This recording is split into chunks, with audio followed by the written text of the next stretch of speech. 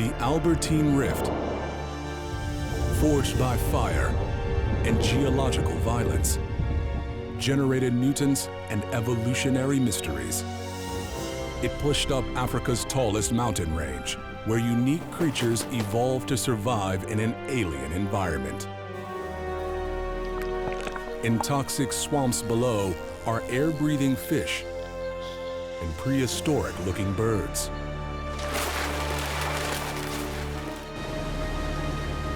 The rift created the mighty Congo River, dividing our closest relatives into societies of love and war. These powerful forces shape all life in the Albertine Rift and may ultimately have driven our ancestors to evolve from tree dwellers into upright walkers.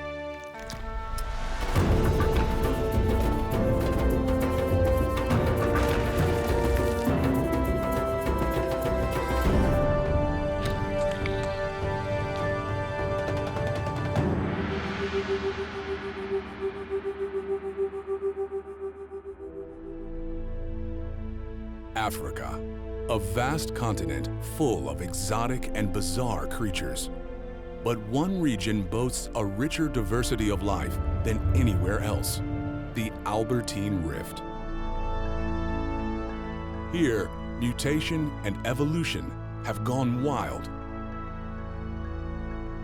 creating species found nowhere else on Earth. The Albertine Rift is the southern end of a massive scar that runs through Africa, one of the world's great geological wonders. Just 1% of Africa, this wildlife hotspot has more species of mammal, bird, reptile, and fish than anywhere else in the continent. Geological fury has torn and twisted the Earth into a stunning variety of landscapes. Ice-capped mountains, dry savanna, dense jungles, and toxic swamps. Each environment forces life to mutate and adapt to its unique challenges, or perish. To the west of the Albertine Rift lie vast jungles crawling with life.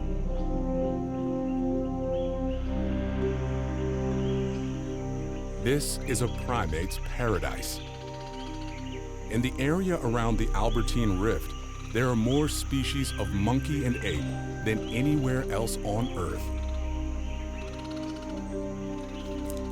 They have mutated and evolved to take advantage of the natural supermarket provided by hundreds of species of trees. The branches are their highways. It's safer to stay 40 meters off the ground than go down to the forest floor where predators lurk. But one species of monkey takes traveling through the trees to extreme lengths.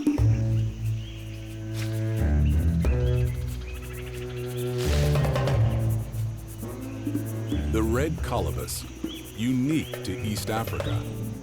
They have learned to use branches as springboards, bouncing up and down on them to launch them further between trees.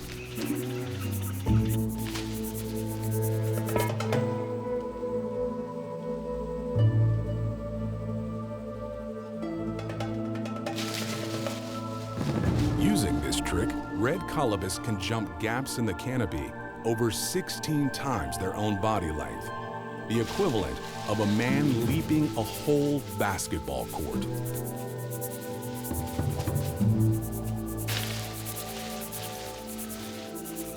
Young red colobus must soon learn to make these death-defying leaps if they want to keep up with the troop.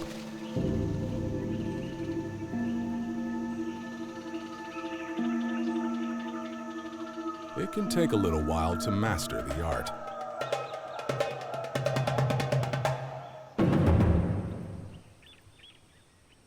Red colobus need to be acrobats because there is another primate living in these trees, one that can turn from a peaceful vegetarian into a savage killer.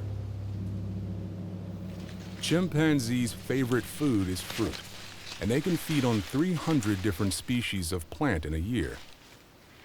But these apes have a dark side. Sometimes fruit is not enough, and chimps get a taste for meat. And red colobus are their favorite prey.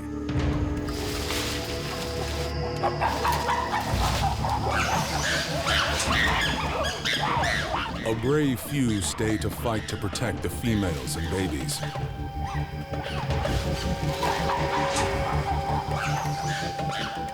They stand no chance against the intelligent and well-drilled apes.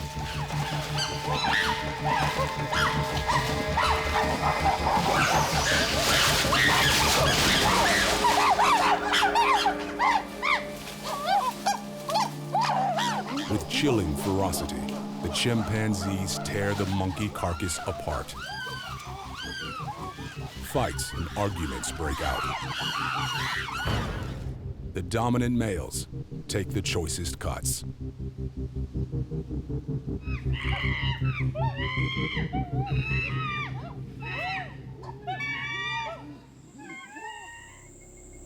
In this primal world of life and death, there is one outstanding evolutionary survivor.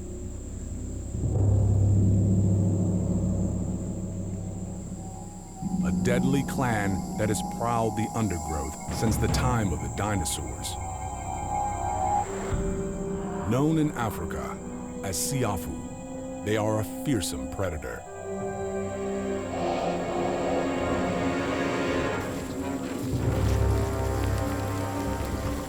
They are African driver ants.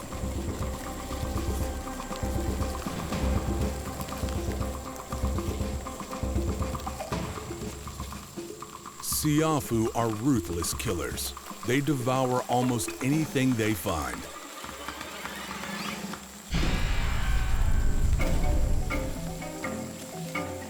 Each ant is tiny, but together they form a single super predator.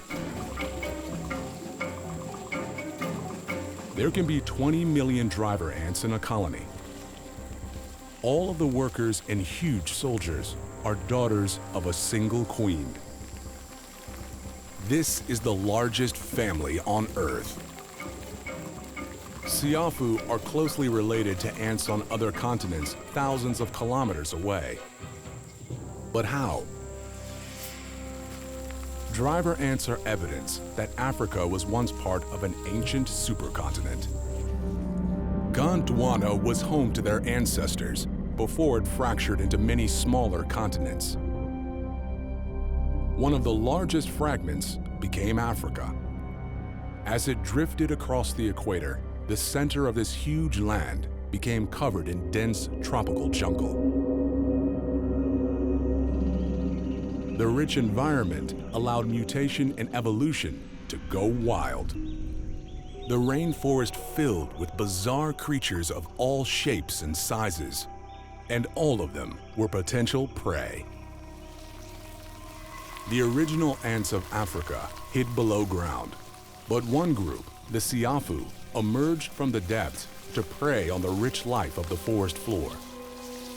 Here, the driver ants mutated into terrifying hunters.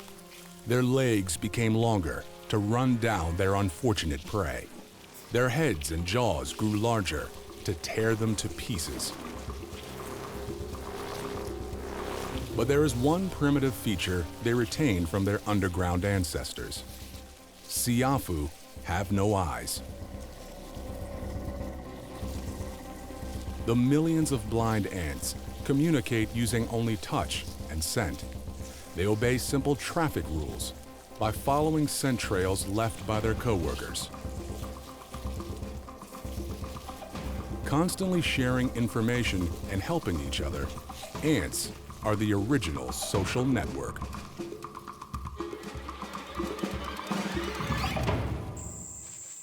At certain times of the year, juicy insects known as sausage flies stumble into the path of these deadly predators. The helpless sausage fly seems doomed. But this is not food. It is a male of the same species. Sausage fly is another name for the male siafu, one of the largest ants in the world. This male flew away from his colony soon after he hatched. Once he reaches sexual maturity, he is drawn back to the scent of a column of female ants. He runs across a raiding party and is quickly swarmed. The female workers kidnap him, chew off his wings, and carry him back to their underground nest. The sausage fly will spend the rest of his short life imprisoned as a sperm donor to the queen. Captive sausage flies father millions of larvae that form the next generation of the driver ant colony. Siafu shift their entire nest every few weeks. Security is on high alert when the new brood are moved. Thousands of huge soldiers stand ready to attack any threat. This new generation will require even more food, and so millions of marauders swarm across the jungle floor. But some creatures have evolved to fight back. This slimy slug seems like another helpless victim of the siafu. The ants quickly attack the slug, and it seems done for. But it has a brilliant escape plan. The slug oozes extra sticky slime, which gums up the ant's jaws.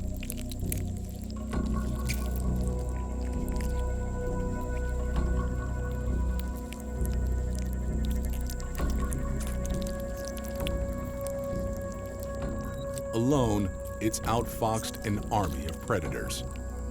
The slug casually cruises away, leaving the deadly ants glued together in its wake.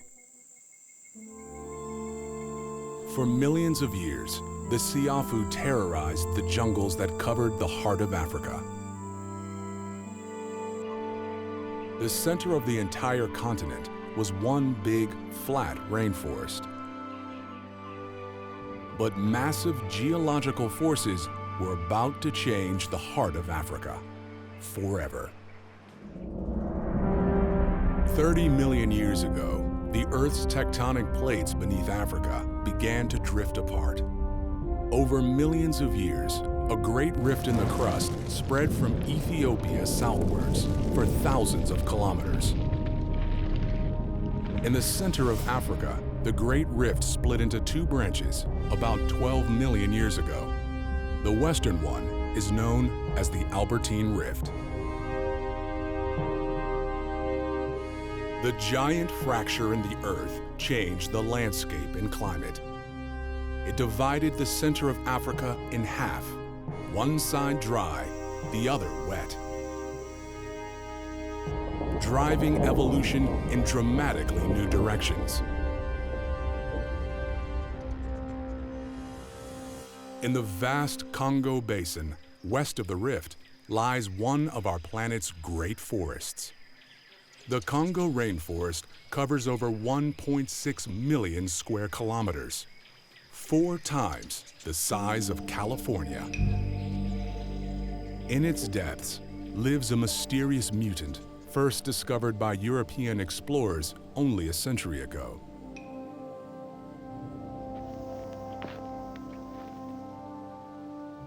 A living fossil named the okapi.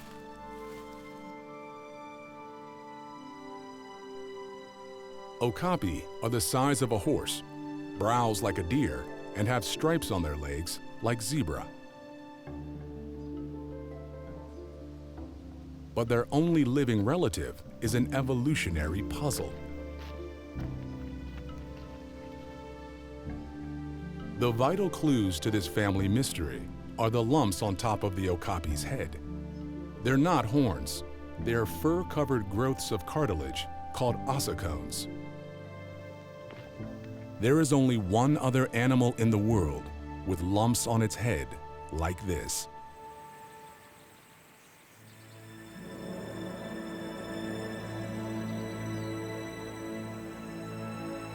Like the okapi, the giraffe has ossicones, and they are even larger.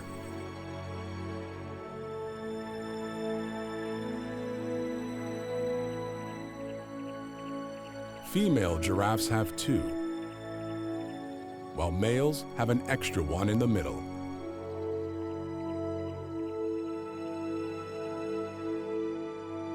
How can the okapi and giraffe be so closely related but so different? The answer lies deep in the past. The okapi and giraffe are the only living survivors of an ancient group of mammals. Today, the giraffe is one of Africa's most iconic animals. Yet curiously, its ancestors lived in Europe and Asia. These original prototypes split into many bizarre forms.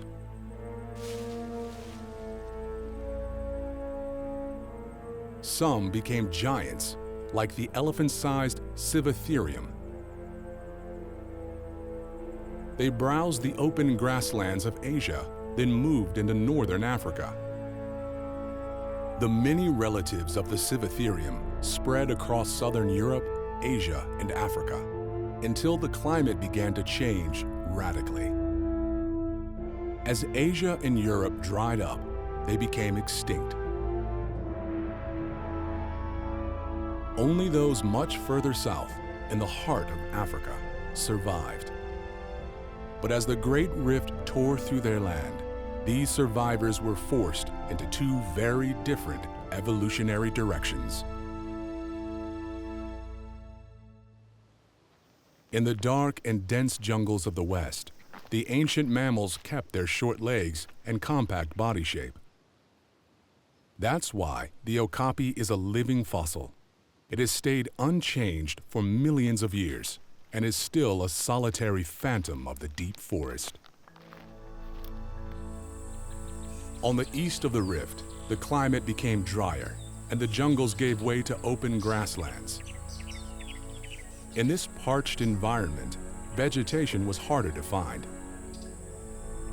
Browsers with greater reach had an advantage, and so they evolved into the long-necked giraffe so familiar to us today. The Great African Rift separated these ancient survivors, creating two very different species.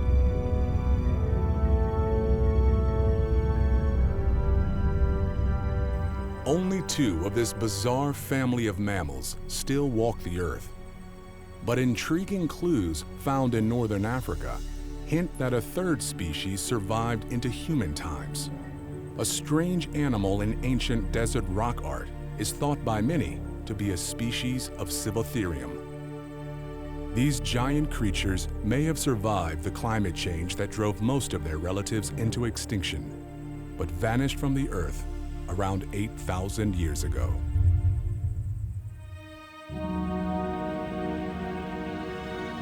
The formation of the Albertine Rift turned the flat jungles of Central Africa into a tortured landscape, thrusting up completely new terrains. The most spectacular are the Rwenzori, the tallest mountain range in Africa. These aren't volcanoes. They are a single slab of the Earth's crust pushed up out of the ground by titanic geological forces.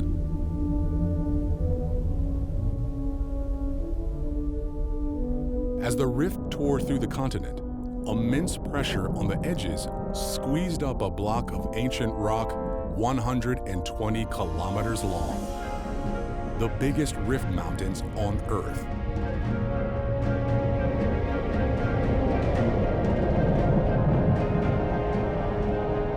Ice, wind, and rain have carved the uplifted rock into peaks over 5 kilometers high.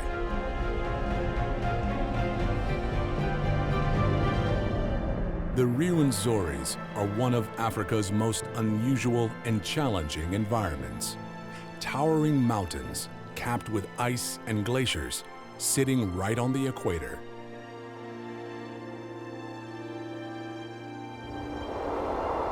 Moisture-filled air slams into the mountains and unloads its cargo of water. Every year, over 2.5 meters of rain falls here.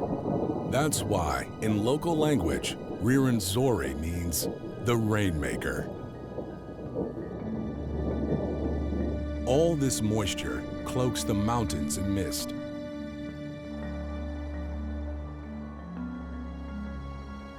And feeds lush cloud forest around their base. The mossy forest is home to one of the strangest creatures to live in these or any other mountains.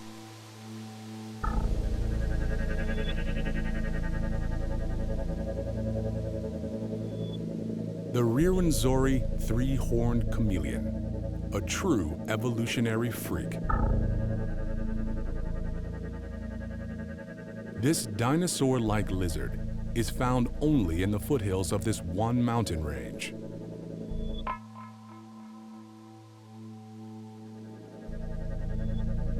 Only males have mutated to have triple horns, which they use to defend themselves in territorial battles.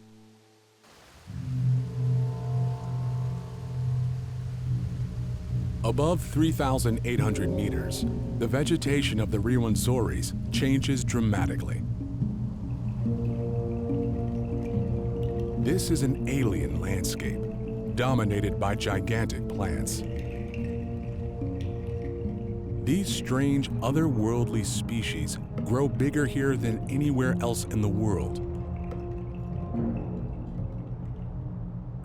Lobelias, which in other places only grow 50 centimeters high, tower 10 meters into the mist.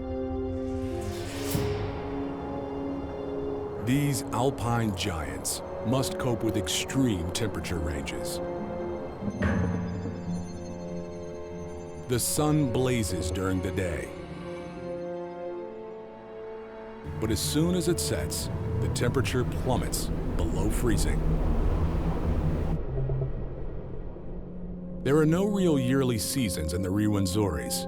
Up here, it is summer every day and winter every night. Few animals can cope with this altitude and extreme temperature range. But one beautiful and tough little bird has learned to survive where most cannot. The scarlet-tufted malachite sunbird is a high-altitude specialist. Males feed on the nectar of giant lobelias, the only animal that pollinates the giant plants. This environment is too windy and harsh for flying insects like bees to survive. Sunbirds need a lot of fuel to sustain this fast pace of life. A third of his day is spent feeding. The sunbird does not just randomly visit flowers. That would waste precious energy. He has a detailed mental map in his head of all the lobelias in his territory and uses it to find flowers that he hasn't visited recently.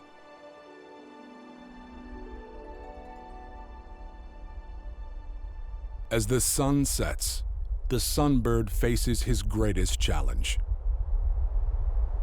The temperature rapidly drops below freezing. Winter is coming, as it does every night up here. To conserve energy, the sunbird does something utterly surprising. He forces his body temperature and metabolic rate to crash, something no other bird in Africa can match. As the mountain air gets colder and colder, the sunbird's metabolic rate slows down by almost 70%. His body temperature plunges by 15 degrees, and he enters a kind of temporary hibernation called torpor. In this remarkable way, he conserves energy and is able to survive the bitter cold of the Riwenzori's night.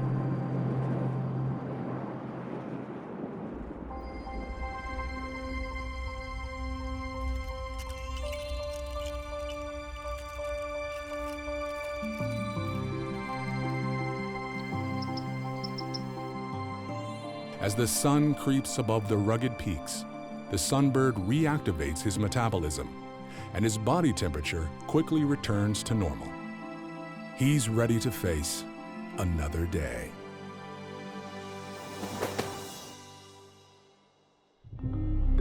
Below the towering Rwenzori Mountains is a very different environment that drives life to its limits. While the edge of the Albertine Rift was pushed up into mountains, the center sank and over time filled with water to form deep lakes. Around the edges of the lakes are murky swamps.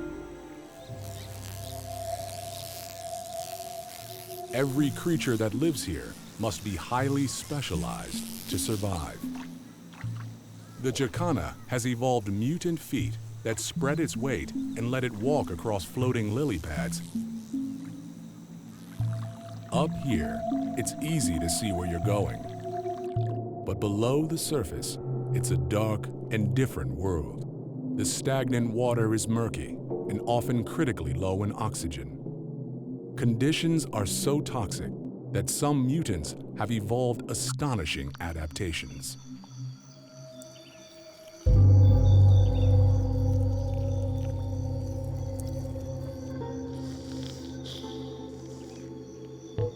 The African lungfish is a bizarre and primitive creature that has remained unchanged for 350 million years.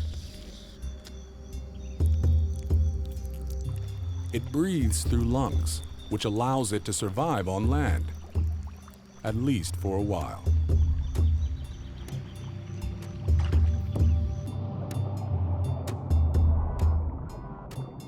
The lungfish will never win any beauty contests, but it is a hero in the evolution of life on Earth. Lungfish are the closest living relative to ancient creatures that made the leap from swimming in water to walking on land. Its long, tentacle-like fins look nothing like legs, but the African lungfish uses them to walk across the bottom of swamps. He inflates his lungs and floats the front of his body off the bottom, then moves his back fins in alternating steps to propel himself along. It's not exactly walking, but it is the first baby step in an evolutionary path that led to creatures of the water invading the land.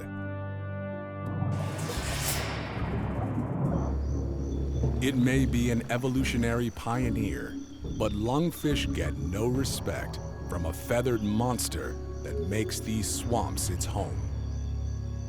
The shoebill, a prehistoric-looking bird unique to East Africa. The shoebill prefers to hunt in these low-oxygen waters because it knows the one weakness of its favorite food. Lungfish must eventually come up for air.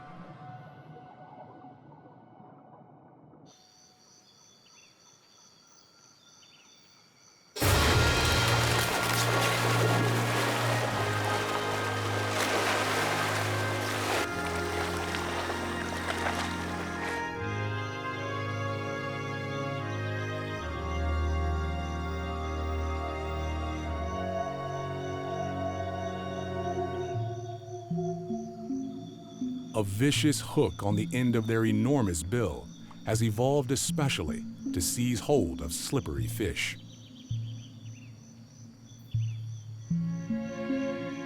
The lungfish are nutritious, but slimy. After it swallows one, the shoebill always takes a mouthful of water to wash out the taste.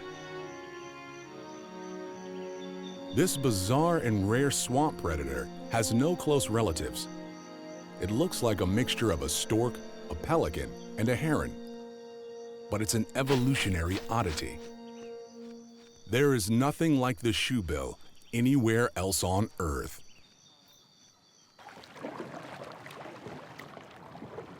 The lungfish isn't the only fish in these toxic waters to evolve extreme survival strategies.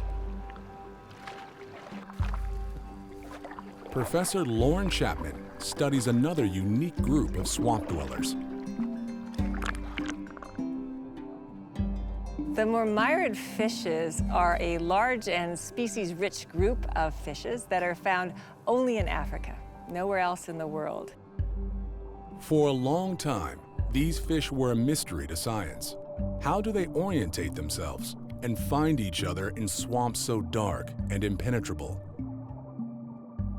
Scientists only recently discovered the answer. To survive here, mormyrids have evolved an extraordinary ability. They use pulses of electricity to hunt and communicate. And then we'll see if we can get a good signal. Lauren here. and her research team use a clever technique to detect and measure this electric supersense. One thing that's really interesting is that we can translate the pulses into sounds. And to do that, we put paired electrodes under the water. And the electric pulses that the fish emits are translated into a sound that we can hear.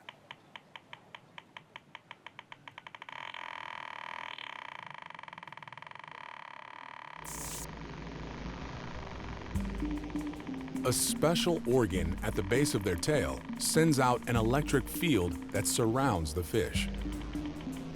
When other creatures enter this force field, they distort its shape.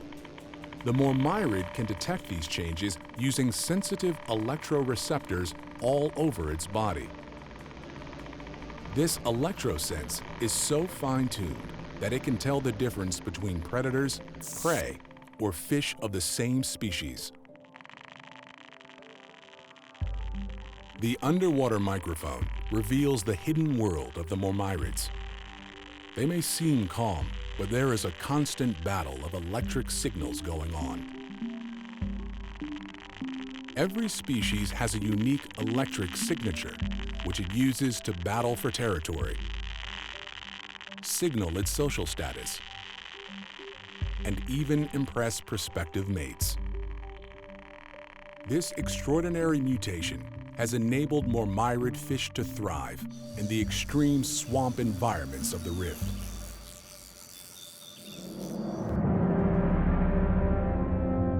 Africa's Albertine Rift forced the hand of evolution and created unique species of animals found nowhere else.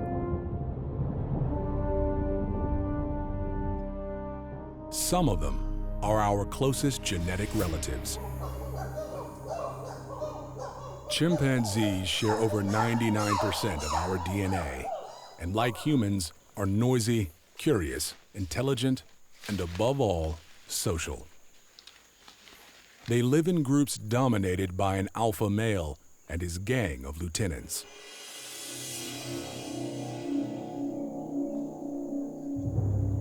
Each chimp group jealously defends its territory. Males form alliances and security patrols that will attack and kill any intruders they find.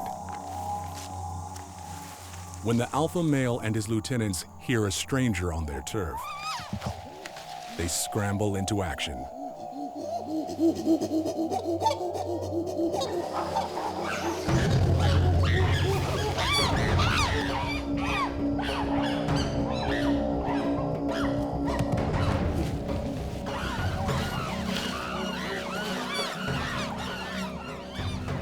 The intruder quickly retreats. He is lucky to escape with his life. Not far away, another highly intelligent ape also makes its home in the jungles of Central Africa.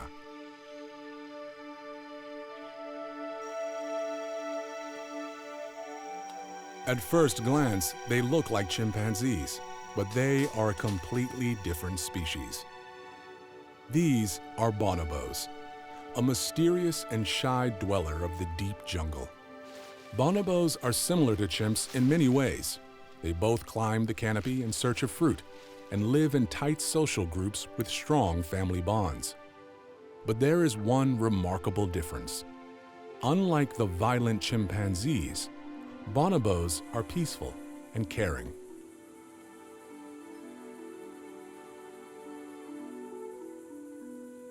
In fact, they are often described as the hippies of the primate world. These two species of ape live in the same jungle environment. How did they evolve such different behavior?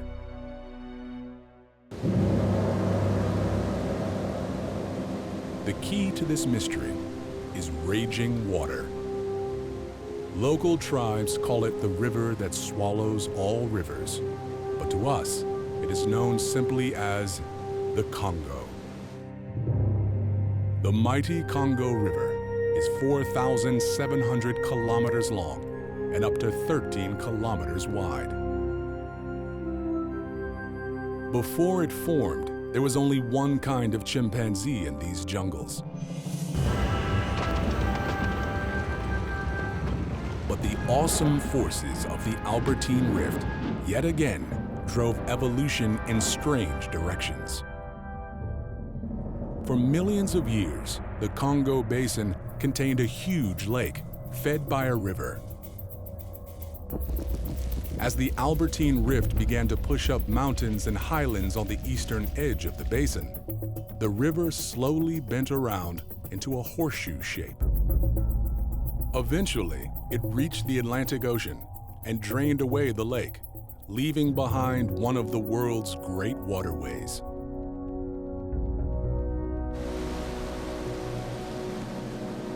This impassable barrier split one ape species in two. Chimpanzees are spread across 22 African countries, all on the north side of the Congo River. Arguments in chimp groups are solved by aggressive threats and violence. Male chimps battle each other for food, mates, and social status. On the other side of the river, females rule a totally different society.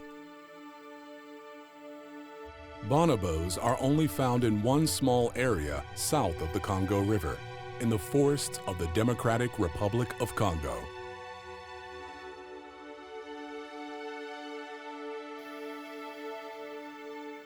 Biologists only realized bonobos were a unique species in 1929, making them the last great ape to be discovered by science.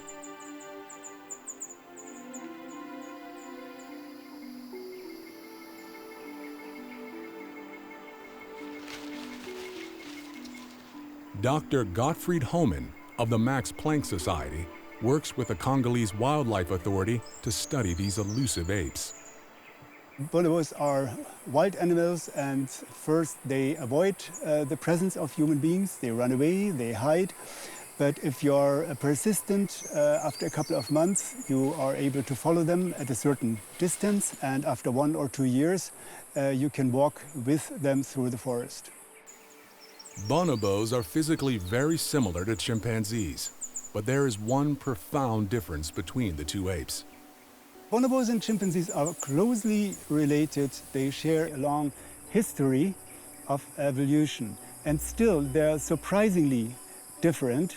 And this difference is particularly obvious in the social domain. There is no alpha male in this troop of bonobos. The real power lies with a group of senior females.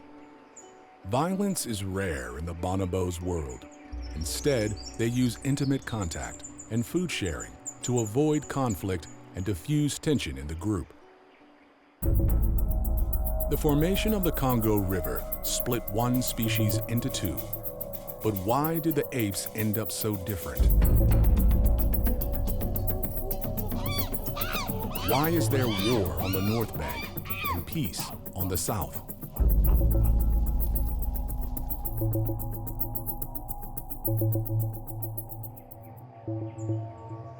One theory suggests that a third species of great ape could have been the cause. Ancestral gorillas had to share the same food resources with chimpanzee ancestors. Today, gorillas only exist in small pockets in Central Africa, but they were once far more widely spread. Some primatologists think that 5 million years ago, gorillas competed with the smaller jungle apes for food. It appears that as the Congo River was forming, the climate of Central Africa changed dramatically. A drought wiped out the favorite food plants of gorillas, and the giant apes disappeared from most of the Congo Basin. When the drought ended, the forests and food plants returned, but the newly formed Congo River prevented gorillas from recolonizing the South Bank. Here, smaller apes had the forest to themselves.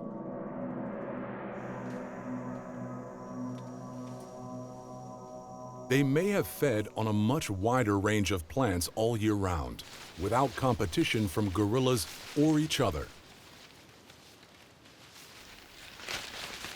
They became less violent and eventually evolved into a distinct species we call bonobos.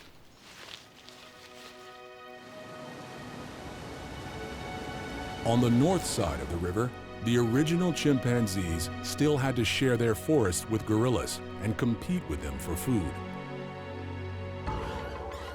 They also had to compete with each other, and this led to a culture of rivalry and violence, dominated by the most aggressive males.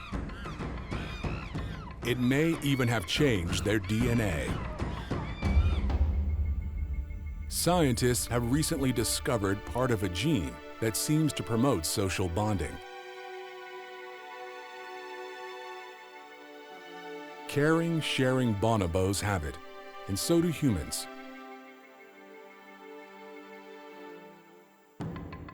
But the violent chimps do not. The radical differences between aggressive chimps and peaceful bonobo may ultimately be because of a genetic mutation.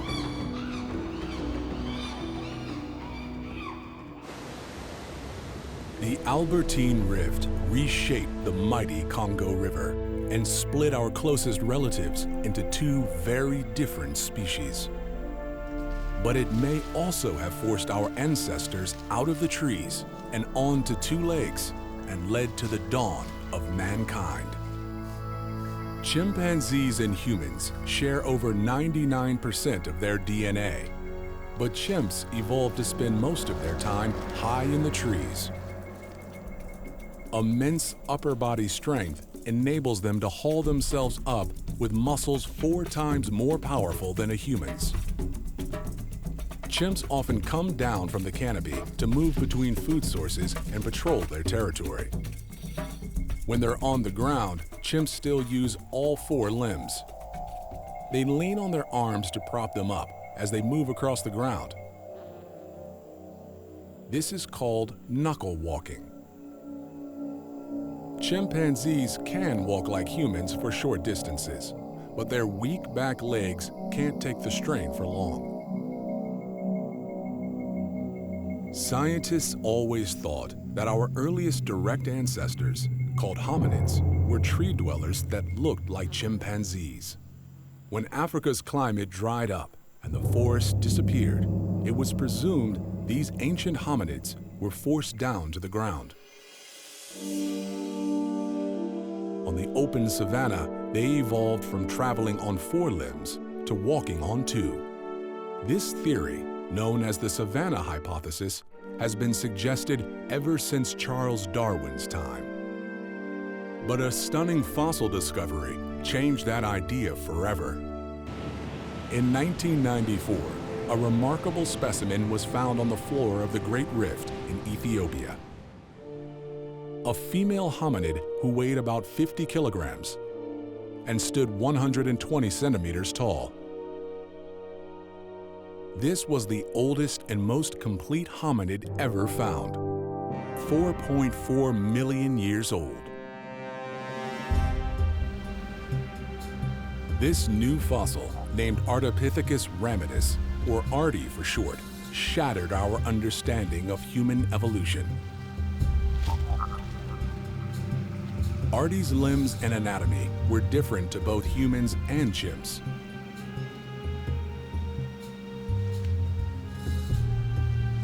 She was still a creature of the forest canopy, with opposable digits on her hands and feet like chimps.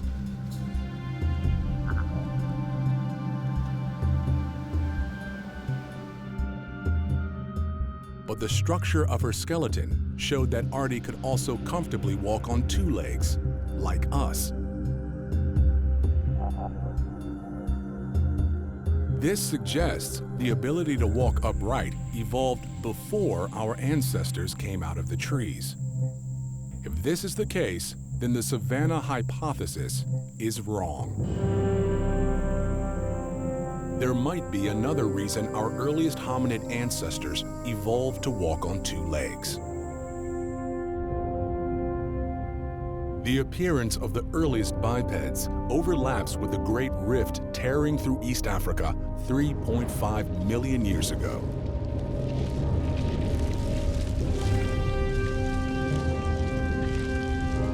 An intriguing new theory proposes the driving force behind our ancestors learning to walk on two legs was the formation of the Great Rift itself. Could it be they came down from the trees and entered the hills? This theory suggests that as flat terrain was pushed up into mountains and blasted into craters, our ancestors would have benefited from moving into the new landscapes. Steep terrain would have offered protection from four-legged predators that could not climb and created whole new environments and food resources. As the hominids conquered this new landscape, they could have evolved powerful legs and shorter arms to help them balance and grip. And so they became upright, like us. And as the rift altered the climate of East Africa, perhaps the brains of our ancestors grew larger and more complex to cope with the challenges of surviving in such a changeable environment. The titanic forces at work under the surface of Africa made our species what we are, the ultimate primate survivor. As the Albertine Rift tore through the center of Africa, it transformed flat rainforest into landscapes of staggering variety, each with their own challenges for life. This forced the hand of evolution, creating mutants and unique life forms found nowhere else on our planet.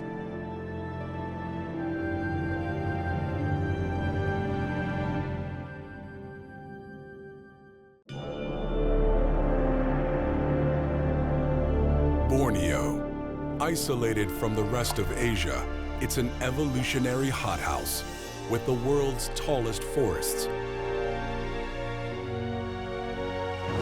and the greatest number of flying mutants. A place where plants and animals have evolved bizarre partnerships. And the strangest ape on Earth finds refuge. To survive on this mysterious island, some animals are driven to taking death-defying leaps and suicidal river crossings. Because this is no island paradise. Borneo, a surprising world teeming with scientific curiosities.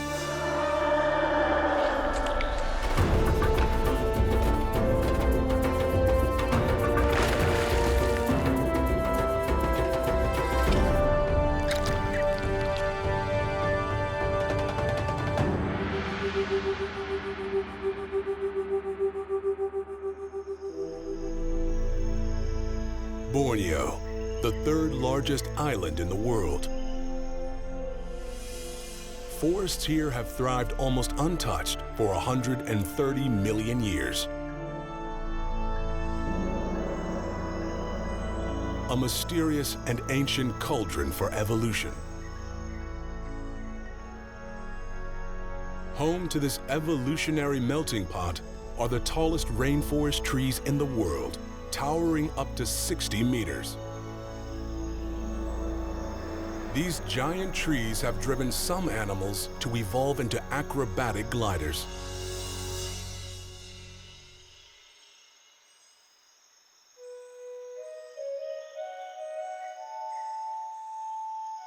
The Draco lizard has a hidden superpower. It likes to feed on tree ants. When food runs out, the Draco transforms. Wings emerge out of its ribs and skin. And he glides to another tree for the next meal.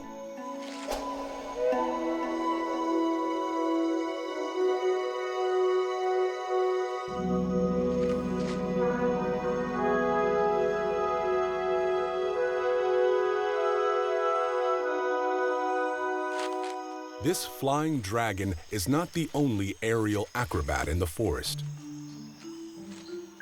The largest glider in these trees is a bizarre creature called a colugo.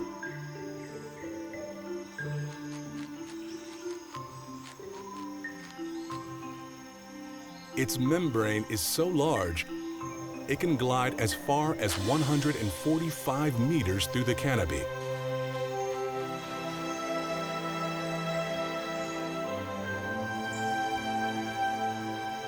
Further than any other creature on Earth.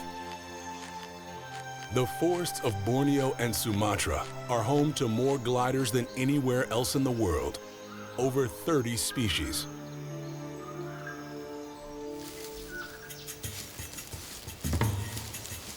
Even a snake has evolved to glide. It first expands its ribs, flattening its body like a wing to ready itself for launch. Once in the air, it twists itself into an aerodynamic shape to gain extra lift. But why do so many animals glide in these forests compared to others? The key to the evolutionary mystery is the giant dipterocarp tree with its high canopy.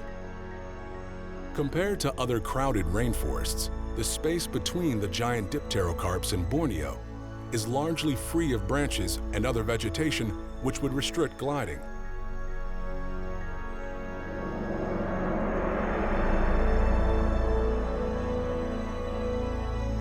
To take advantage, many animals evolved makeshift wings to glide across the clear spaces between trees.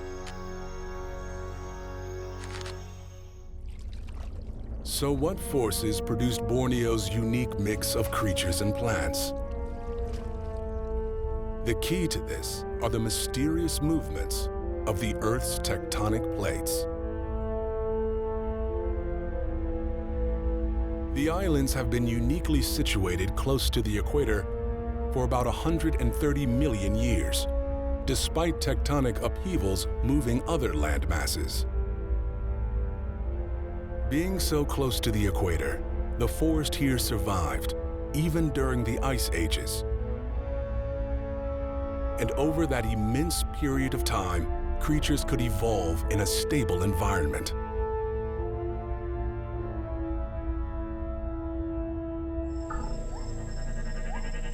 In Borneo's rainforests, many animals adapted to life in the trees to avoid predators on the ground.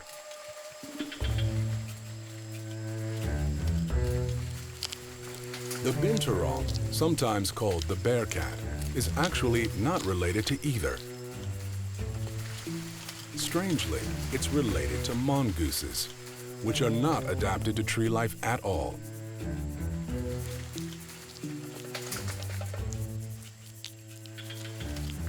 It has a prehensile tail, which acts like a fifth limb, grasping branches like a hand, allowing it to reach further for its favorite fruit.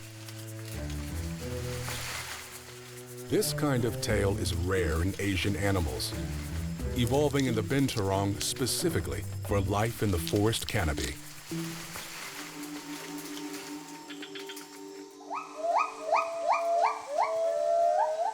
The canopy is a perfect habitat for primates, even for an ape without a tail. The gibbon can move through the trees with incredible speed, at times over 56 kilometers an hour, thanks to its specialized arm-swinging locomotion. Known as a lesser ape, It's a smaller cousin of Asia's only great ape.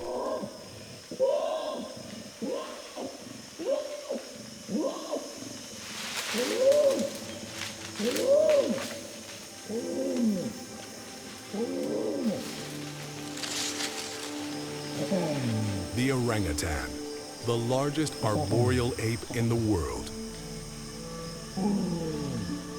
The orangutan only lives on the islands of Borneo and Sumatra. The largest tree dweller in the world, males can weigh almost 90 kilograms, as much as an adult man. Specially adapted to life in the forest, the orangutan finds all the food it needs in the trees. In its search for the choicest fruit and leaves, it uses its body weight to sway from tree to tree. Its arms are twice as long as its legs, allowing the ape to reach the next branch with ease. Its hind legs can spread incredibly wide to grab branches, as it lacks tendons that connect pelvis and thigh bone.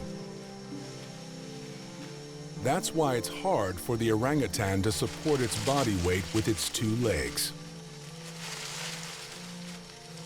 Orangutans are perfectly evolved to live their entire lives in trees. That includes going to sleep. Every evening, they pick a different tree, weave branches to make a new nest up to 1 meter in diameter, and settle down for the night, unworried by prospects of falling to their death on the ground below.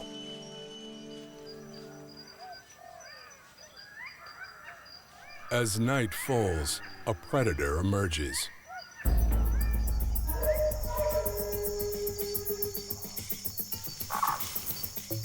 The rare clouded leopard, a member of the big cat family.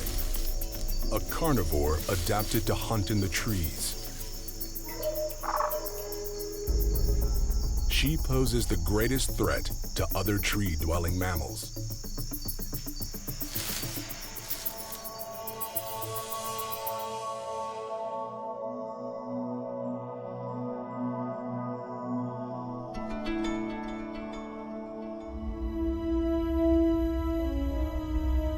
Borneo, a magical island kingdom. Thousands of years of mutation, producing animals with weirdly exaggerated features.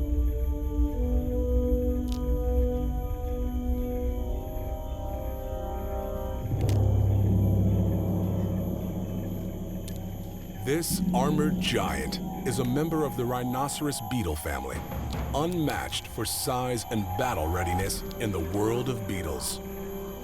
The Borneo species is one of the largest insects on Earth.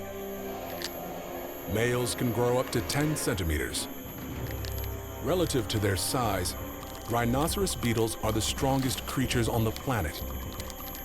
They can support 850 times their own body weight. That's the equivalent of a human lifting a truck.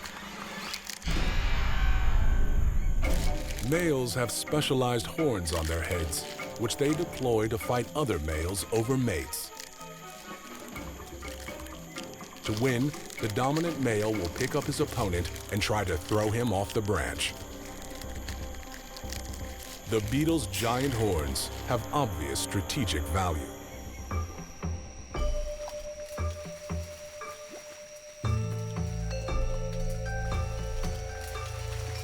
But in the case of Borneo's proboscis monkey, its phenomenal nose is something of a mystery. The proboscis monkey boasts a nose larger than any other primates. In mature males, it can reach over 17 centimeters. It's so long, it hangs down below its mouth. The purpose of this facial marvel is uncertain, but may signal rank and play a role in attracting females.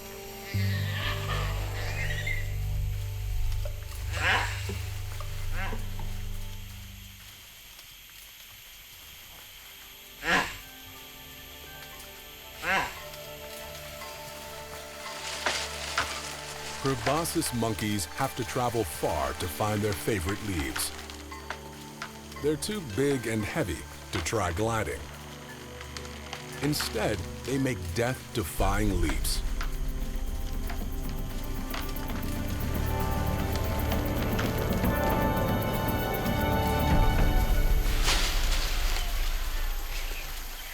The trick is to grab the branches on the opposite side to break their fall.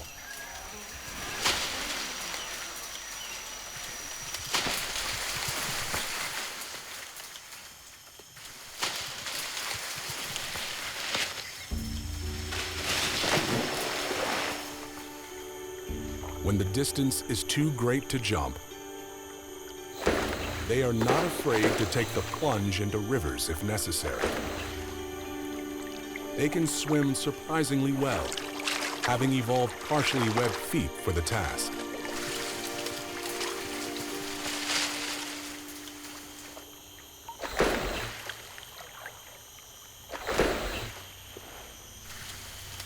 A mother will even leap into the river with her offspring holding on for dear life.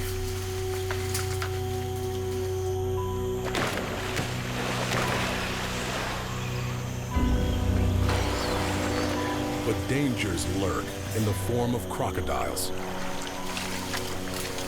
As the troop crosses the river, the dominant male shrieks a warning. The pitch of the alarm call resonating through his impressive nose can't be heard by the waiting crocodiles due to its high frequency.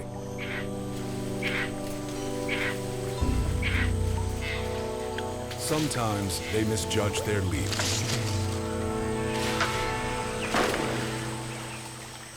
This proboscis monkey isn't so lucky.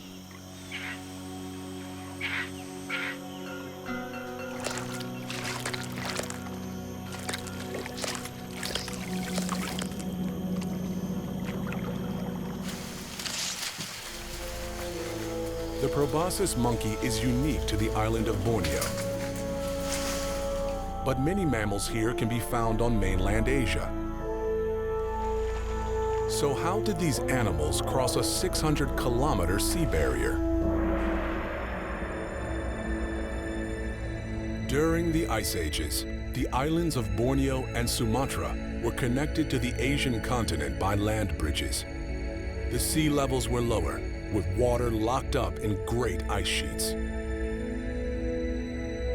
Temporary land bridges allowed many animals, including the orangutan, the elephant, the rhinoceros, and the tiger, to cross over and make the islands their home. When sea levels rose again at the end of the last ice age, the bridges disappeared, isolating Borneo from the rest of Asia.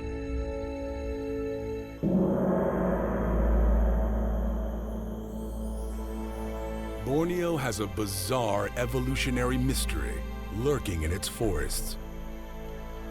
It's the land of the pygmy animals.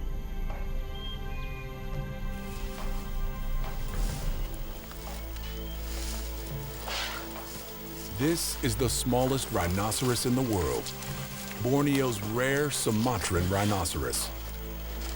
The African white rhino can weigh 3 times as much. It's an example of what is known as island dwarfism. In this evolutionary process, large animals in confined environments, especially islands, shrink down in size over many generations.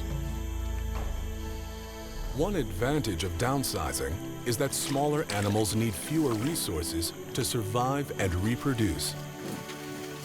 In the forest, this pygmy rhino feeds on leaves and fruits. The rhino lives a solitary life, marking its territory by urinating.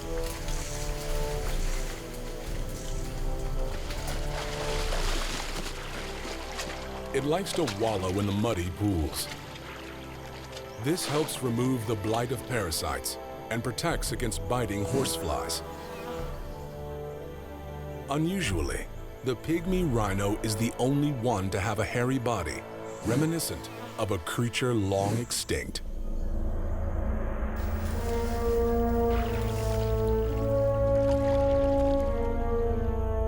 The pygmy rhino is, in effect, a living fossil. It's the closest relative of an Ice Age icon,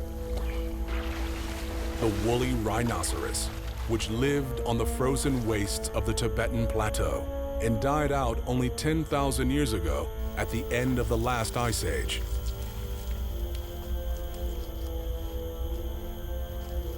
There are only about 20 of the pygmy rhinos left on Borneo.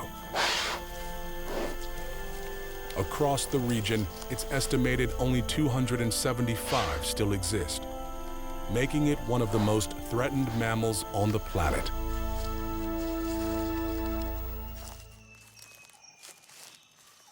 Borneo is also home to the world's smallest bear, the sun bear. Related to the Malayan sun bear, this is a true miniature bear.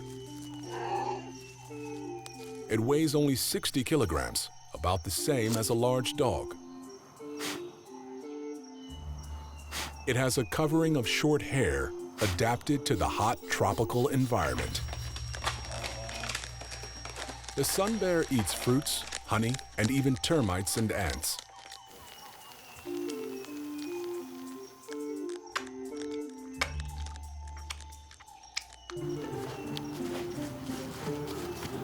It's also evolved to be a nimble tree climber. With little nutritious food to eat on the ground, sun bears turn to trees to supplement their diet. Small and agile, the bears can easily climb up slender trees using their sharp claws.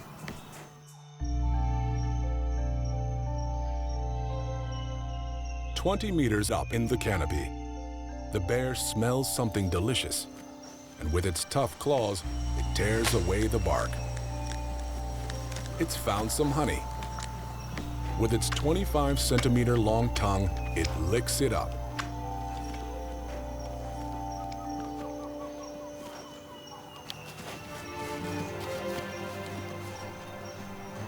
Hunger satisfied, these small bears simply curl up and sleep in the tree.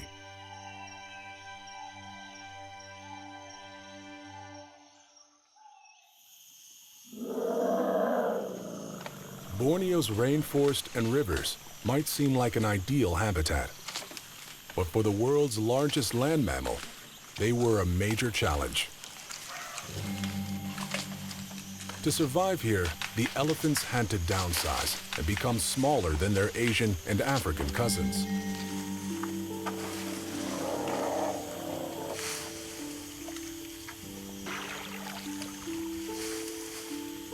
Recent genetic analysis shows that the Borneo species separated from the Asian elephant around 18,000 years ago. Just a blink of an eye in evolutionary terms. Borneo's pygmy elephants have to forage widely in the forest to find their favorite plants. Sometimes access to their next meal is blocked by a seemingly impassable barrier. The Kinabatangan River runs through the northern part of Borneo Island. Here, Borneo elephants enjoy eating succulent grasses along the riverside.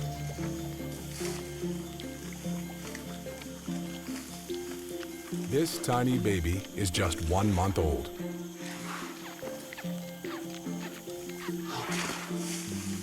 It is growing up surrounded mostly by females.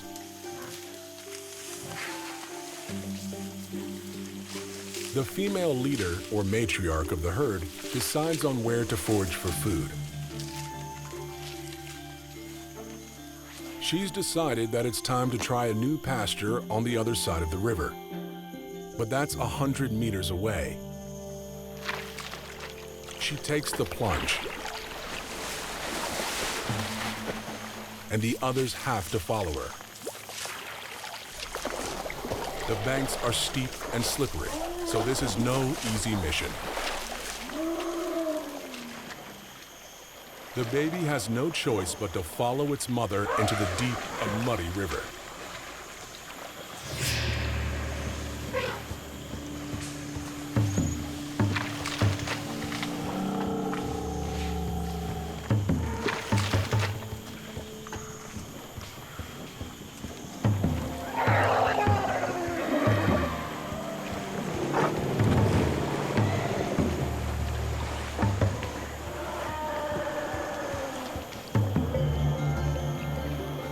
together, they begin to swim through the treacherous waters.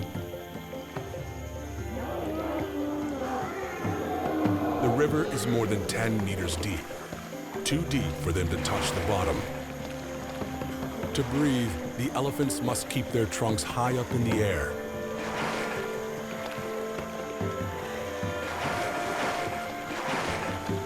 Elephants rarely cross deep rivers, but Borneo elephants may have adopted this risky strategy to reach scattered food resources on their island home. With its body half sinking, the baby desperately tries to breathe, stretching its tiny trunk as far out of the water as possible, like a snorkel. Mothers and sisters gather around the baby, propping it up in the water.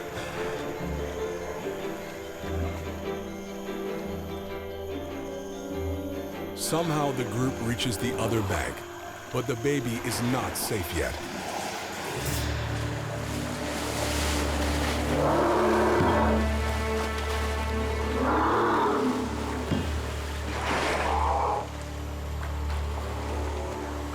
Getting up the slope will be a tough hurdle for the youngster.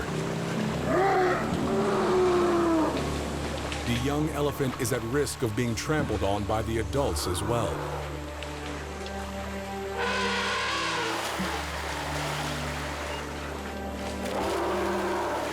After a couple of attempts, its big sister gives the baby a push up the bank.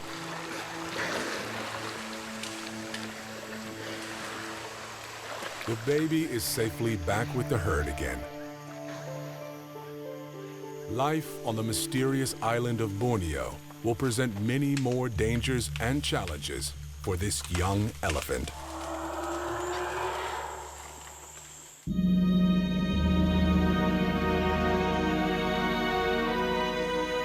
Three of the largest islands in the region are home to miniature versions of iconic mainland animals. But Asia's only great ape, the orangutan, has kept its large body mass since migrating from mainland Asia. The dominant male is conspicuously large, twice the size and weight of females, and with distinctive cheek flaps called flanges. Remarkably, only the dominant male will grow them. The flanges of submissive males won't develop with him around. The large flanged male lives alone. All of a sudden, he bursts into loud roaring.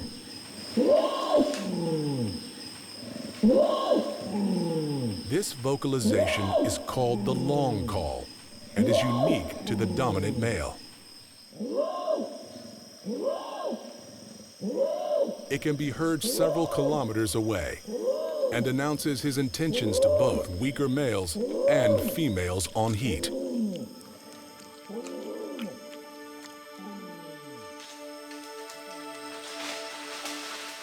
How did the orangutan become the largest arboreal ape in the first place? And why didn't it shrink like the other mammals on this strange island?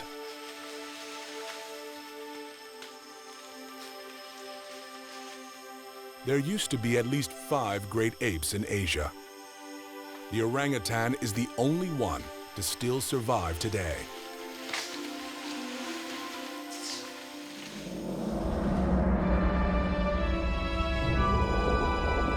It's thought that the very first ancestor of all great apes appeared on the African continent about 20 million years ago and migrated to Asia through forests that stretched between the continents 16.5 million years ago.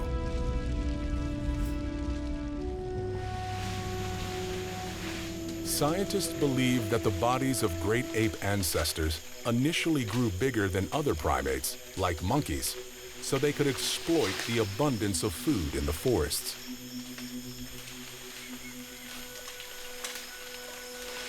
Ape brains had to have greater cognitive ability to identify a range of fruits, and when and where they grew.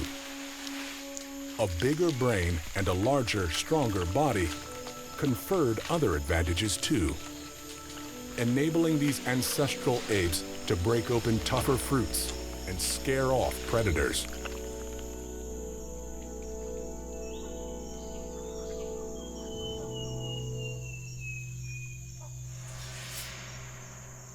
Fossils reveal that one now extinct ape, Sivapithecus, is thought to be the orangutan's ancestor.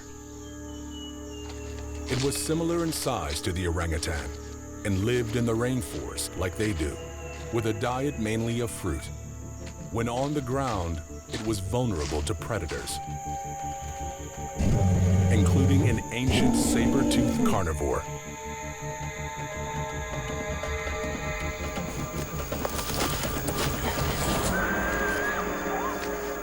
Then its habitat underwent dramatic changes. Global cooling kicked in. Forests started to shrink, and fruit became less available. Asian great ape numbers decreased. The Sivapithecus became extinct. Today, the orangutan is the only surviving Asian great ape, but it's only found on the islands of Borneo and Sumatra. So how come it disappeared from the tropical forests of the mainland?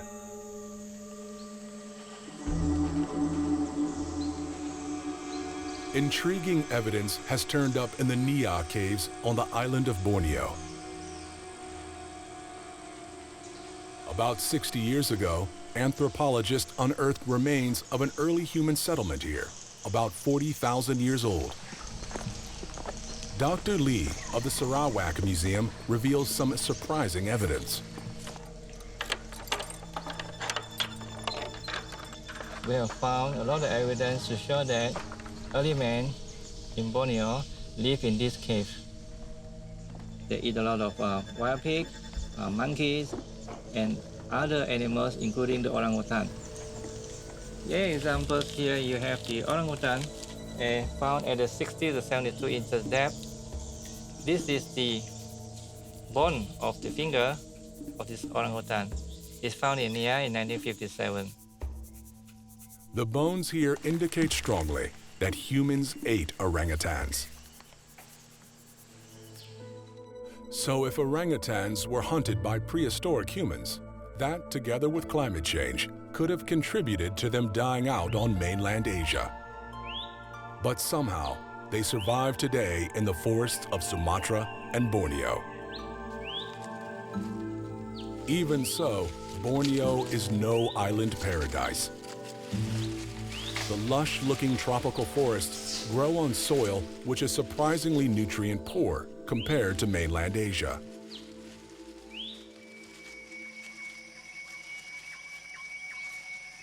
This lack of nutrients in the soil has an enormous impact on the available food sources in the forests, especially fruit.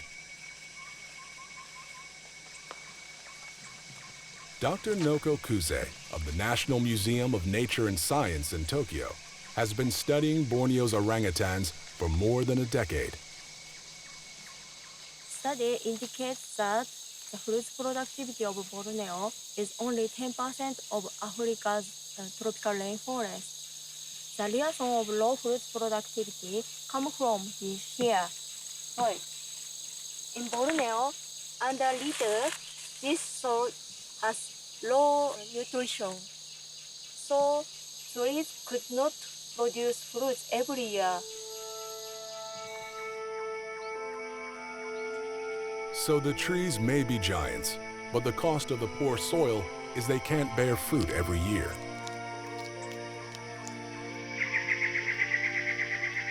That may seem strange in such a rich and fertile-looking forest, but there is a reason. The large amount of rainfall, combined with high temperatures, leaches and washes away essential nutrients in the soil. Other islands in the region fare better. They have active volcanoes replenishing minerals in the soil. while Borneo has just one volcano, and that's extinct.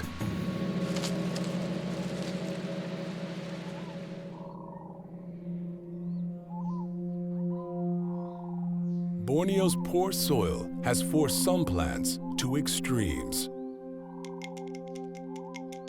To survive, one group has evolved an ingenious and somewhat macabre way to feed itself. These are carnivorous pitcher plants.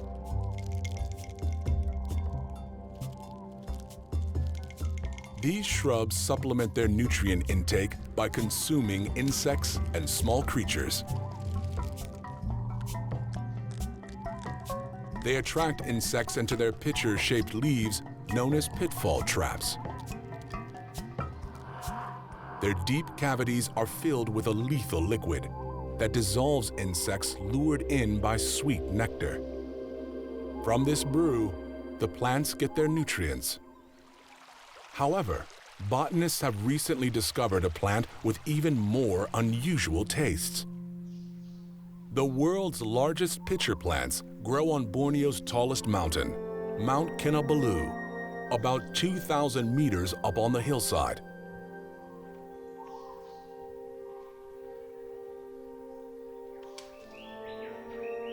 The Nepenthes Raja is big enough to hold almost 4 liters of liquid. Its insect trap can measure 40 centimeters wide. But only those over 50 years old will have an insect trap as big as this.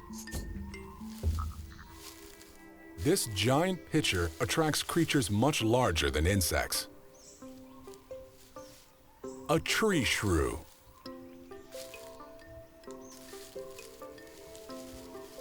The tree shrew starts to lick the inside of the pitcher lid. Closer look reveals something oozing out from the lid's surface.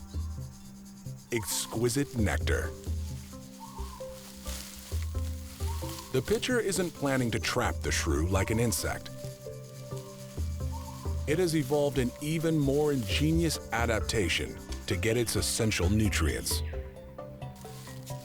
As the tree shrew licks the nectar, it conveniently urinates into the pitcher. The pitcher has evolved into a shrew toilet. Astonishingly, the mammal's feces and urine make up for the lack of nutrients in the soil in which the plant grows. Together, these animals and plants have evolved an unlikely alliance to overcome the problems with the island soil.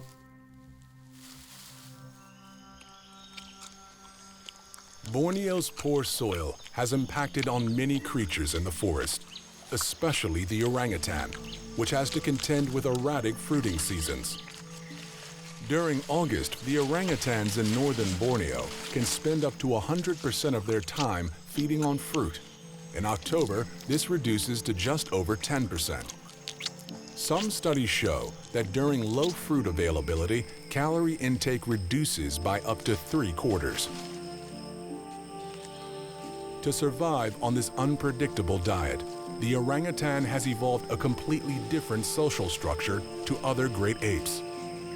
It lives almost exclusively on its own, so it can avoid direct competition for available fruits. It's also evolved the ability to store large amounts of body fat to help it through unproductive times. Solitary living and fat storage may have helped the early orangutan survive the shrinking forests driven by climate change. Food scarcity has also forced the orangutan to become an energy-saving specialist. It usually moves as little as 450 meters in a day. Only the sloth uses less energy. Orangutans don't normally come down from the trees. That would consume too much valuable energy. On this surprisingly nutrient-poor island, energy-saving strategies are critical for survival.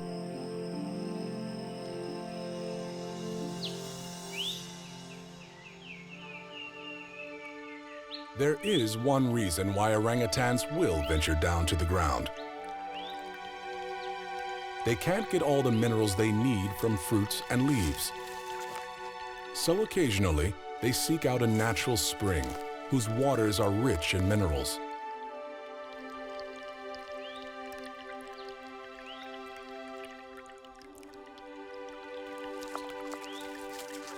After drinking the water, this male hangs on here. But what for?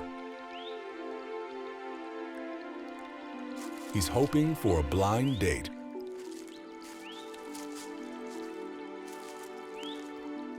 In this vast and lonely forest, it isn't easy finding a mate.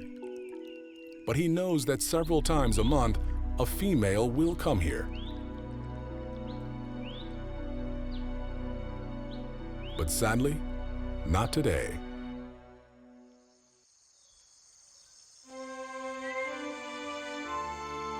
Borneo's forests are a challenging and unpredictable source of food for its inhabitants. But there is one fruit they can always depend on being available, somewhere: the fig.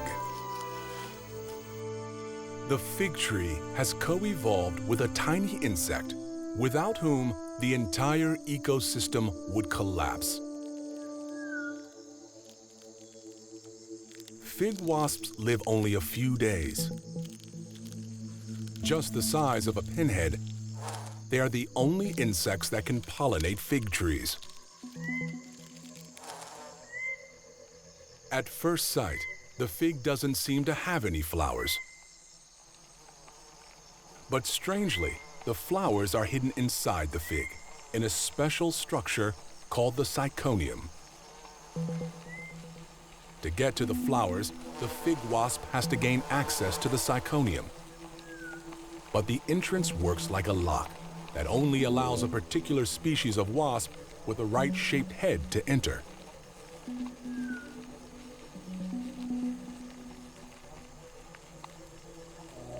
The wasp still has to force itself through the tiny gap. The pressure squeezes liquid out of its body and tears its wings off in the process.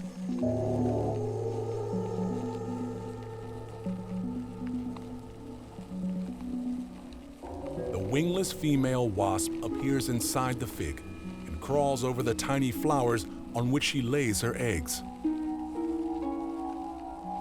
In the process, pollen is transferred from the female and pollinates the flower.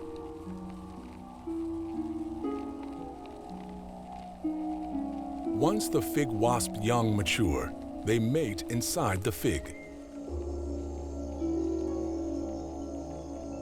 The wingless males bore their way out, with the winged females close behind. The two species are mutually dependent. The wasp is the sole pollinator of the fig flower, and fig wasps can only breed inside the fig fruit. There are almost 130 species of fig trees in Borneo, each with its unique species of fig wasp that pollinates it. Somewhere there will always be a fig tree bearing fruit. The evolutionary relationship between figs and fig wasps is thought to have originated about 90 million years ago.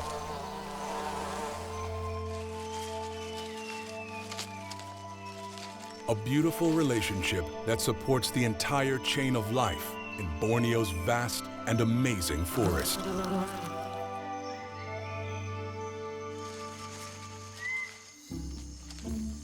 Figs attract many other larger creatures from around the forest.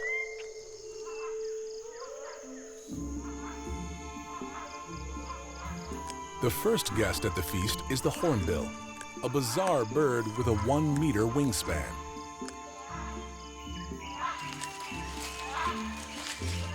Hearing the hornbill's calls, an acrobatic young gibbon arrives. Then the binturong, which loves to feast on figs.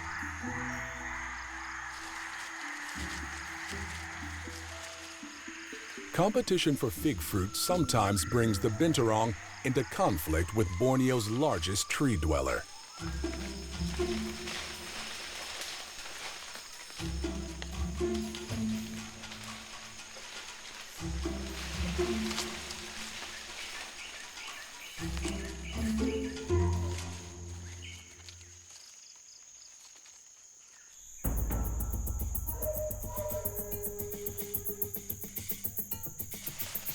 One reason orangutans have developed an almost exclusive arboreal life is because of the threat from predators like the tiger, which existed when the ape evolved on mainland Asia. Although there are no tigers left on Borneo, there is a big cat that does live here. The clouded leopard.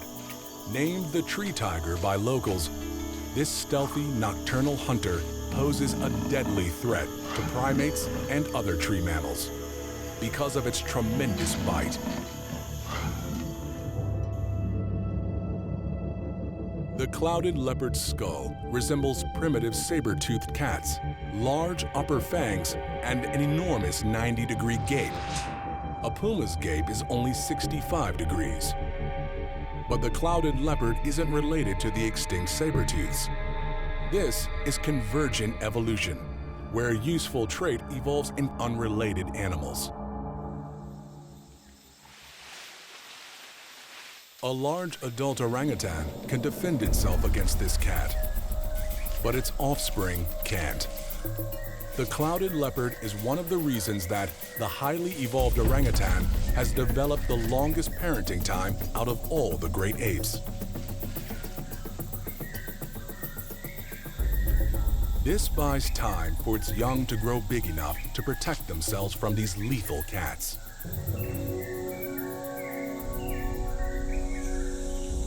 The liaison of infant mortality in orangutans is very low, about 70% in the wild.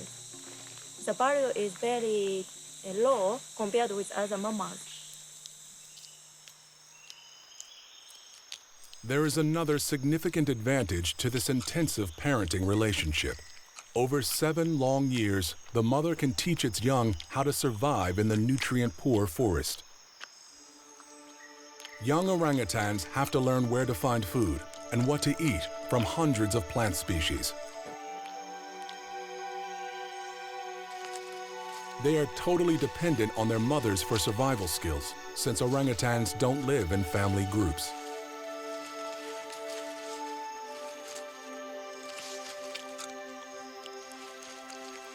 When high-calorie fruits are unavailable, they have to rely on leaves and even bark for their nutrition.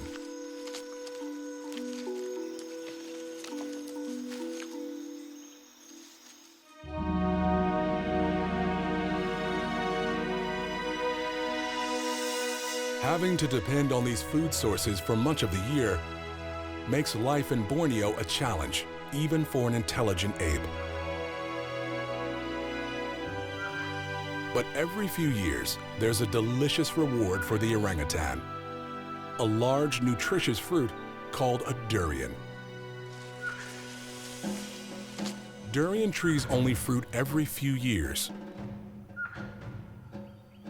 The fruits are large and covered in a hard shell, making them inaccessible to many smaller animals.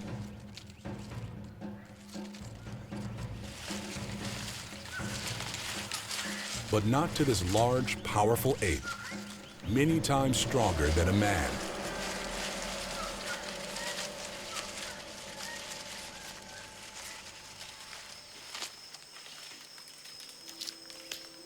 Now at last, the durian are ripe. A mother and her young break open these prized fruit. The calorie-rich flesh allows the apes to store up energy and nutrients to carry them through the barren times.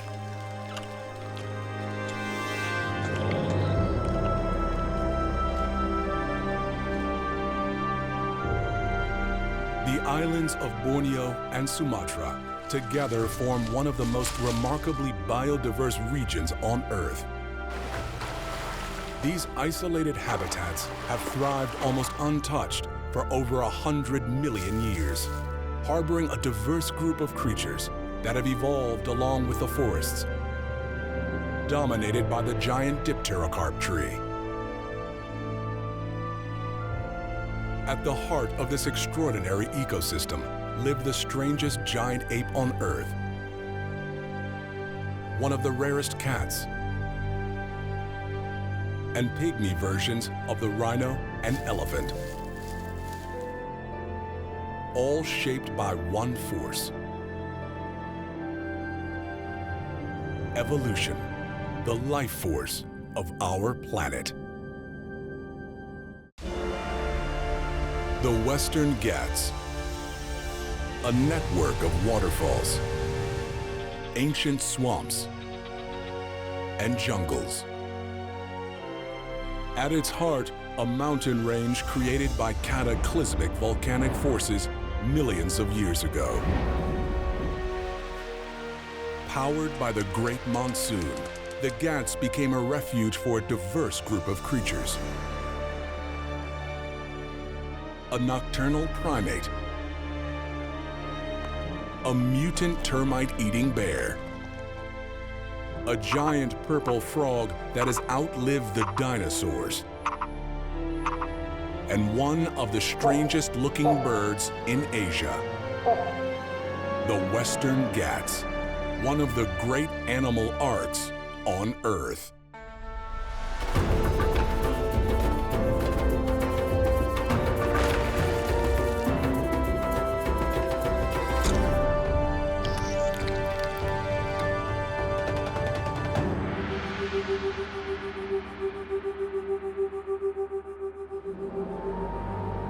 The hills and mountains of the Western Ghats include some of India's wildest places.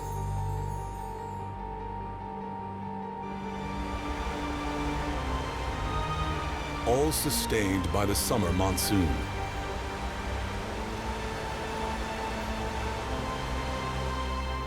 Together, they provide refuge for India's iconic wildlife and a cast of bizarre mutants. The lowland hills are home to the largest number of Asian elephants in the world. Numerous monkeys inhabit the monsoon forest. And the world's biggest cat stalks the lush jungles.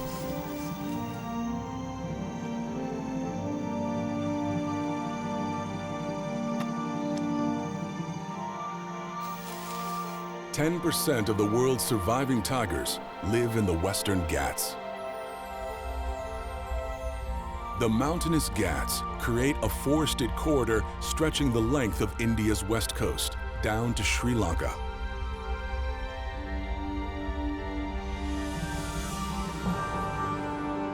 This unique combination of geography and environment makes the Ghats an evolutionary crossroads. For millions of years, waves of animals migrating from the rest of Asia and Africa have moved down this spine. In the past, when sea levels were lower, many animals traveled right down to Sri Lanka, which at times was almost an extension of the Western Ghats.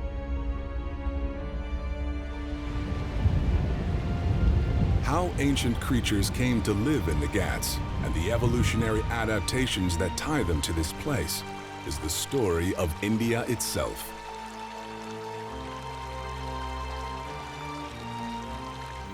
It's a story of massive geological upheavals, of repeated invasions, and of survivors from the deep past.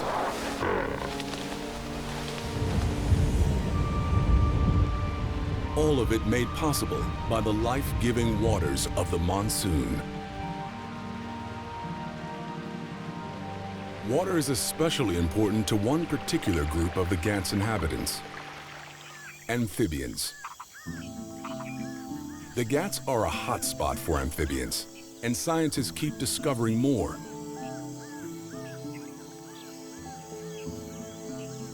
There are at least 138 different types of frog.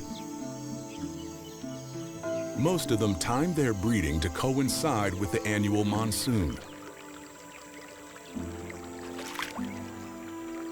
At this time of year, the waterways are full of tadpoles, and competition for food is intense. But one mutant frog, the most bizarre of the recent discoveries, has found an ingenious way around that.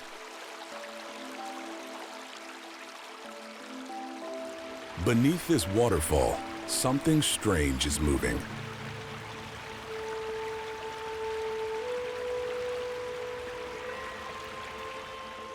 They are tadpoles clinging to the rock face, grazing on the algae.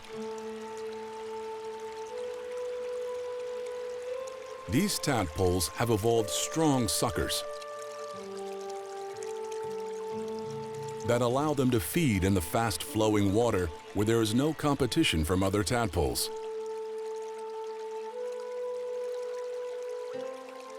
Scientists first described these curious tadpoles almost 100 years ago.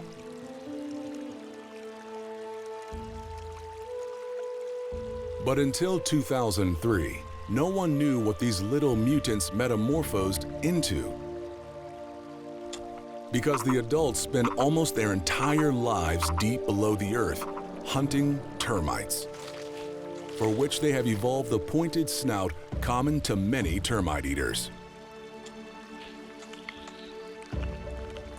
DNA evidence shows that the purple frog is a 130-million-year-old enigma, a survivor from the time of the dinosaurs.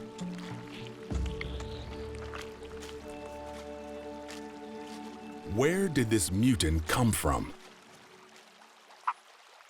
The answer takes us back to a time before the Western Ghats were born, when the ancestral purple frogs lived on an ancient southern supercontinent called Gondwana. India broke away from this supercontinent. Then it passed over a massive plume of hot magma. It unleashed a gargantuan lava flood that covered 1.5 million square kilometers. The lava buried most of southern India under a volcanic plateau that was up to 2,000 meters thick. Later, tectonic forces pushed up the western side of that plateau. The tilted up edge became the Western Ghats. Millions of years of monsoon rain eroded the Ghats into jagged peaks.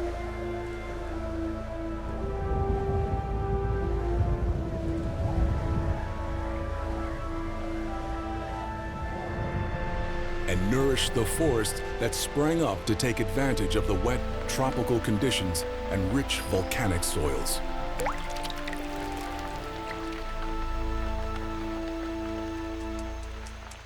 Each summer, the monsoon breathes new life into the Ghats.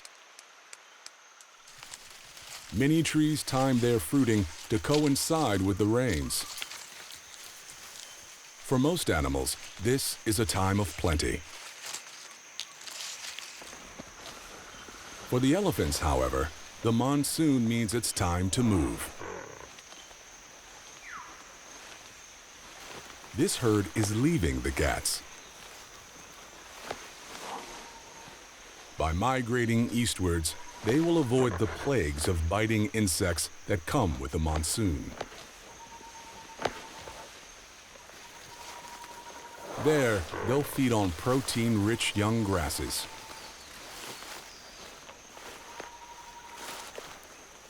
When the rainy season subsides and the grasses become too tough to digest, the elephants return to the Ghats.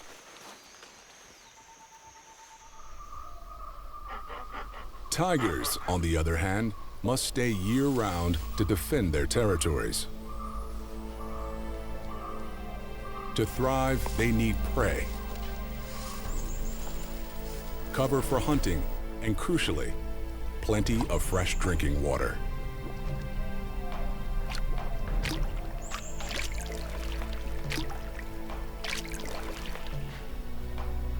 They're one of the very few cats that enjoy water.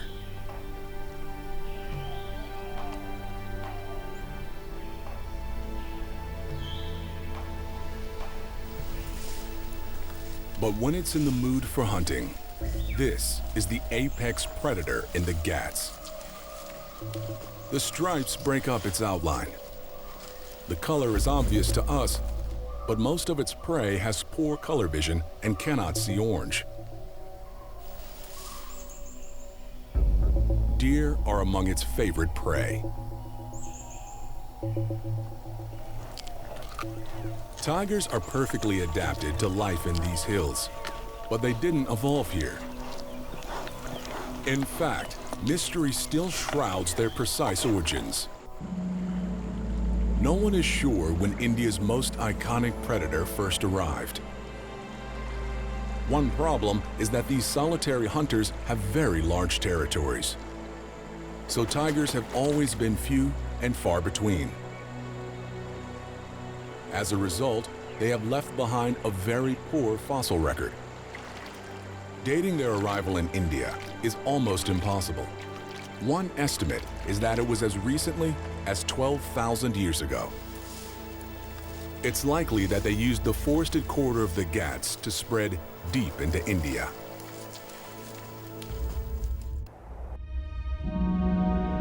Although not strictly a rainforest, the Ghats receive as much rain in a year as the jungles of Southeast Asia.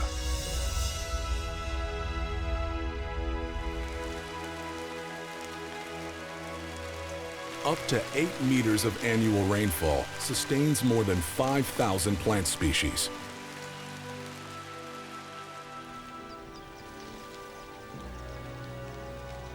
Among the lush plant life are peculiar prehistoric swamps. These are myristica trees, relatives of the nutmeg.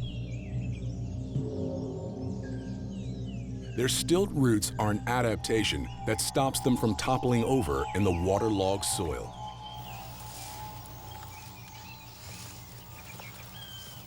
Like the purple frogs, they are ancient relics from Gondwana.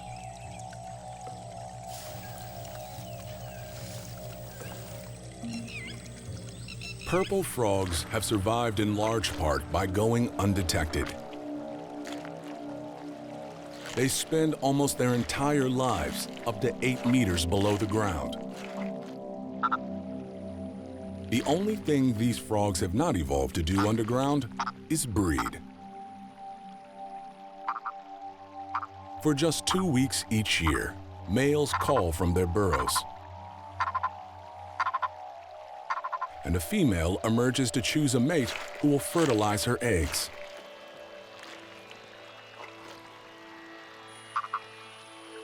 The frogs have timed their mating in perfect synchronization with the coming rains. Their slippery, round bodies and short, stout legs are well adapted to their underground lives.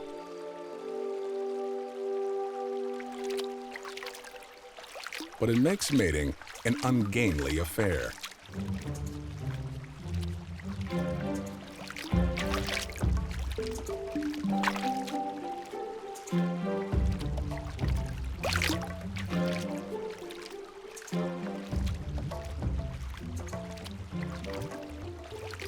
The male must climb on to the much larger female and hold on in an embrace called amplexus. They set off together to find a suitable nursery pool.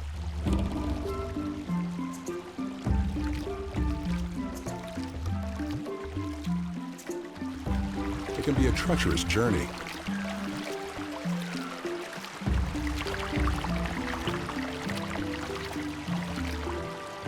But they never let go.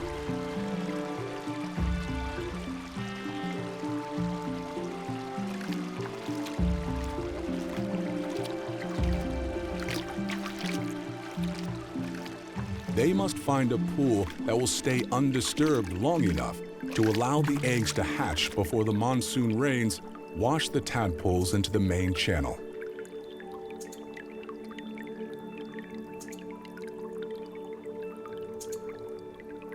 Eggs laid, the frogs head back to the riverbanks. The hard, white ridges on their hind legs are an adaptation for digging backwards into the wet soil.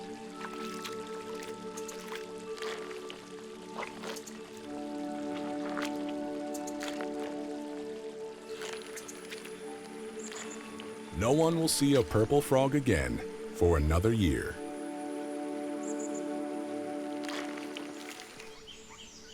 The Ghats are not one environment, but a vast range of many different habitats and ecosystems.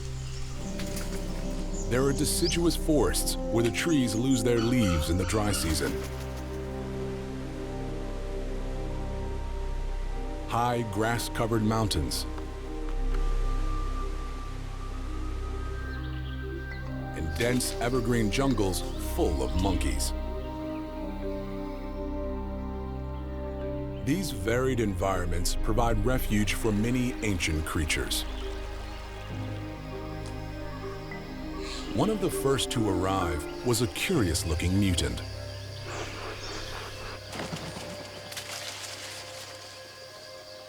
The great Indian hornbill looks like a toucan gone horribly wrong.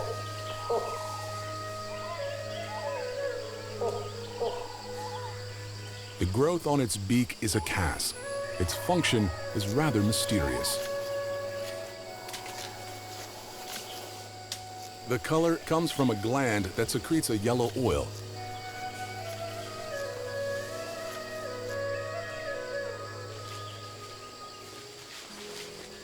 Although the casque looks cumbersome, it's hollow inside and weighs little.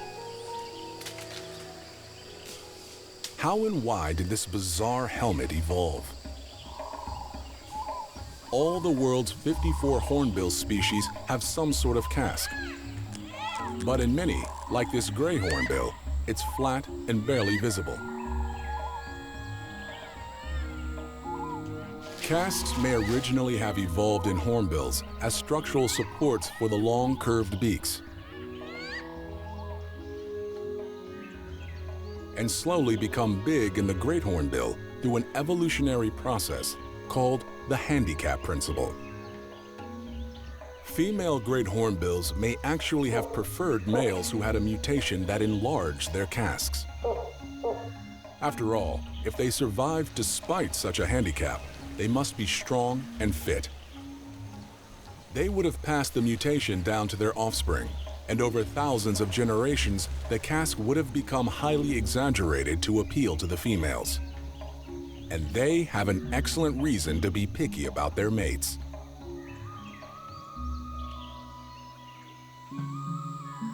It's mating season. Through a slit in the tree trunk, you can just make out an eye. It's a female hornbill. She has walled herself into a hollow tree with a cement made of her own feces. Inside this self-made prison, she's raising a single chick. For the next 11 weeks, she and her offspring are completely dependent on the male for food. The slit is not wide enough for predators to enter, or for her to get out.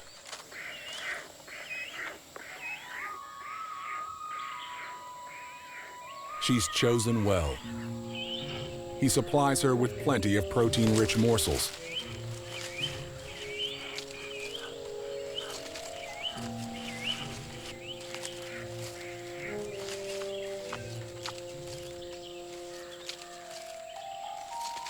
Then the energy-rich fruit course.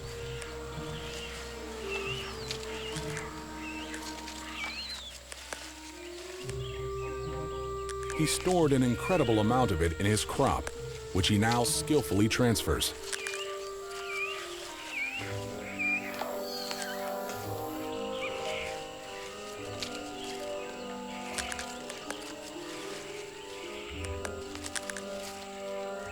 When she's finished her meal, the female clears the nest of unwanted leftovers. Only old trees have hollows large enough to use as nests. The mature forests of the Ghats are vital to the hornbill's survival. Intriguingly, scientific evidence shows that hornbills probably came to India before it joined up with Asia.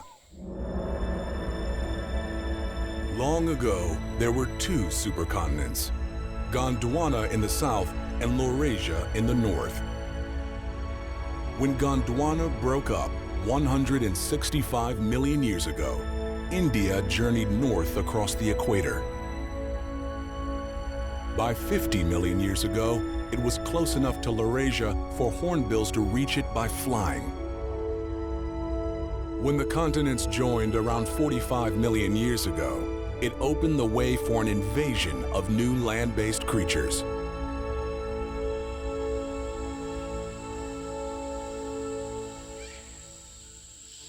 Among them was a bizarre nocturnal primate, the mysterious slender loris. The loris is proof that evolution doesn't lead to perfection. It leads to good enough. The loris is good enough to survive, but only just. Their close relatives are the fast-moving bush babies of Africa. As long as 30 million years ago, lorises may have specialized in hunting toxic insects to avoid competing with bush babies.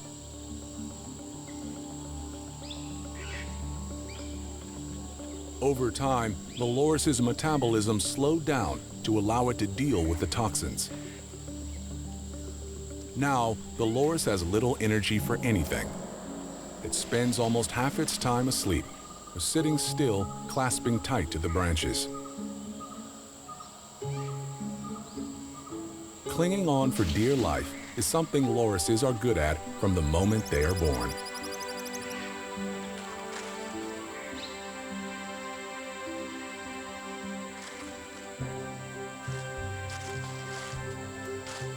But the sustained grasping restricts blood flow and oxygen supply to its muscles.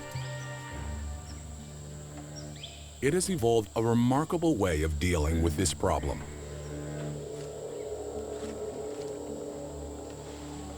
A special mesh of blood vessels in its arms acts as a heat exchanger. It keeps the muscles cooler than the rest of its body, reducing their need for oxygen. These slow-motion hunters have even evolved night vision goggles. They have a reflective layer at the back of their eyes.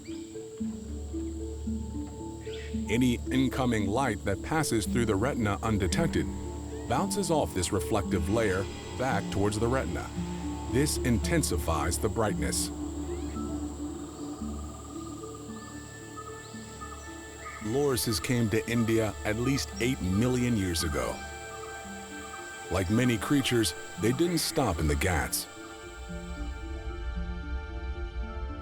They followed the monsoon forests all the way to Sri Lanka, now cut off from India by the narrow Palk Strait.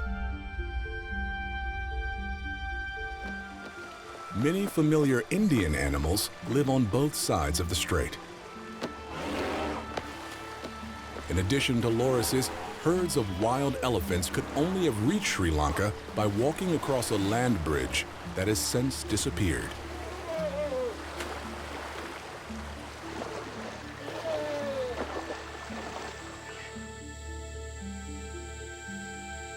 Isolated by rising sea levels, the Sri Lankan loris has become a unique new species. It still feeds primarily on insects, sneaking up on them with smooth, fluid movements. Their front and hind legs are the same length. They have more vertebrae in their spines than other primates, making them more flexible. These adaptations allow them to hold seemingly impossible positions. Curiously, Sri Lankan lorises take a much wider range of foods, including small animals. As a result, they have a lot more energy than their Indian cousins do. They are the fastest members of a slow family.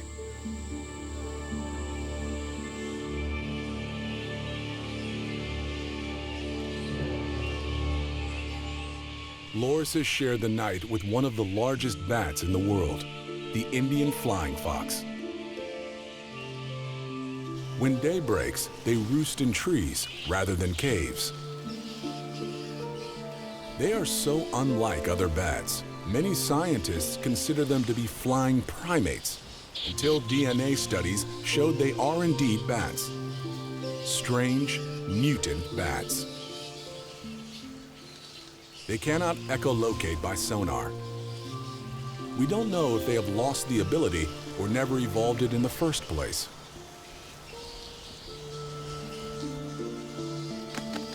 But they do have excellent night vision.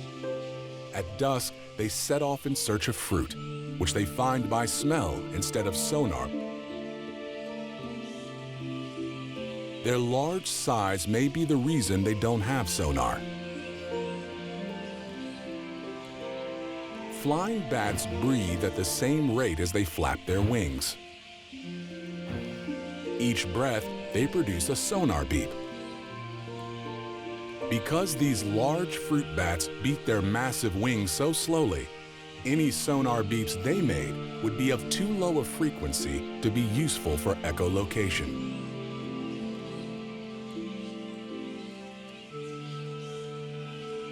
When day breaks, fast-moving monkeys take over the forest. These are macaques. Sweet, high-calorie fruit is a major part of their diet. This must be the ultimate sugar rush.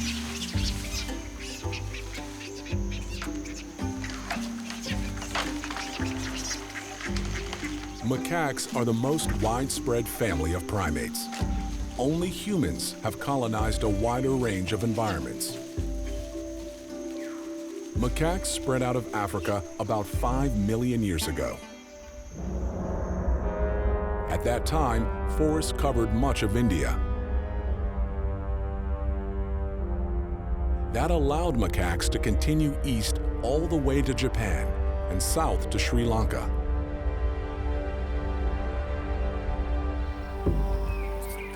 These are toque macaques, the only species of macaque living in Sri Lanka.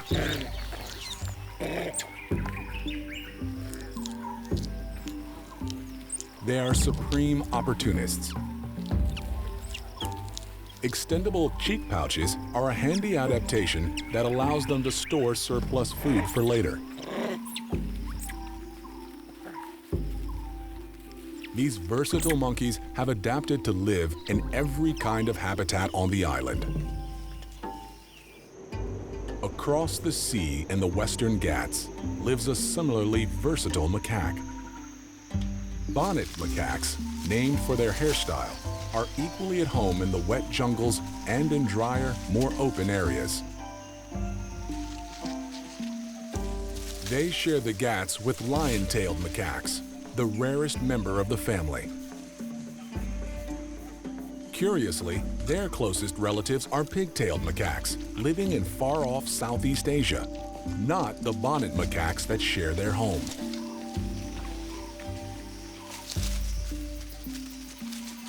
They live in troops of up to 30 animals, usually with one dominant male.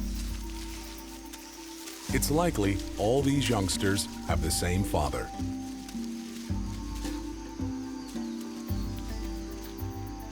The forest sustains these macaques, and they in turn sustain it. As they move around in search of food, they spread the seeds of fruit they've eaten. They are one of the most important seed dispersers in the Ghats, together with the hornbill. At the nesting site, the female hornbill has come out of her confinement. Her casque is slightly smaller than the male's and tinged with red instead of black. There is no longer room for both mother and chick inside the nest. The chick has sealed the slit back up after she left. So how does it communicate with its parents, both now outside the nest?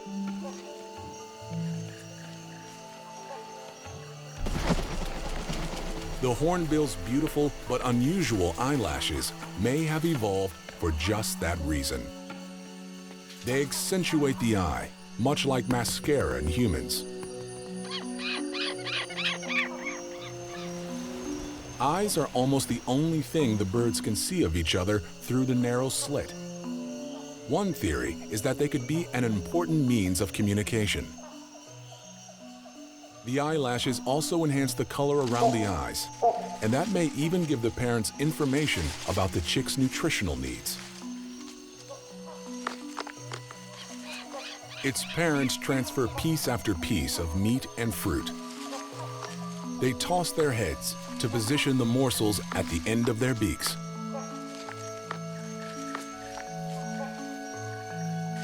Evolution has given them one more adaptation to help with these precision maneuvers. Hornbills are rare among birds in being able to see the tips of their beaks.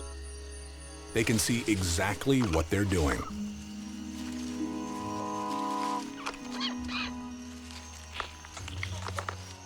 For the next 2 weeks, feeding the chick will be a full-time job for both parents.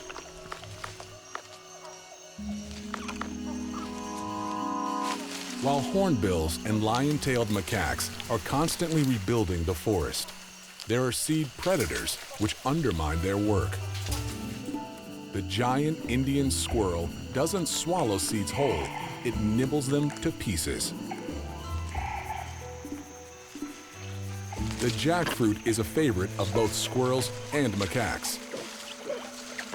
That can lead to trouble.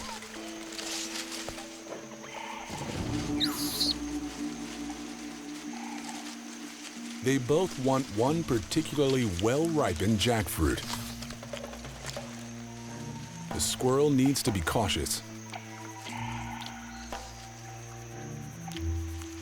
Macaques will kill and eat squirrels.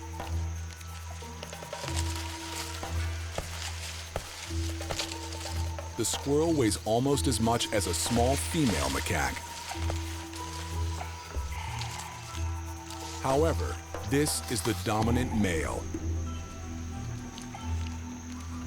He has a massive weight advantage.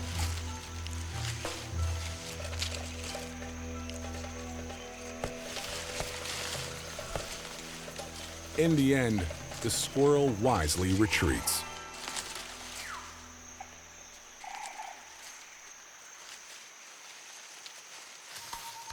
A large jackfruit can weigh nearly 50 kilos, 5 times as much as a large macaque.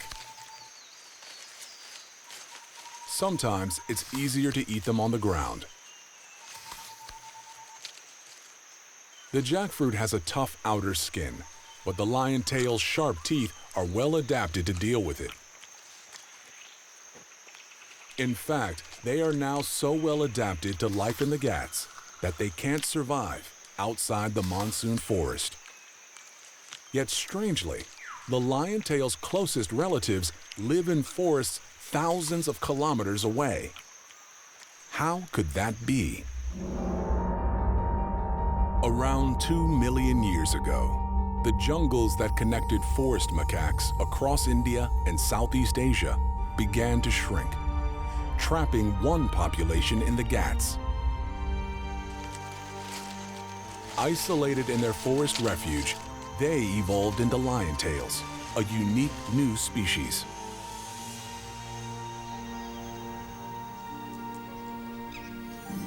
What happened to cause the forest to disappear from central India?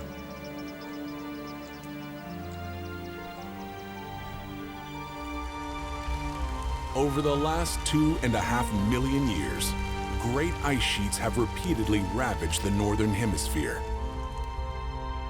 Cooler global temperatures weakened the monsoon.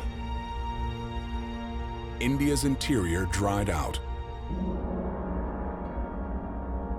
Deserts and grasslands replaced the forests.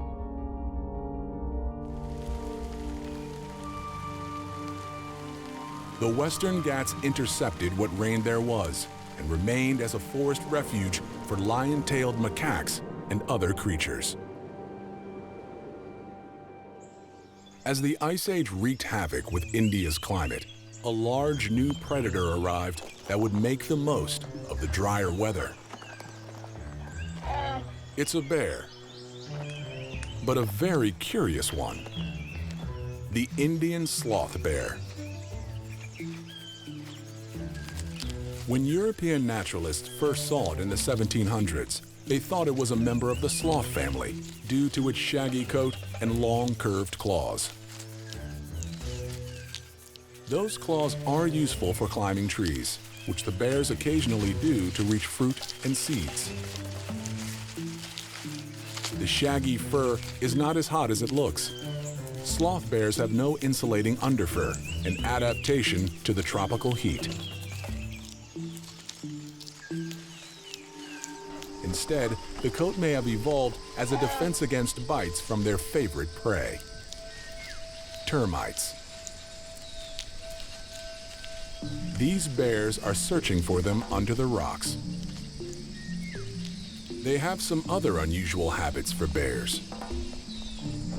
The attentive mothers carry their cubs on their backs. This is probably to keep them safe from predators rather than from termite bites. For Junior is eager to get off when his mother finds a termite nest.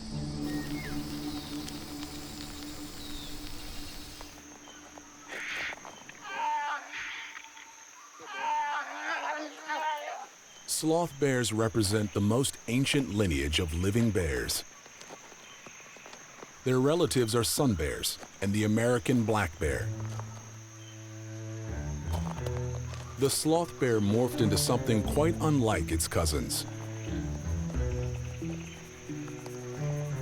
It has evolved a narrow snout designed for sucking. As a cub, it loses its front teeth, allowing it to noisily suck up termites through the gap.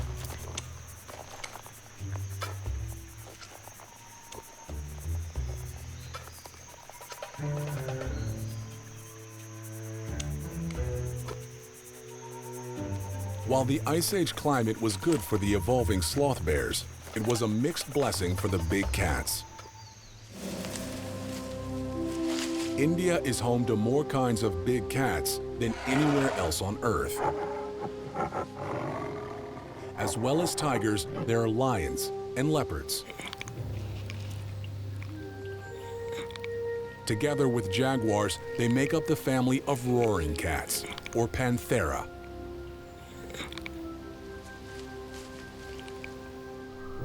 The latest DNA and fossil discoveries suggest that big cats are all descended from a proto-cat called Pseudailuris. It looked similar to a small puma. It hunted small prey in what is now southern China. Then, around 11.5 million years ago, Pseudailuris dispersed into new environments. Evolutionary pressures changed the proto-cat into the range of big cats we know today. From their Asian origins, the big cats radiated out across the globe. Tigers and snow leopards split off 3.5 million years ago and headed for the Tibetan Plateau. Around 2 million years ago, early lions and leopards migrated towards Africa.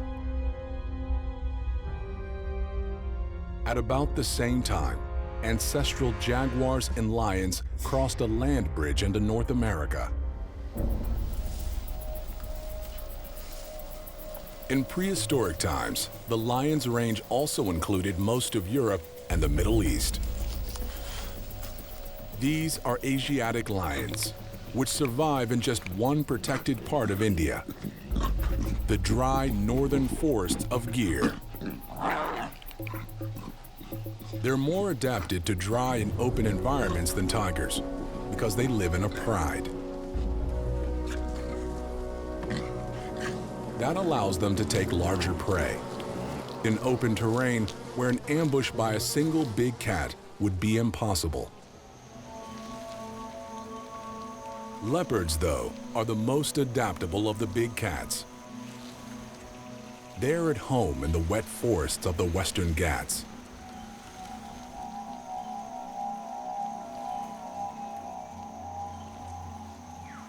They often drag their kills into a tree to hide them from the bigger cats, which are not good climbers.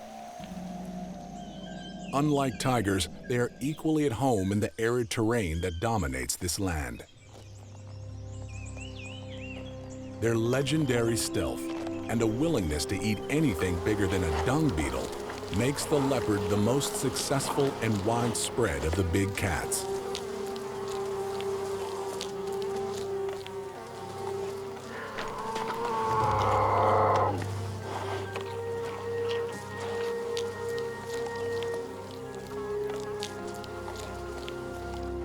They have even colonized Sri Lanka.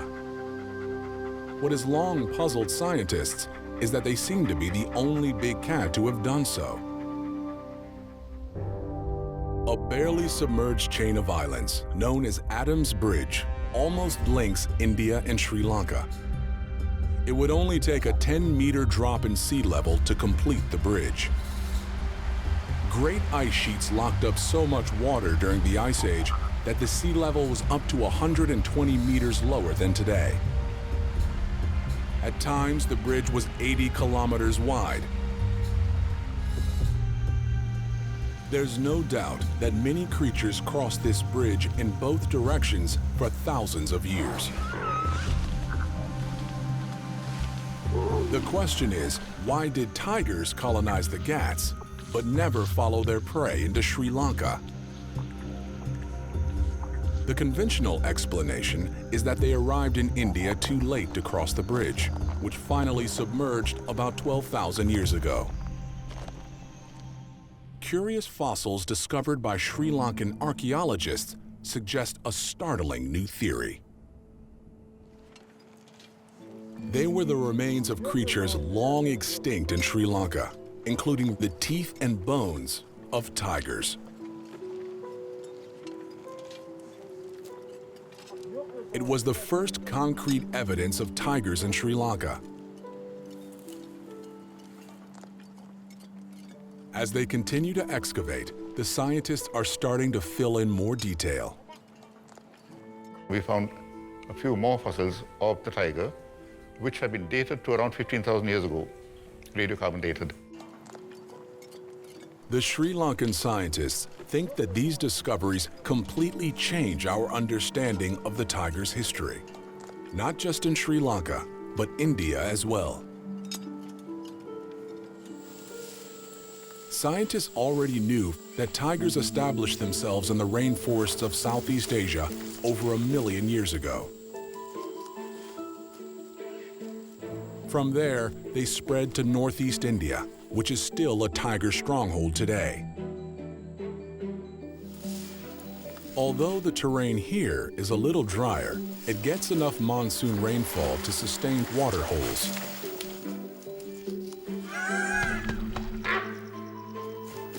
However, tigers may have been stalking deer in these forests for much longer than 12,000 years.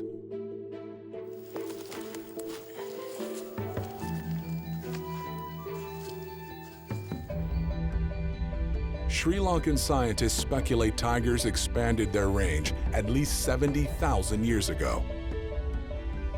Mountain ranges that cut across India could have remained sufficiently forested to provide a path from the north and east to the Ghats. Once there, they simply followed the long green corridor all the way to Sri Lanka, thousands of years before the bridge closed. We really don't know when the tiger became extinct, although our current date is around 15,000 years ago. It might have survived into very much more recent times and might have been hunted out, killed off by humans. The leopard is the great survivor, the only big cat left in Sri Lanka to this day. It has proved to be the most resilient to the dramatic changes to Sri Lanka's climate and to sharing its island home with humans. For the tiger, the Ghats are now a refuge. An ideal habitat that offers trees for cover, plenty of prey, and the life-giving waters of the monsoon. By the time storm clouds gather in June, The purple frog's tadpoles are big enough to start the next phase of their lives. The floodwaters wash them out of their sheltered birth pools and into the main channels. Another generation of tadpoles seeks out the safety of a waterfall on which to graze and grow.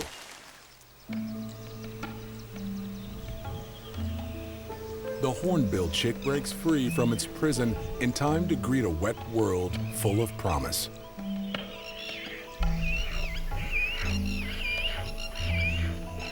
Both parents watch anxiously from a nearby perch. As the chick, now almost as big as they are, takes its first good look at the outside world. It must leave the nest. But there's a 30-meter drop to the forest floor, and it has never flown before.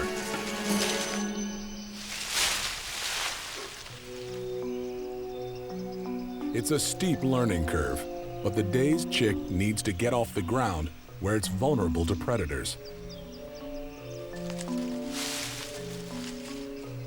The distinctive casque hasn't yet developed. That'll take 5 years and may signal the onset of sexual maturity.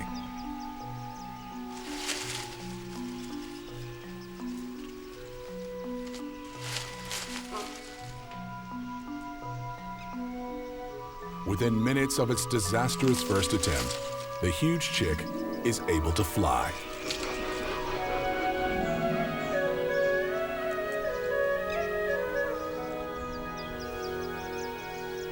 The parents swoop in to encourage and feed the confused infant.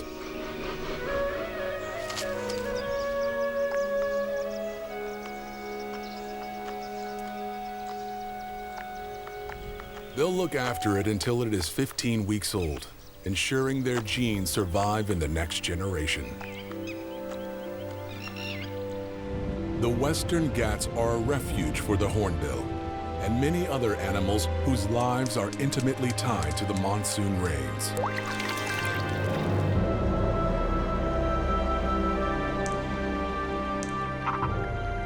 They are a sanctuary for evolutionary relics from Gondwana. For more recent immigrants, taking advantage of new routes opened up by continental drift.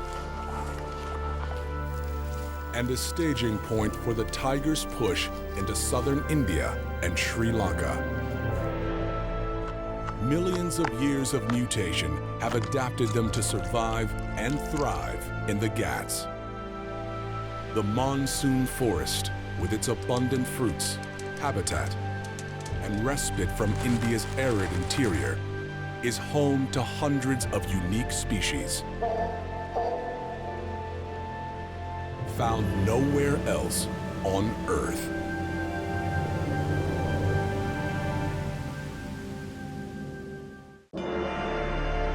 The mountains of China, known as the roof of the world.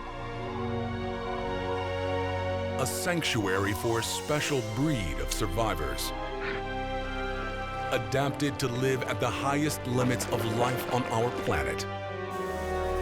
As continents collided, mighty mountains rose. Animals found themselves battling to survive in one of the world's harshest environments.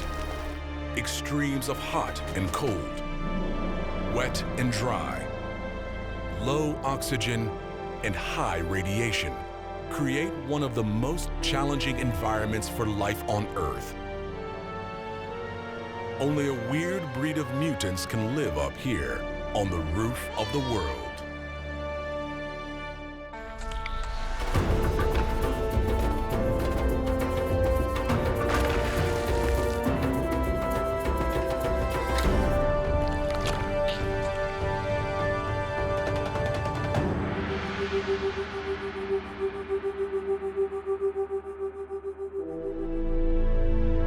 China's Wild West, an unknown realm of stunning natural beauty.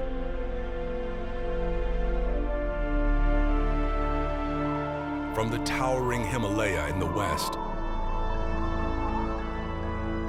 to the edge of the Gobi Desert in the north.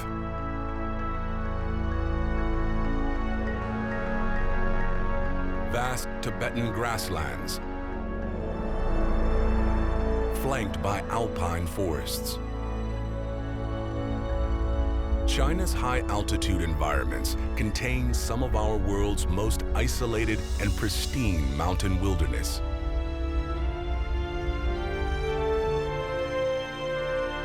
They may be beautiful, but life is tough and unforgiving in the world's highest ecosystems. Brutal weather, thin air, and intense solar radiation mean every animal living on the roof of the world must evolve unique ways to survive.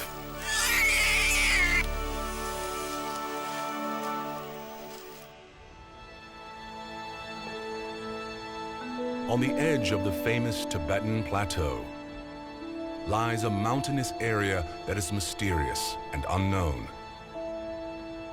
The Hingduan Mountains of southwestern China.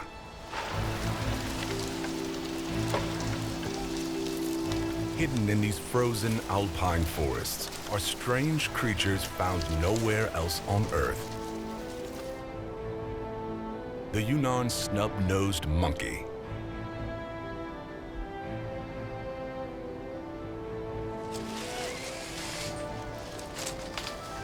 They live at altitudes of up to 4,500 meters above sea level, the highest living primate in the world.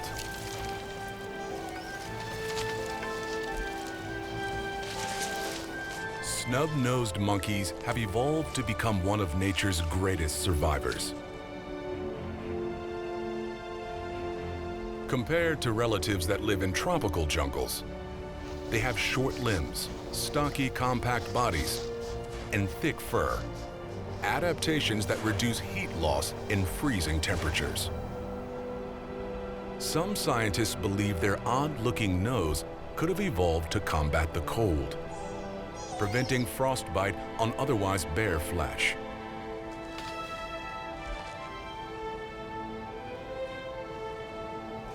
The monkeys also have a highly efficient metabolism that makes the most of the limited oxygen in the thin mountain air.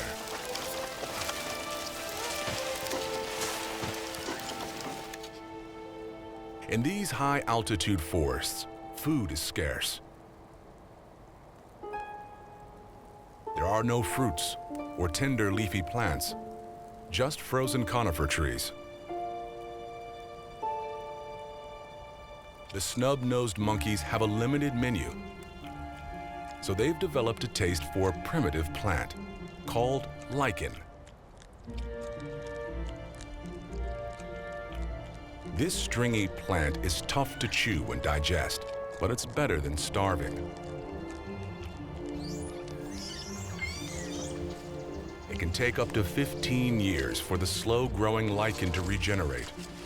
So the monkeys must forage far and wide within their 25 square kilometer range.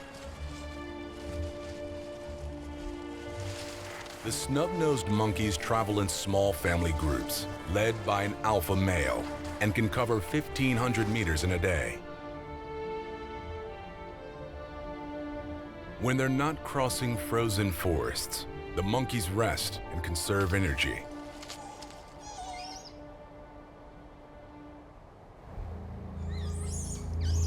Yawning reveals the male's surprisingly long and sharp canine teeth. They're not for chewing on lichen. They're for chewing on each other. This male had his lip ripped open in a previous fight. Now he must battle again. Another alpha male has entered his territory and is ready for a fight.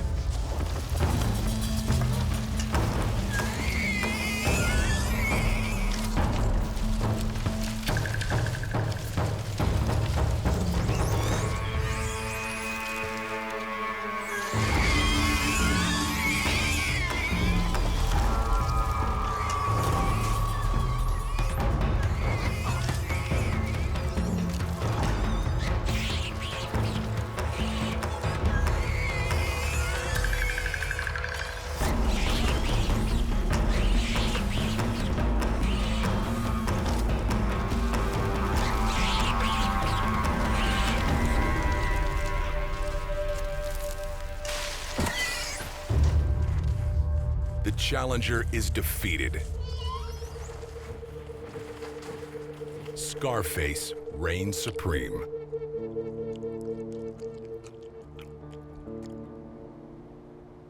The Yunnan snub-nosed monkey is not the only unusual animal in the mountain forests of southwestern China.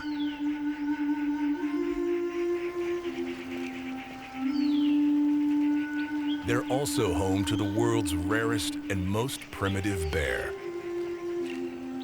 a living fossil called the giant panda. They belong to a family of carnivores, including grizzly and polar bears. But giant pandas have taken a very different evolutionary path, one that led them to depend on a kind of woody grass, bamboo. One of the fastest growing plants on Earth, some species can grow a meter a day. But it's also one of the least nutritious and most indigestible plants on the planet. A strange favorite food for an animal that's technically a carnivore. Panda bears have evolved several unique features to help them survive on bamboo. They have extra strong jaw muscles to chew through bamboo stalks. This is what gives them their familiar round face and chubby cheeks. A panda's throat and stomach have a tough lining lubricated by mucus to protect them from splinters. But the strangest adaptation to eating bamboo is in their hand. It has long been known that the panda has an unusual extra digit, a mysterious thumb.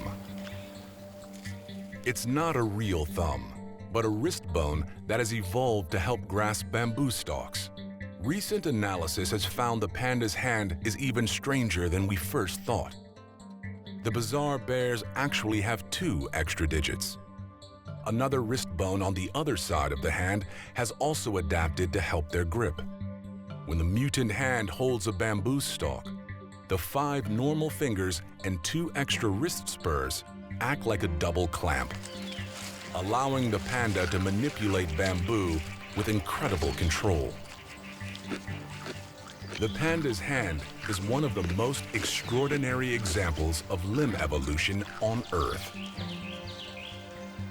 It helps them consume over 20 kilograms of bamboo every day. It's a very strange diet for a bear. So why did the giant panda take such an unusual evolutionary path? The answers lie deep in China's ancient past.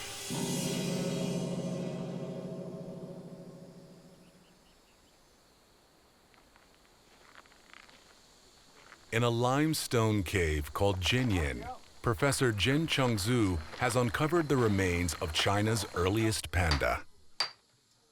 我们发现的小种大熊猫呢，大约200万年以前的那个大熊猫，比较早期性的大熊猫，它跟那个现在的大熊猫区别比较很容易看到的，它的那个丝状肌呢很短，额骨比较长。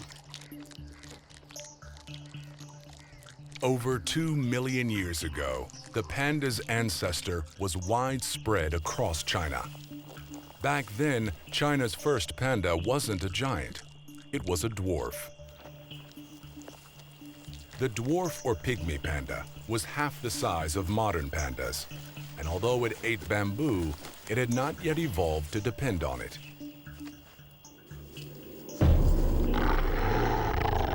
But in primeval China, there was competition for food in this forest.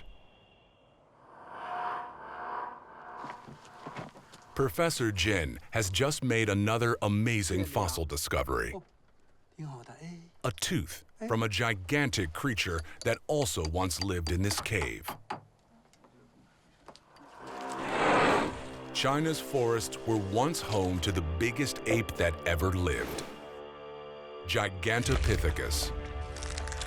Researchers estimate Gigantopithecus stood more than 3 meters tall, and weighed over 500 kilograms, 3 times the weight of a gorilla. Its massive jaw and flat teeth suggest the giant ape fed on plants of many kinds, including bamboo. This means it competed with the pygmy panda for food and living space. 这是那个巨人的，这是那个小种大熊猫的。我们在这个地区头一次发现那个小种大熊猫和那个巨人在一起的。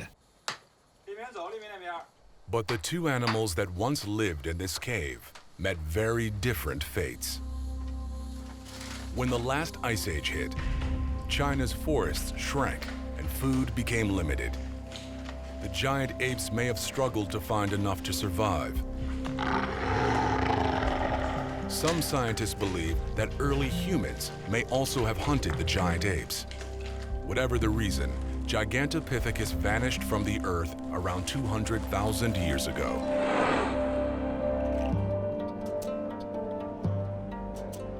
The pygmy panda adapted much more successfully to the changing climate and limited food supply. A radical strategy saved them from the fate of the giant apes. Pandas followed the forests as they shrank and moved into the cold mountains. They grew much larger and evolved to specialize on eating one kind of plant that still remained abundant: bamboo. Becoming a dedicated grass eater saved this unique bear from extinction.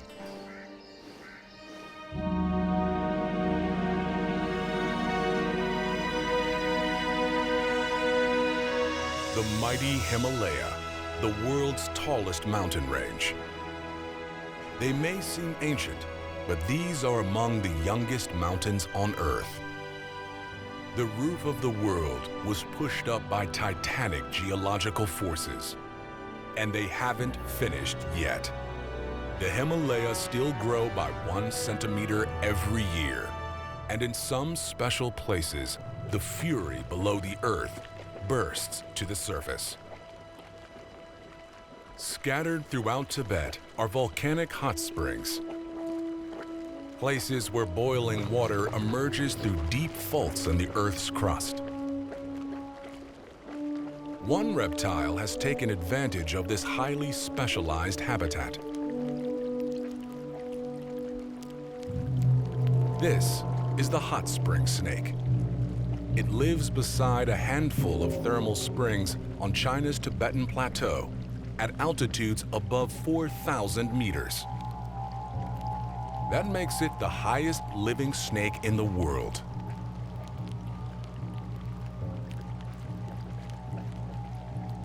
Most snakes don't live at such a high altitude because they are cold-blooded.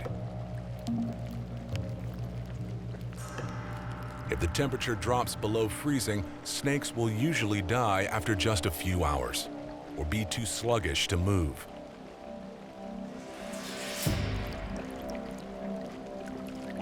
But the thermal springs provide life-saving heat for the cold-blooded reptile.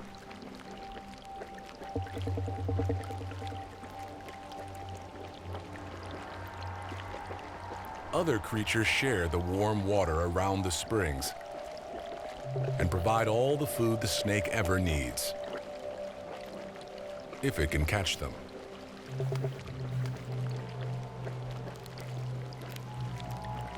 The snake can only survive in a small comfort zone. Close to the hot springs, the water is boiling. But if it strays further than 800 meters away from the pools, the snake will die of cold.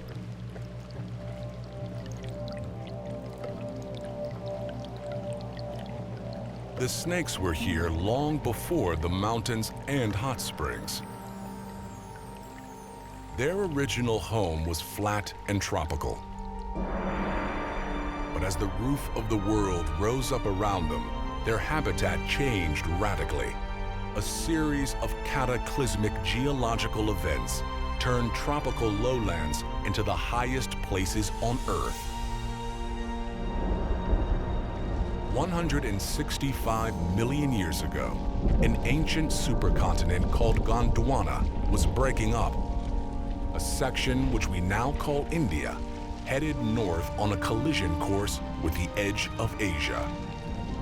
45 million years ago, India crashed into Asia like a car into a brick wall. As the continents clashed, they squeezed and thrust up layers of ancient seabed.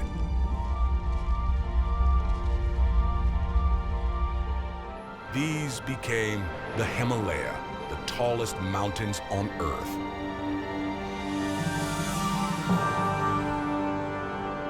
The collision of India into Asia was so powerful, it created not just one, but two of the world's most impressive geological features. The soft ocean floor caught between the continents crumpled up into the Himalaya.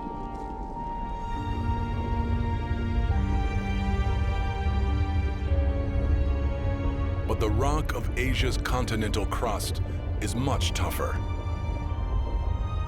As India plowed into it, a massive slab of Asia's crust became thicker. It has risen to form the world's largest and highest area of flat land. The Tibetan Plateau is around 2.5 million square kilometers in size, and on average, it is 5 kilometers above sea level.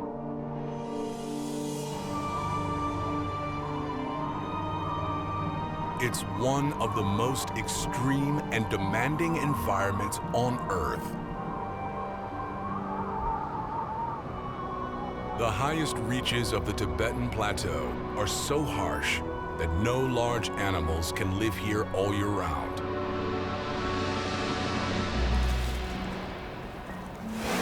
Except the world's toughest cow. Wild yaks roam the plateau over 6 kilometers above sea level. These rugged survivors endure conditions that would kill most animals because they have evolved a range of unique adaptations. Yaks can stand 2 meters tall at the shoulder and weigh over 1,000 kilograms. This massive bulk and their thick, shaggy fur prevent heat loss in sub-zero temperatures.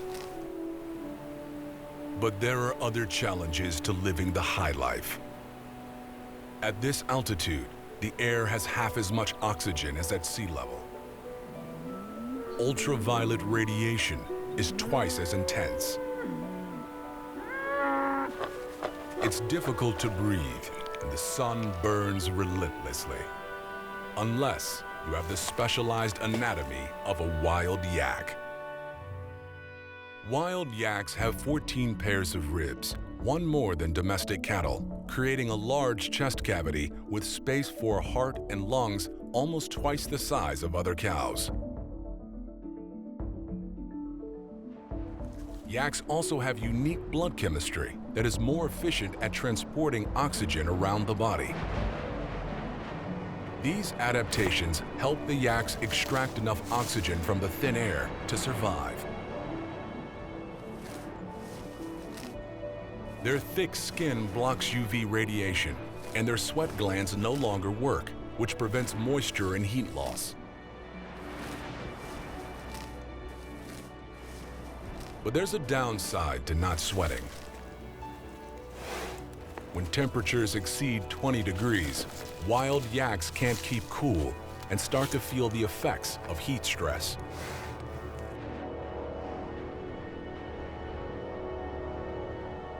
So when spring arrives, the herd heads back uphill to their cool summer base. Wild yaks are the only large animal that can live year-round in one of the most inhospitable places on Earth.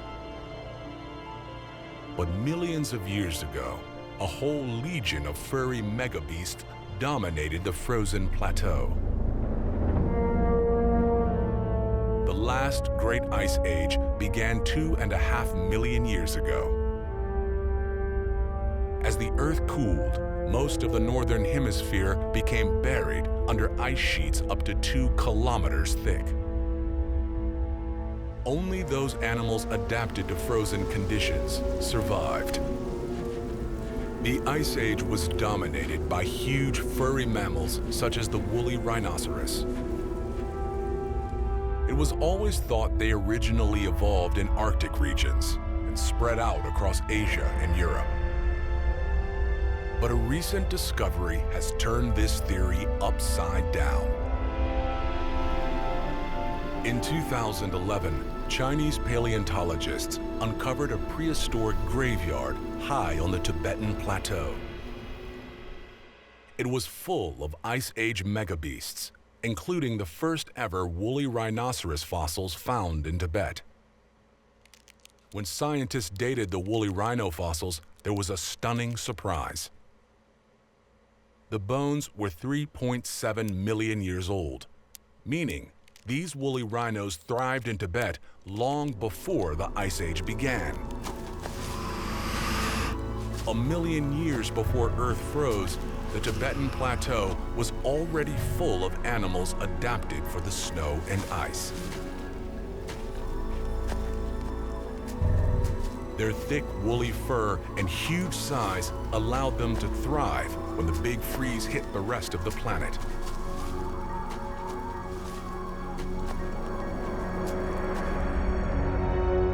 Woolly rhinos spread out from their home on the Tibetan Plateau throughout northern Asia and Europe.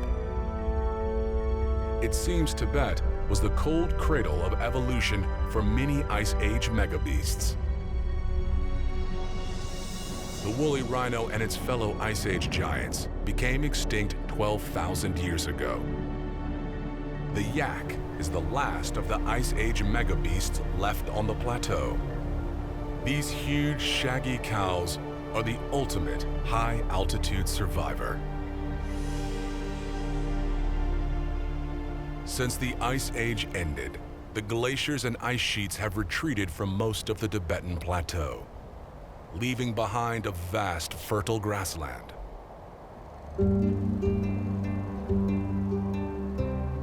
The grasslands of the Tibetan Plateau are a high-altitude refuge for a group of unusual creatures. Meet the pika. This cute, fluffy relative of the rabbit is tougher than it looks. It has to be to survive up here. Each pika eats half its body weight in grass every day.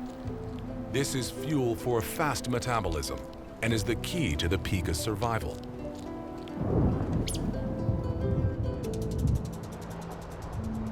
Like every animal that lives on the plateau, pika are at the mercy of the harsh and changeable weather.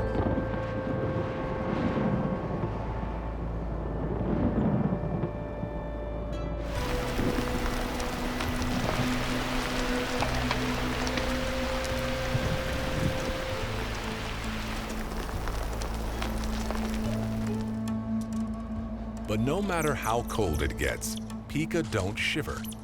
They don't need to. Most mammals produce heat by twitching their muscles as they shiver. Pika have evolved a different strategy. Their turbocharged metabolism keeps them warm by rapidly burning fat. It's built-in central heating, powered by eating huge amounts of grass. Pika live fast and die young. They rarely survive for more than a year. But they make the most of their limited time on Earth by breeding furiously. Each female can produce up to 45 babies in her only breeding season.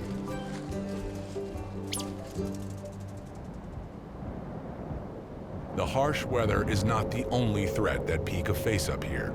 The Tibetan Plateau is also home to a dangerous predator.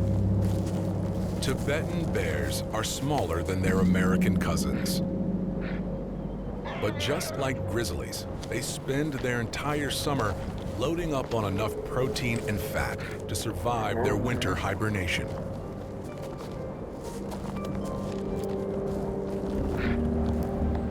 A moldy old yak skull will do. Every scrap of meat is precious up here.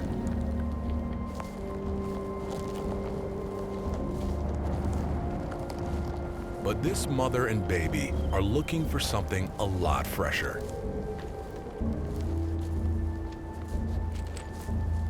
While some grizzly bears feast on salmon, Tibetan bears fish for pika. Baby has beginner's luck and soon digs up a tasty morsel.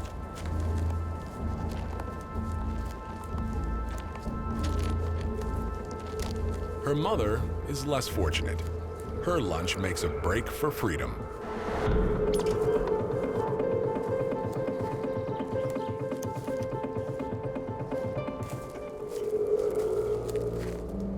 The bears will roam the plateau all summer, building up reserves for winter. Tibetan bears are a threat to all the animals of the plateau. One species migrates huge distances to get away from them.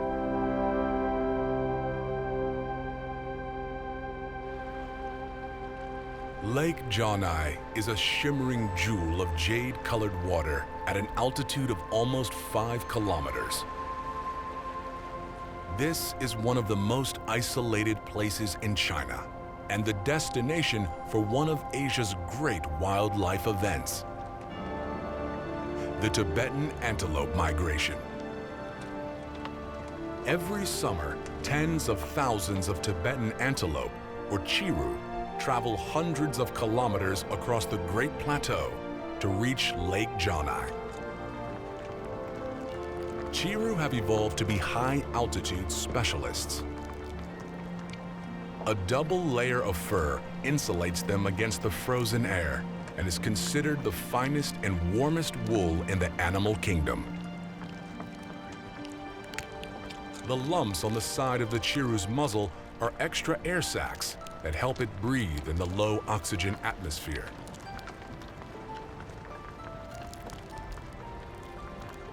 This extra oxygen boost enables chiru to run at extremely fast speeds for a high-altitude animal, up to 80 kilometers per hour. First dozens, then hundreds and thousands of migrating antelope arrive at Lake Janai from all over the vast plateau. Only females that have mated make this epic journey. They come all this way for one reason: to give birth in a safe and secret place. After about 6 months of pregnancy, mothers give birth to a single precious calf.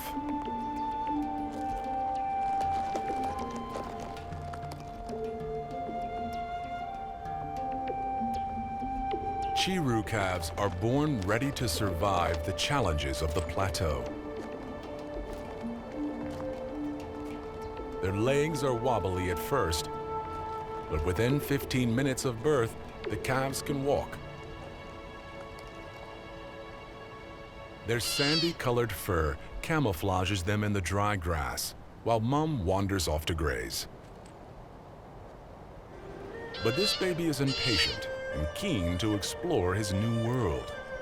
He wanders off and soon becomes lost among the crowds.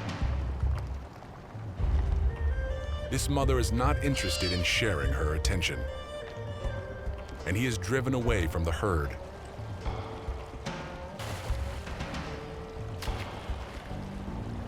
A dangerous move when beady eyes are watching.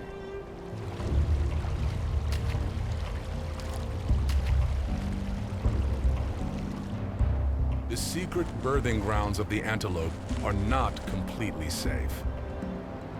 Sharp-eyed Himalayan vultures have followed the migrating chiru. Their almost 3-meter wingspan enables them to soar effortlessly on thermals above the plateau.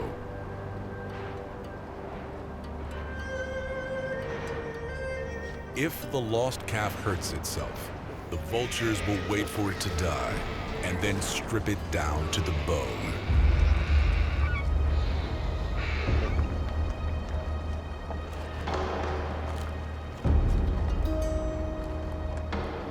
Luckily, Mom shows up and chases the scavenger away.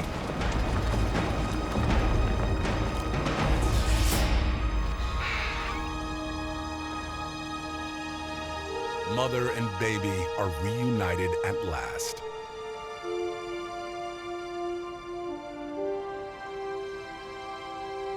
But there is no escaping the biggest danger on the Tibetan Plateau: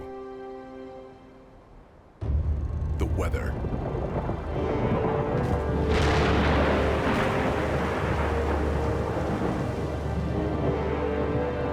Storm clouds gather, and freezing sleet lashes the plains.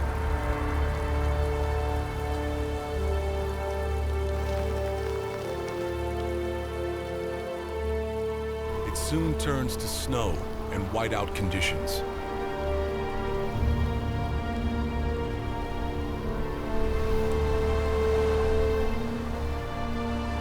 The antelope can do nothing but hunker down and hope their thick fur protects them from the blizzard.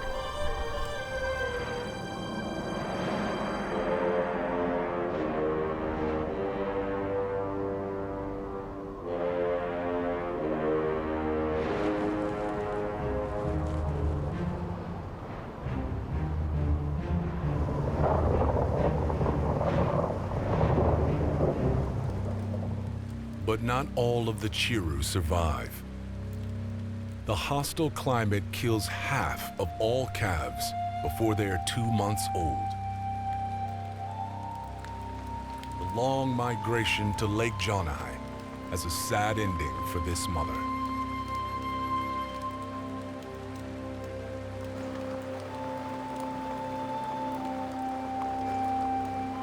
The surviving mothers and babies spend up to 20 days at the secret birthing grounds, then prepare to make the long journey home.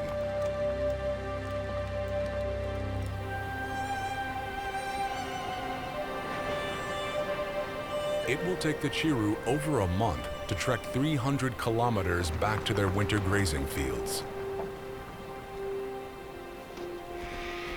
Lake Jonai is again deserted.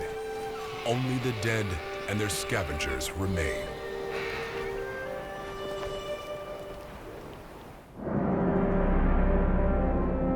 The rise of the Himalaya and Tibetan Plateau had massive effects on the climate of the entire continent of Asia.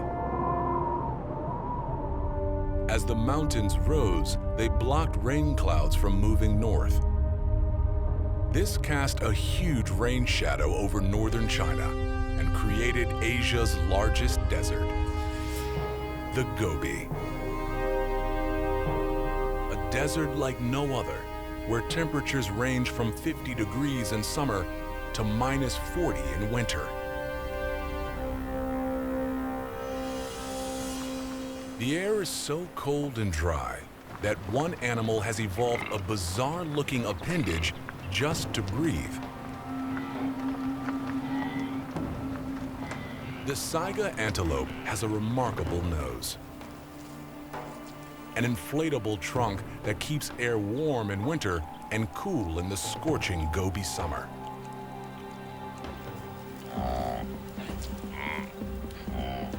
Inside is an intricate network of bones, hairs, and blood vessels. During winter, the saiga's trunk helps to warm freezing air before it is taken into the lungs. And in summer, the same system cools the blood. It's like a natural air conditioner on the front of the saiga's face. The hairy nose also helps to filter out the desert dust. But even these remarkable adaptations do not allow saiga to live at high altitude all year round.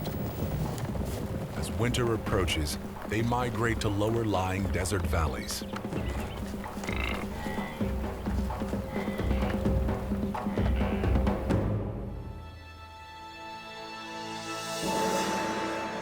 The Gobi Desert is not the only unusual environment in China created by the roof of the world. 2,000 kilometers to the south lies a totally different landscape. But but it too is home to creatures with strange noses. Yunnan snub-nosed monkeys. As snow covers the forests of the Hingduan Mountains, winter doesn't bother the highest living primates in the world. Less than 1,500 of these wonderfully bizarre creatures are left in existence, restricted to just one mountain range. They are one of the rarest and least known primates on Earth. But they're not the only kind of snub-nosed monkey in the Hingduans. Just a few valleys away lives a close relative that is even stranger.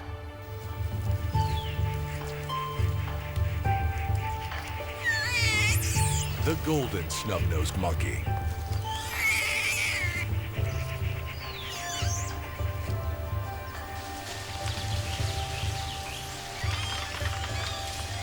They live at lower altitudes than their relatives in Yunnan, but still need a thick fur coat to stay warm. The monkeys chew on tree bark in winter, but come down to the ground in summer to feed on seeds and fruit.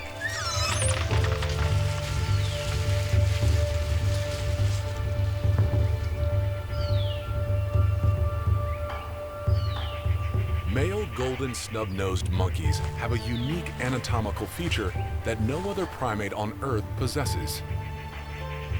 Strange, warty growths at the corner of their mouths. Their exact purpose is still a mystery. Some researchers have speculated that they are glands that secrete some kind of chemical used in communication.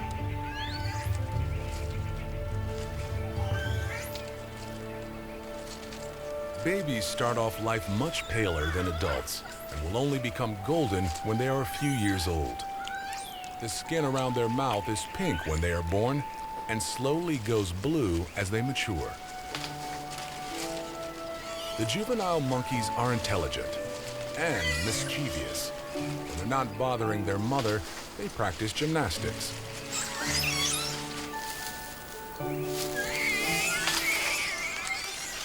And even make a game of grooming each other. And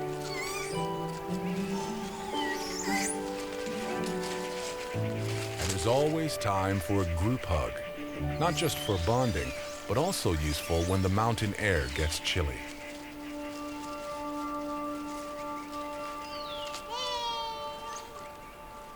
How can two species of snub-nosed monkey evolve in the same area? Why do they never meet? The answer lies with the same massive forces that created the Himalaya and the Tibetan Plateau. The Hingduan Mountains are not part of the Himalaya, but they were created as a kind of side effect of the mighty clash of continents. The colossal forces that thrust up the highest places on Earth are still at work.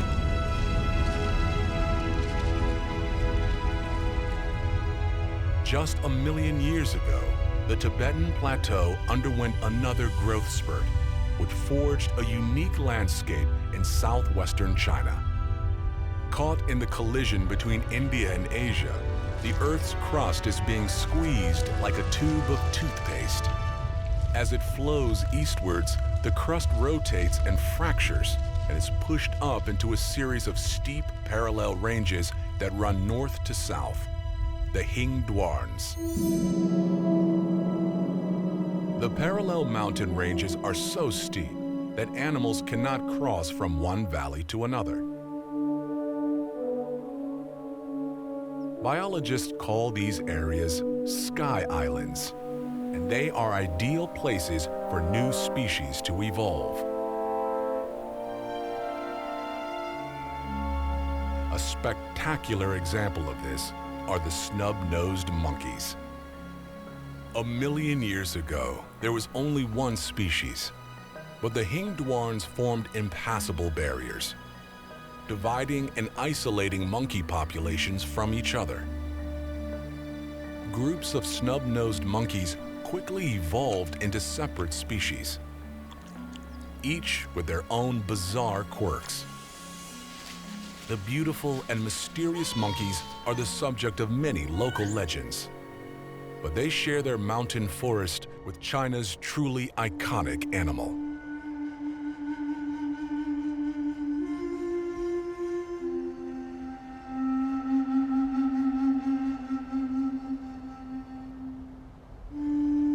As winter begins to hit the mountain forests in the west of Sichuan province, the pandas barely notice. Like most bears, pandas are expert climbers and spend their resting time high up trees. But before long, they must climb down to the ground and feed again. Pandas don't hibernate in winter like most of their relatives. Their exclusive diet of bamboo doesn't provide them with enough fat reserves. They are prisoners to bamboo all year round. Pandas spend up to 10 hours a day chewing on the tough woody grass, and they still barely get enough nutrients to survive. A Chinese scientific team is working to solve the mystery of the panda's addiction to bamboo. But first, they have to find one. No easy task in the steep, merciless terrain of the Hingduan Mountains. Giant panda were once widespread across southern China and even as far as Vietnam and Myanmar. But as the climate became drier, the bamboo forest retreated and panda population shrank with them. The unique geography of the Hingduans means they intercept rain from the yearly monsoons. This wet microclimate created a refuge for both bamboo forests and the strange bears that depend on them. There are only around 1,600 wild panda left in existence. And trying to find one in these mountains is like trying to find a needle in a haystack. Luckily, the scientific team have fitted tracking collars to the pandas in this area and can search for them using a radio antenna. Even so, it can take hours to find a wild panda.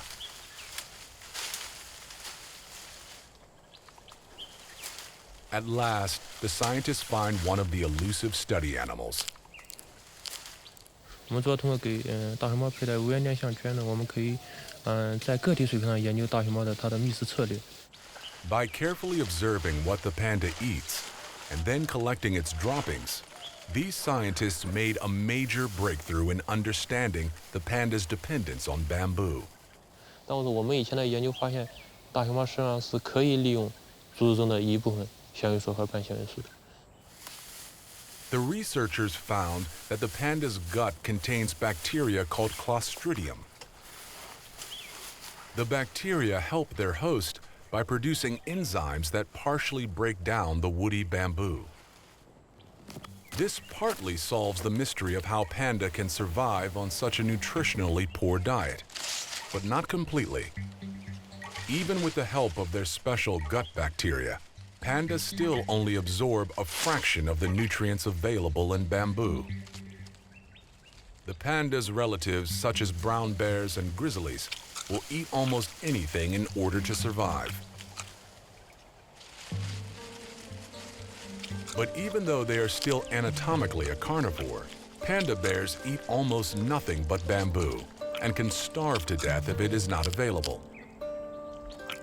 It seems they are just not interested in eating meat. Now, at last, we know why. Scientists sequencing giant panda DNA have uncovered a mutation in their taste genes. Umami, the taste associated with savory protein-heavy foods like meat, is sensed through a gene called TAS1R1. Scientists discovered the giant panda's TAS1R1 gene was deactivated by a mutation that occurred 4 million years ago.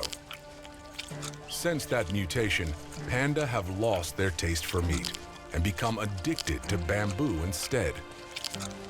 This ancient survivor found refuge in the unique Hingduan Mountains and became almost completely dependent on a food that barely sustains their life.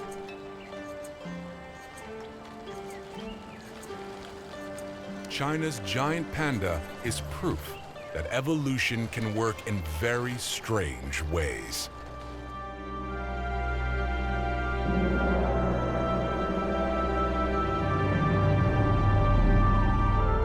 A titanic collision between India and Asia created the tallest mountain range on Earth and forced up the vast Tibetan Plateau. Only those creatures that could adapt to the harsh, high-altitude conditions survived on the roof of the world. Mutation and evolution combined to create a caste of rugged mountaineers with unique anatomy and behavior that enables them to thrive at the very limits of life on our planet.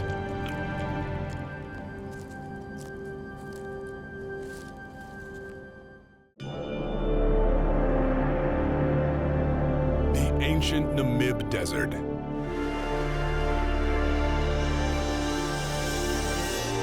A mysterious world where hunger and thirst are the driving force of evolution. Hardy mutants, small and large, have adapted to this barren land.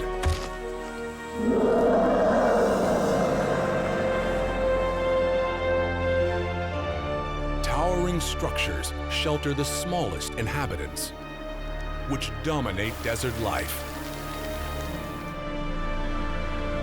Ghostly mists roll in over the dunes, hiding a mystery centuries old. What are these puzzling circles in the sands of the arid Namib?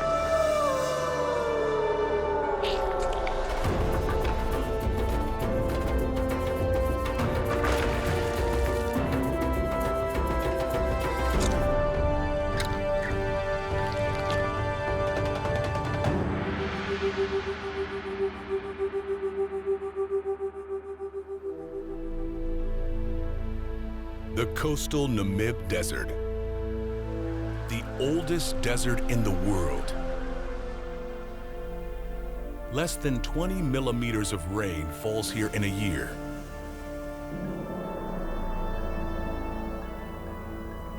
The days are scorching. The nights freezing.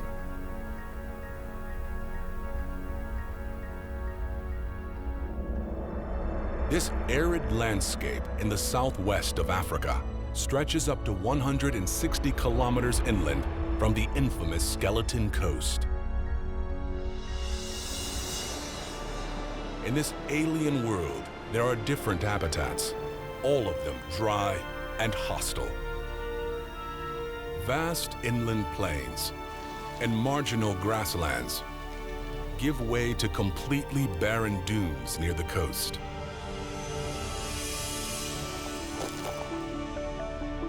To survive here, you have to be tough and inventive. Like this Namakwa chameleon, the only dune-dwelling chameleon in the world. Unlike its forest-dwelling cousins, it doesn't sneak up on its prey. It runs. The Namakwa is the sprinter of the chameleon world. It dashes at 5 kilometers an hour to catch its favorite prey. Fast-moving darkling beetles.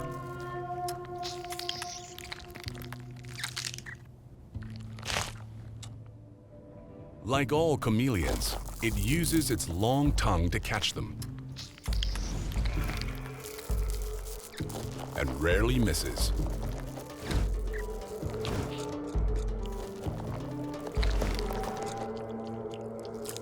This chameleon gobbles 100 juicy beetles a day just to get enough moisture to survive.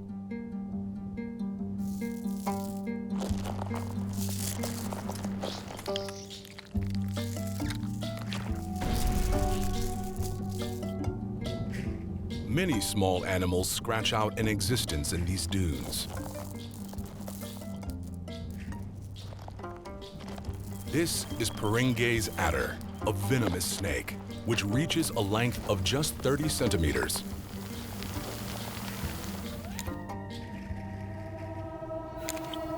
It's an ambush predator. It shimmies into the sand and lays in wait for an unsuspecting lizard to come too close.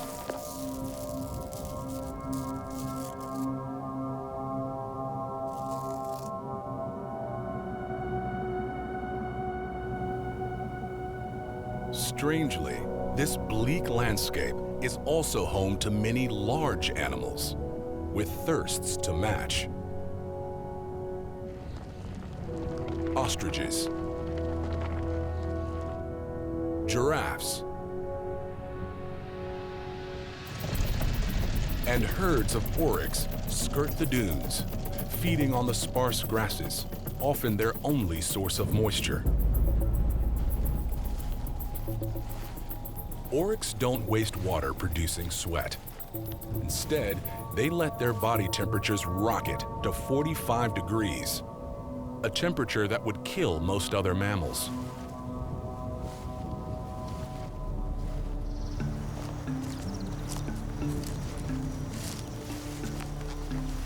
But one of the strangest mammals in this desert is a bizarre-looking animal that has a snout like a pig, long ears like a rabbit, and a tail like a kangaroo. This is very rare footage of a seldom seen creature, the aardvark. It stays cool by spending the heat of the day in one of its underground burrows, waiting until the sun is low to go hunting. Aardvarks have poor eyesight, but a great sense of smell and acute hearing. If it detects the slightest hint of danger, the aardvark makes a dash for the safety of its nearest burrow.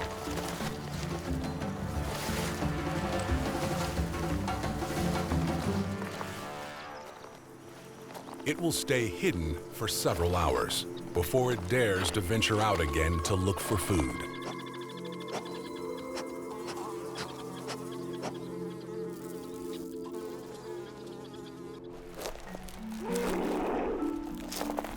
Even the world's largest land animal manages to survive here. Desert elephants travel dozens of kilometers a day in the never-ending search for food and any source of moisture. They must find up to 160 liters of water a day to survive.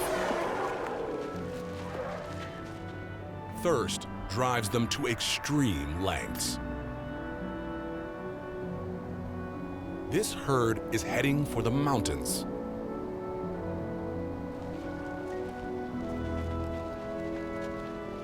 It's a perilous ascent. An elephant that loses its footing on the steep, loose rock is likely to break bones and die a slow death.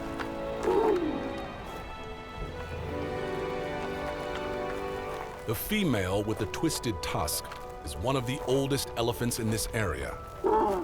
She's also pregnant. So why is she taking such a massive risk? It's because the herd has spotted edible plants on the rocky mountainside.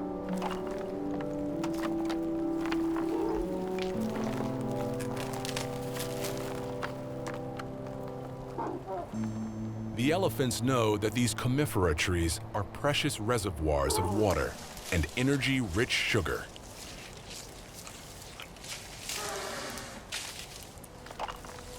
Desert elephants must make a stark choice. Risk their lives for food and water, or face death by starvation and dehydration. All life here hangs in a delicate balance, maintained, surprisingly, by the sea. The Namib, is a coastal desert that owes its origin to the phenomenon of plate tectonics. The ancient supercontinent of Gondwana held Africa and South America locked together. They broke apart 120 million years ago, creating vast new coastlines. Millions of years of erosion transformed the Namibian coast into a broad, flat plain. This new land was extremely arid, but didn't become a desert until about 50 million years ago. A current of very cold water began to flow up from the icy South Atlantic. Called the Benguela Current, it cools the air at sea level. A layer of warmer air sits on top. This inversion layer prevents the moist air at sea level from rising and forming rain clouds. Millions of years of almost no rain turned much of the coastal plain into a vast desert. Beyond the barren dunes, hardy grasses cling to life on a vast expanse of flat land, creating one of the greatest mysteries of the natural world.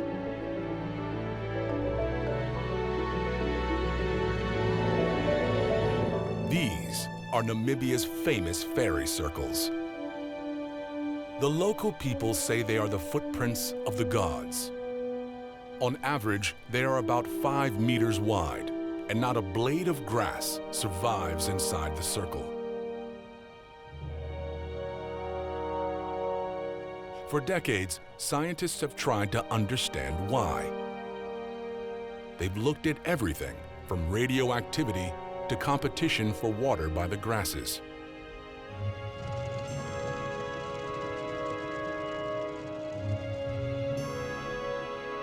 In 2013, a German scientist advanced an intriguing new solution to the mystery.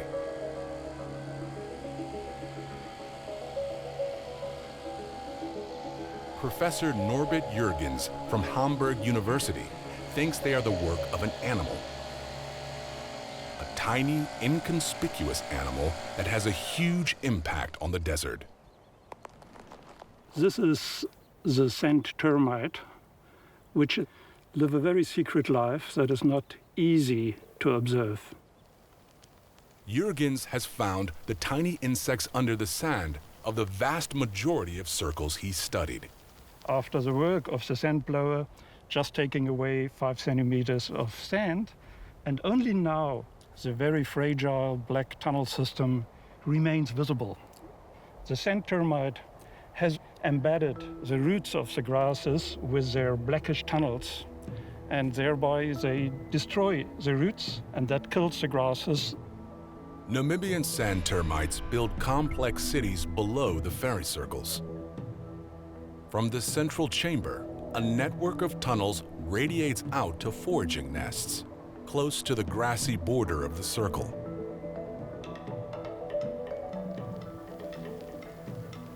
The termites eat the roots of the grasses, which die and blow away.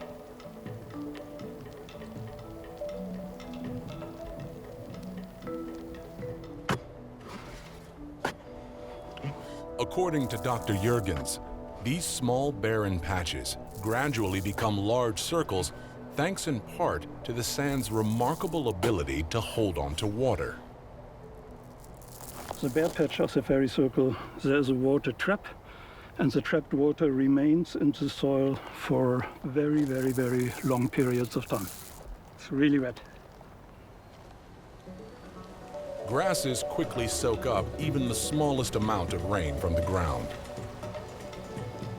But inside the barren circles, the rain soaks into the sand and remains trapped.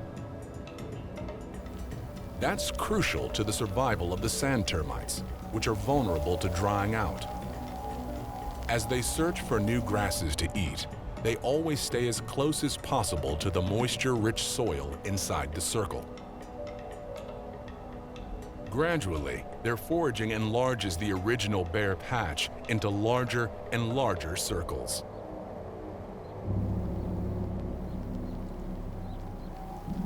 There are 2,600 species of termite.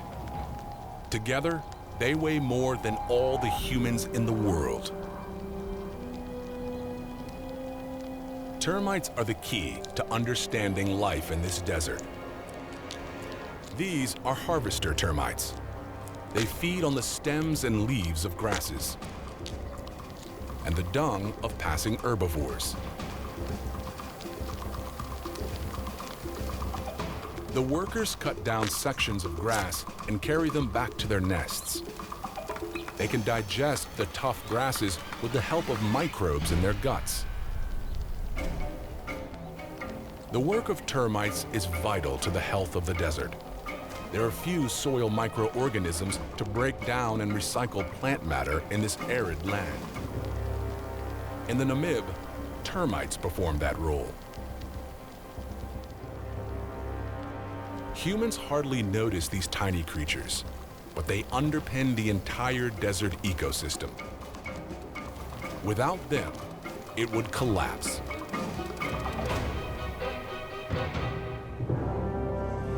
But not all termites can digest tough grasses. This 3-meter-tall mound belongs to a different kind of termite.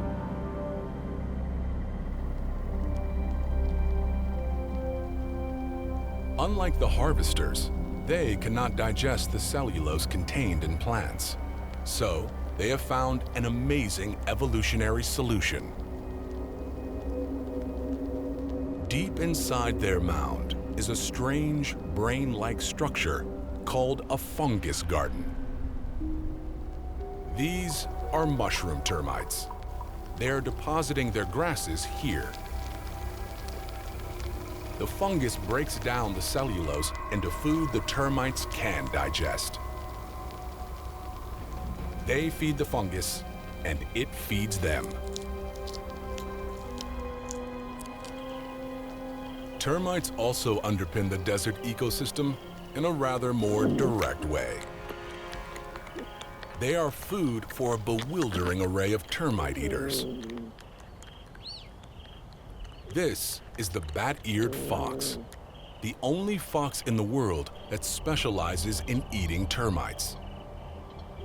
Its huge ears are a clue to how it detects its tiny prey. Sound. The bat-eared fox can actually hear the minute noises that termites make below the sand. Up to 90% of its diet is succulent harvester termites.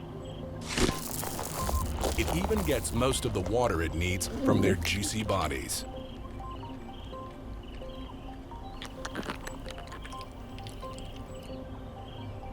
Mutant foxes are just the beginning.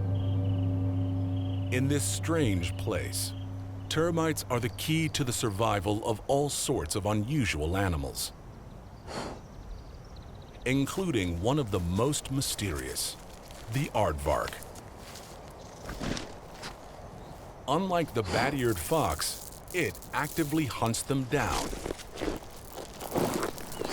The aardvark travels 10 kilometers a day to find enough termites to eat its fill. With the sharp nails on its front legs, it rips apart an underground termite nest and devours the inhabitants. The aardvark is such an effective digger that it can excavate a meter-long tunnel in just 5 minutes. Recently, a high-tech analysis of the aardvark's claws shed light on its incredible digging ability.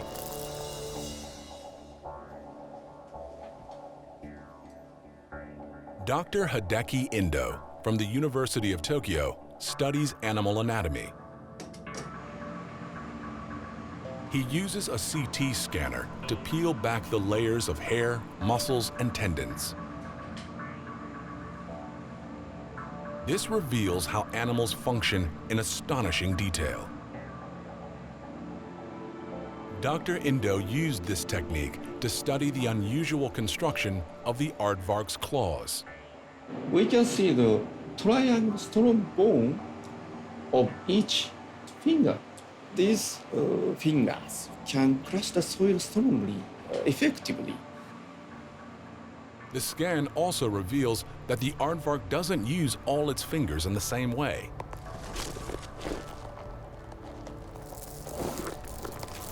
The two inner fingers curve more deeply than the outer ones.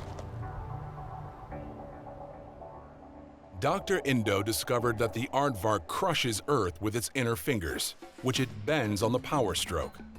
It then sweeps the dirt away with the flatter outer fingers. That's the secret to its amazing tunneling speed. I'm sure that the aardvark is the best soil crusher animals in the world.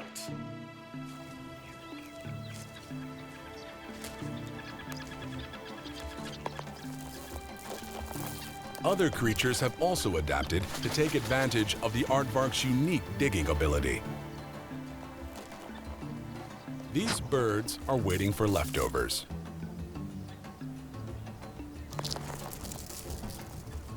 They can't dig for termites themselves, but they've learned to wait until the aardvark does it for them.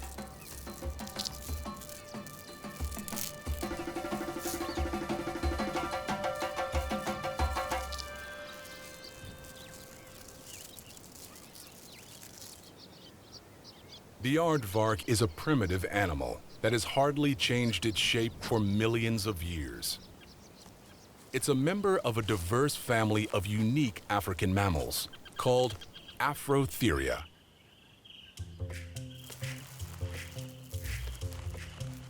One of the aardvark's Afrotherian cousins is also an accomplished digger that literally swims through the sand. This is Grant's golden mole. It's nocturnal as well as a burrower, so it has no use for eyes. They're covered with fur. It also hunts termites, seeking them out by their tiny vibrations. It looks just like a mole and behaves like a mole. But being an Afrotherian, it's completely unrelated. Afrotheria evolved over a period of 100 million years, while Africa was isolated from the rest of the world.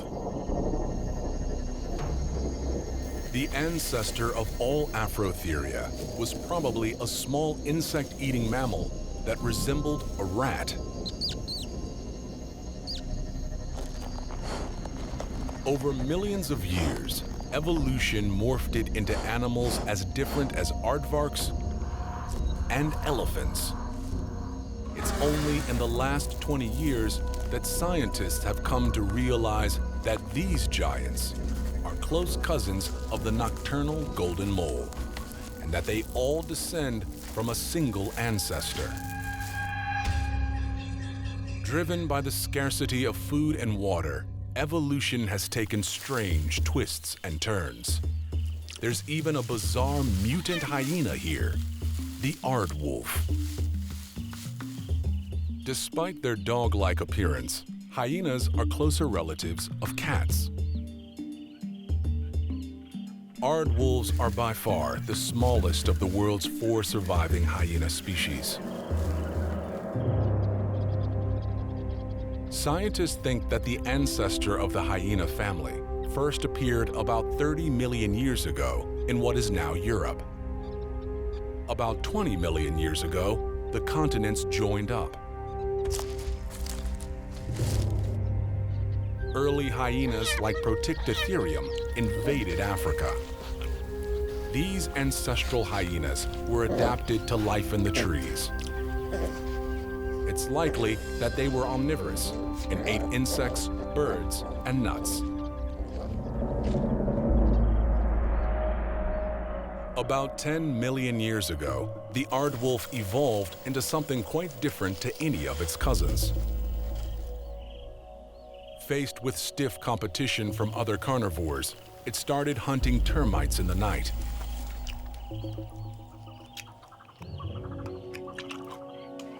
To catch them, the aardwolf's tongue has become long and flat, coated in sticky saliva. Seeking them out by smell, it can lick up more than 300,000 termites in a night.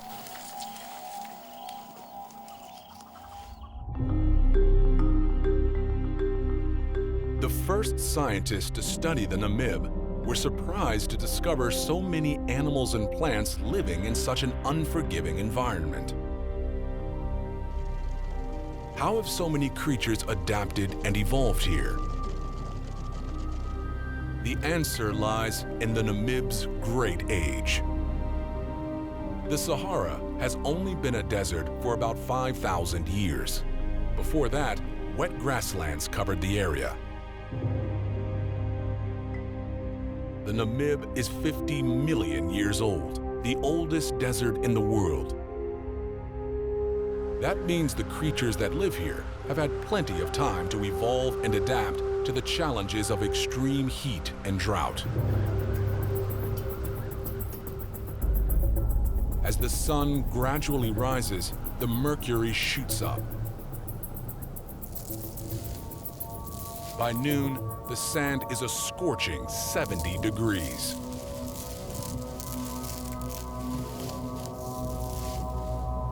But the chameleon has one more survival trick. It climbs onto a dead tree.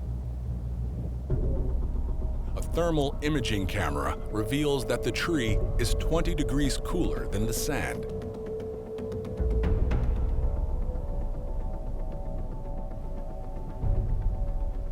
The Namib sand diving lizard has an even more unusual way to stay cool.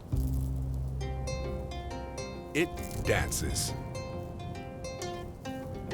This bizarre performance is called a thermal dance. The lizard raises a foot in the air where it is 15 degrees cooler than the foot on the sand. Each time a foot becomes too hot, it lifts it, placing the cooler foot on the ground. Peringue's adder has adapted to life on the searing sand by wriggling sideways. This reduces the surface area of its body that touches the hot ground.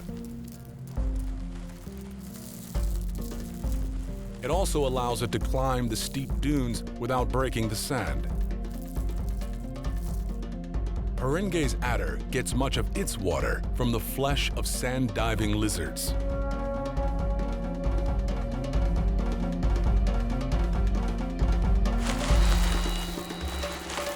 At the slightest sign of danger, the lizard dives below the sand to hide.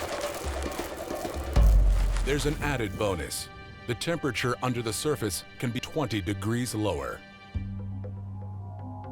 The extreme heat and lack of water has also driven the evolution of plants in strange directions.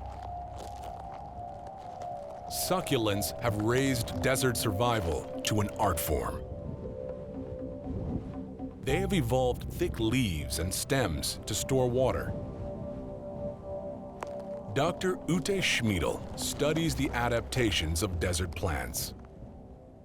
We can see that inside there are a lot of clear cells that are only there to store the water, whereas at the outside thin layer is where the photosynthesis takes place. And if we squash it, you can see how much water is stored in that leaf. 10% of the world's succulents live in this area, over 1,000 different species. Why are there so many? Scientists believe that it's because they have a short lifespan due to the harsh environment. That means many generations of succulents grow in a short time, which allows them to rapidly adapt and evolve into new species. One succulent in particular has developed an ingenious way to cope with the stresses of desert life. Very tiny and inconspicuous plant, and you wouldn't think that it's so special. Called a window plant, it lives half buried 5 centimeters under the ground. Growing underground prevents moisture loss through the leaves. It also protects it from grazing herbivores. But how does the plant get enough sunlight for photosynthesis? That's where the window comes in. The exposed part of the plant is semi-transparent. Light rays pass through it into the part of the plant that produces the green pigment chlorophyll for photosynthesis. These window plants that we find here, they're very special, and it's actually a strategy that several species developed in adaptation to this type of environment.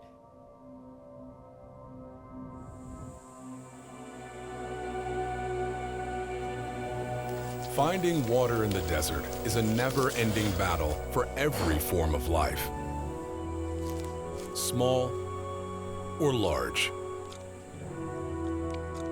There may be no rain at all during the long, hot summer. For large desert animals, the need for moisture becomes increasingly desperate.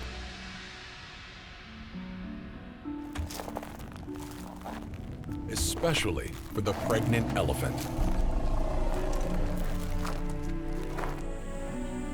This riverbed has long dried up. It seems the elephants are too late. But even the elephants here behave mysteriously. They sniff the ground. They can smell something below the sand. Then they dig.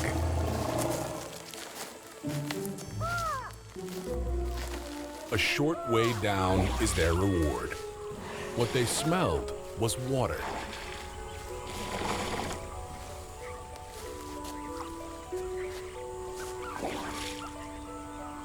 The first few sandy trunkfuls make a refreshing shower. And beneath that, there is cool, clear water.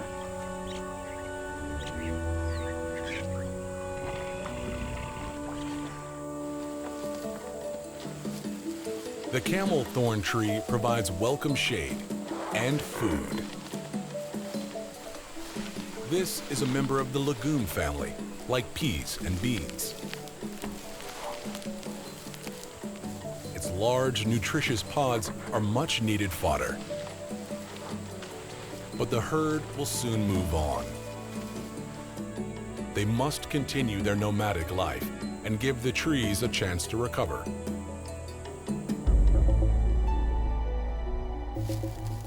Even brown hyenas, the carnivorous cousins of the aardwolf, scratch out a living in this desert.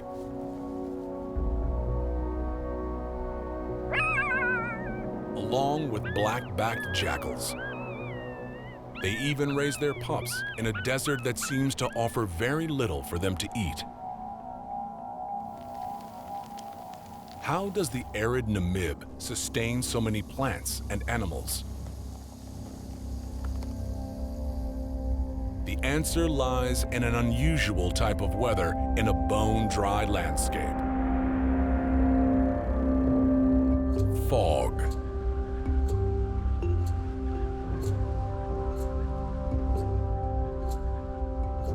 At certain times of the year, massive fog banks sweep in from the sea. Unobstructed by mountains, the fog can travel 60 kilometers inland. Many animals have evolved innovative ways to tap into this valuable supply of water.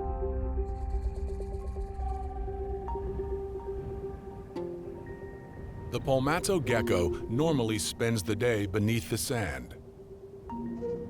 When the fog rolls in, it soon emerges to harvest the tiny droplets in a most ingenious way.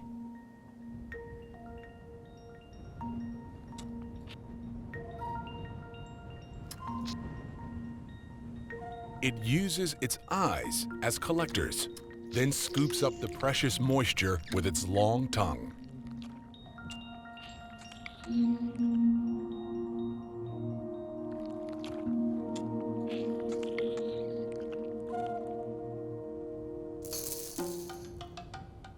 Insects use a similar trick. The darkling beetle, favored by chameleons, uses its armored exoskeleton to collect water. It faces into the breeze with its body at an angle. Small drops coalesce into larger drops, until eventually the drops are heavy enough to run down its body towards its mouth. The beetle drinks about 12% of its body weight in water. The fog can deposit up to a liter of water per square meter. Large animals such as elephants and giraffes also take advantage of this. They can get some extra water by feeding on plants wet with valuable droplets. The fog appears for around 60 days a year. The difference between life and death for many creatures. What causes this extensive fog bank along such a dry coastline? Ironically, the cold ocean current that prevents rain clouds forming also creates the fog. Moist air from the mid-Atlantic Ocean blows over the frigid water of the Benguela Current. Water vapor in the air condenses into thick mists that blow inland. These fog days bring precious moisture to the parched landscape.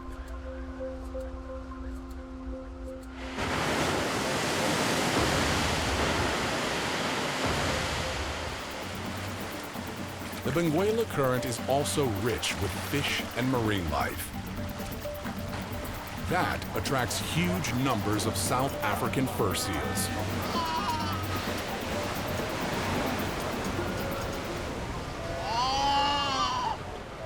Over 1 million of them make their home on the coasts of southwestern Africa.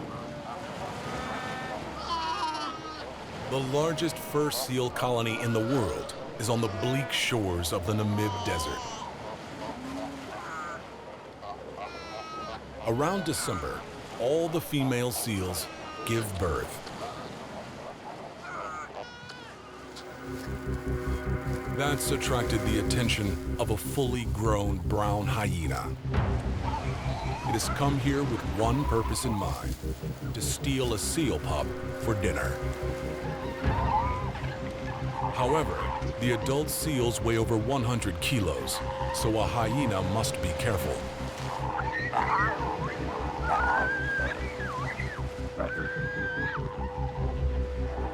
It slowly moves through the seals, waiting for a chance to pounce.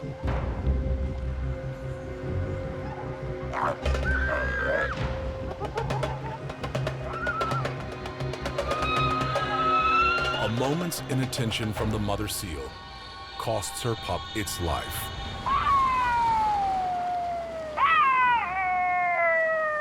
Hyenas are not the only danger facing the newborn seals. Jackals. These pack hunters rely on numbers to outwit the seals. Alert pups stay close to the adults as the marauding jackals skirt the edges of the colony. Mother seals defend their babies ferociously.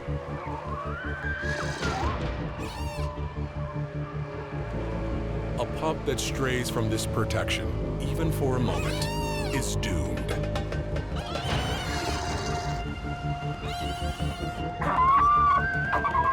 The hungry desert-dwelling jackals are determined to succeed.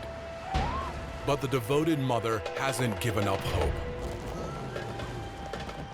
Even a newborn seal is too heavy for the jackals to drag far away from her.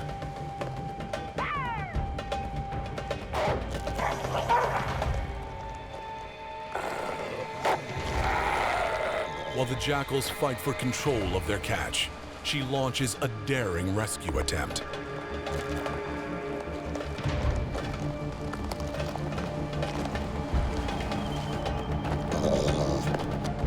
Her precious pup is injured, but alive.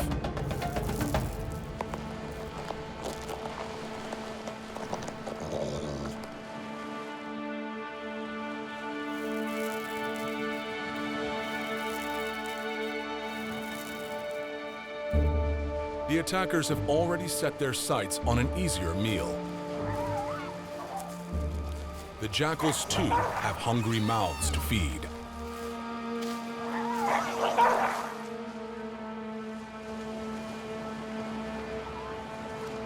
Their breeding coincides with the once-a-year glut of fresh meat in an otherwise barren desert. The male wolfs down as much seal meat as he can to take back to his family.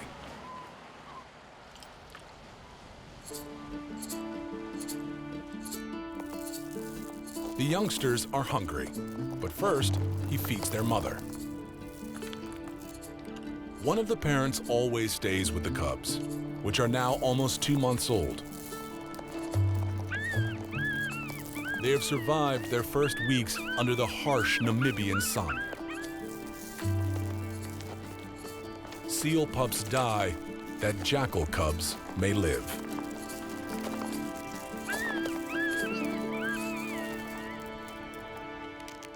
The same struggle for survival plays out on a much smaller scale, right beneath our feet. Harvester termites are laboring with a crop of grass. It is dangerous to be above the ground for a long time. They hurry back to the nest. Ants are waiting for them. Although they look similar, termites are related to cockroaches, while ants are member of the same family as wasps. Once an ant catches a termite in its powerful jaws, it is doomed. Despite this, the worker termites risk further trips. Even inside their nest, there is no guarantee of safety.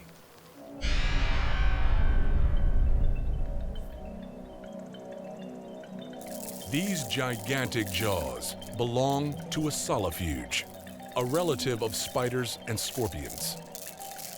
This fearsome creature likes to raid termite nests.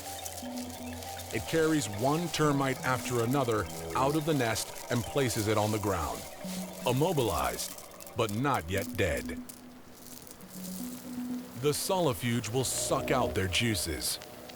Termites are food and water in one handy package.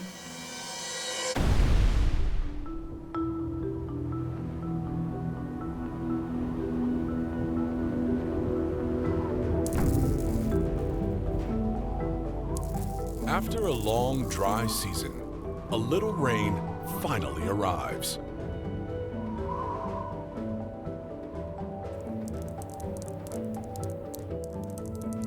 Even this small amount of water has a dramatic effect on this arid landscape.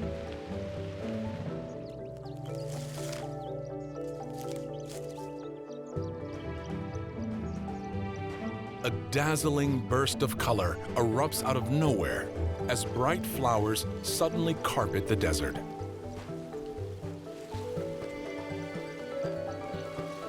Where has this magic floral carpet come from? As soon as the soil is moist enough, seeds begin to sprout. They race to bloom before the dry summer season sets in, flowering in the space of 1 month.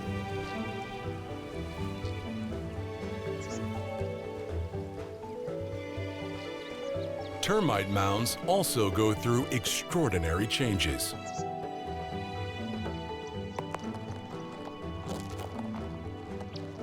Rain stimulates mushrooms to grow through the walls of the mound and burst out into the open air.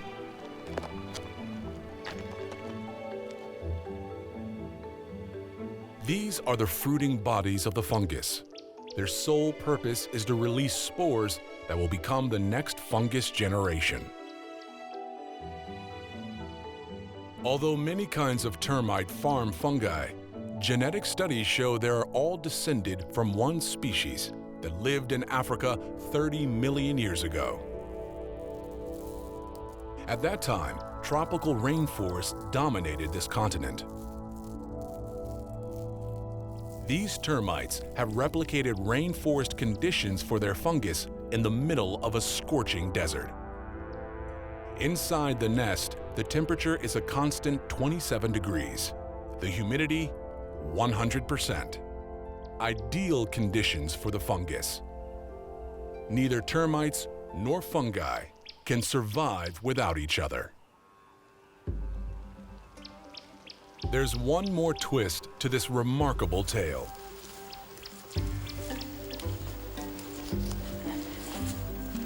These are baboons, unusual desert-dwelling monkeys. Called chacma baboons, they're on a mushroom hunting expedition. These monkeys live in one of the most arid environments of any primate. They have adapted to consume whatever is available in the desert, getting much of their moisture from food. Mushrooms are a favorite, both nutritious and a good source of water.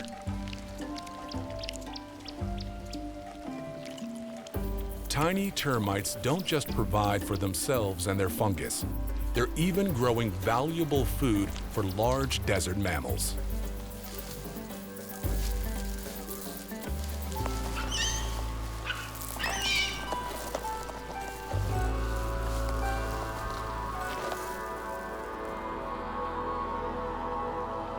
During the short period of rain, the dried-up river briefly flows again. For the desert elephants, it's a rare opportunity to drink as much fresh water as they want.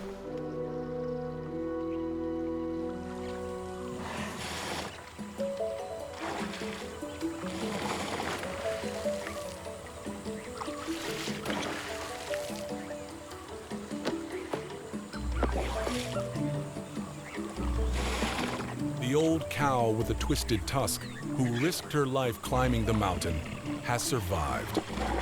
Beside her, the baby. It is just 2 weeks old. Desert elephants reproduce much slower than their bush-dwelling sisters do. It's very rare to see a baby elephant in the Namib.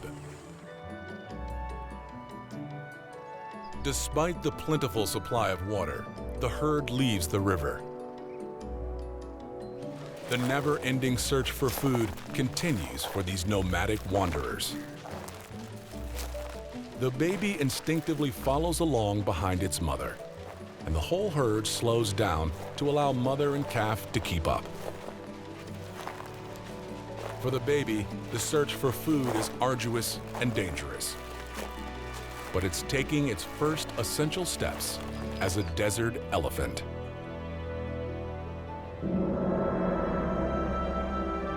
The arid Namib. Oldest desert in the world. Created and maintained by cold ocean currents. Yet in one of the driest parts of the world, an amazing number of animals and plants eke out a successful living. Some iconic, some rarely seen.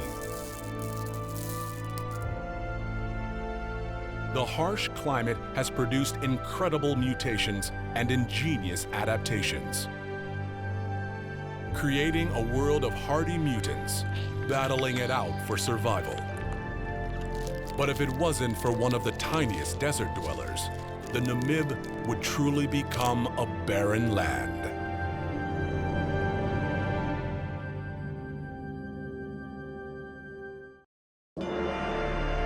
Central America, one of the great biodiverse hotspots on our planet. Deep in these forests, apex carnivores, bizarre mammals, mirrored insects, a kaleidoscope of creatures, much more than a stunning spectacle. This is an evolutionary arms race. Incredibly diverse ecosystems produce these animals. While every year a magnificent marine gathering occurs mysteriously. What forces create such an amazingly rich and exotic melting pot of natural wonders?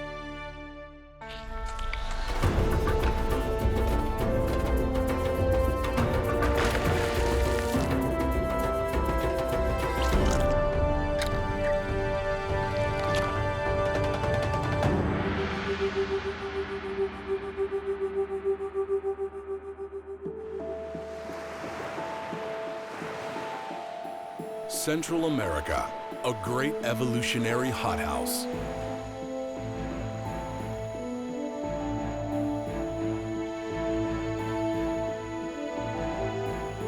Its tropical rainforests reach far inland until they meet a barrier. Immense volcanic mountain ranges.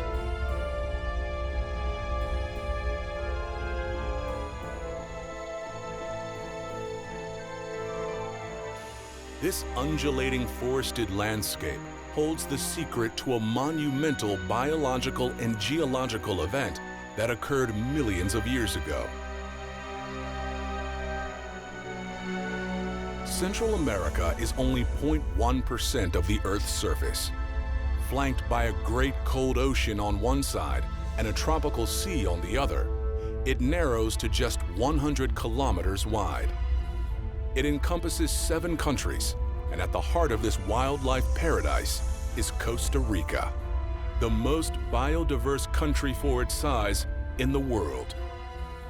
The key to this incredible diversity are the dense, tangled forests, forcing many animals to evolve bizarre strategies to attract mates, communicate, and avoid predators.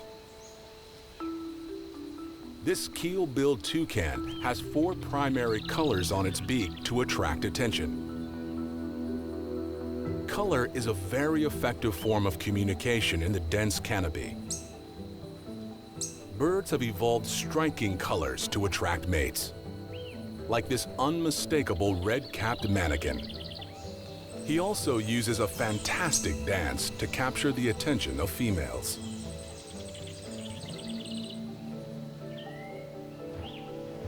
One bird has evolved such brilliant colored plumage that some call it the most beautiful bird in the world.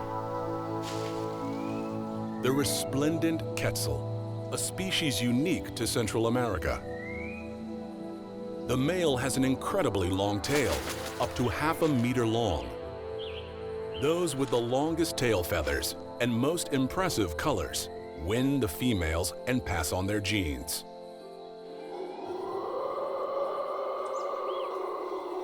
But to communicate over greater distances in the jungle, sound is more effective.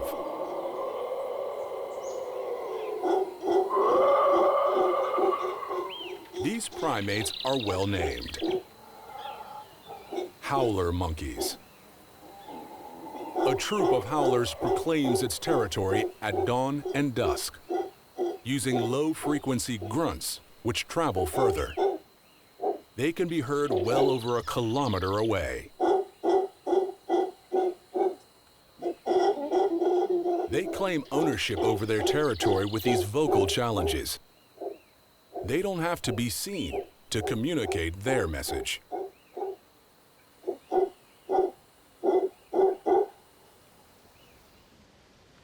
The white-collared manakin also uses sound in a very strange way. But how does it make this curious clicking sound? Slow motion reveals that he claps his wings rapidly together.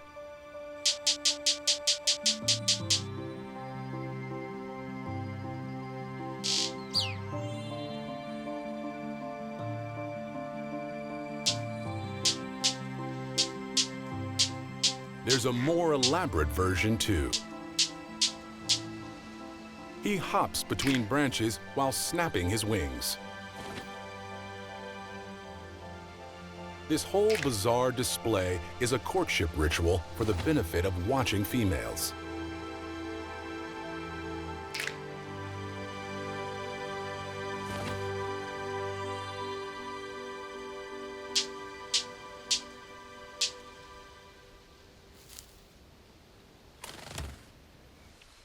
There are many different evolutionary strategies for survival.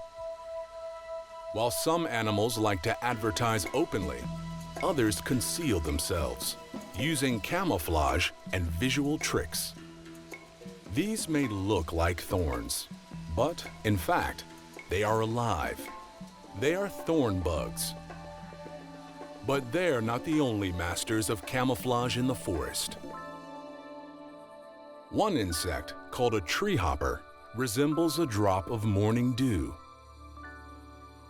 These bugs have evolved amazing forms of disguise to survive in the crowded forests.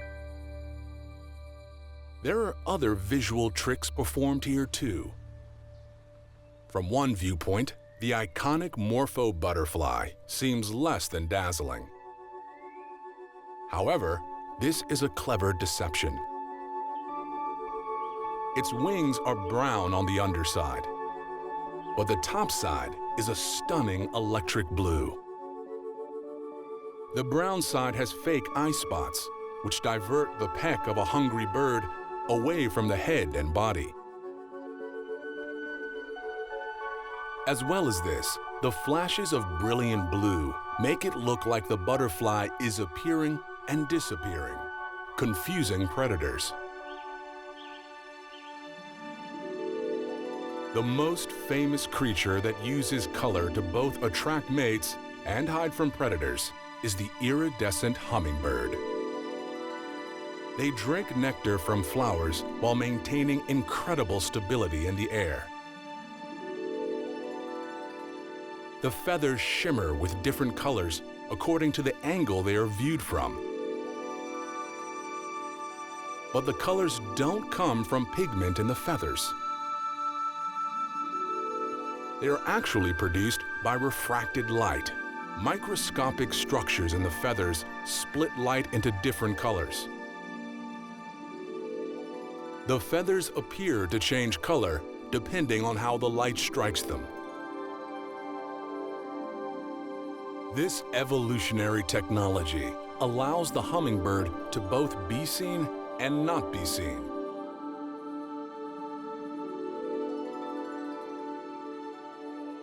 At certain angles, more or less light is reflected back to the viewer, and the bird can appear brighter or darker.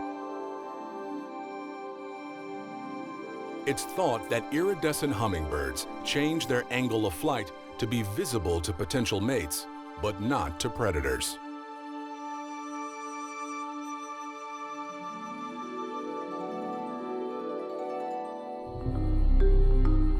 The tangled Costa Rican canopy has forced arboreal mammals to evolve new strategies to move and feed in the thick jungle.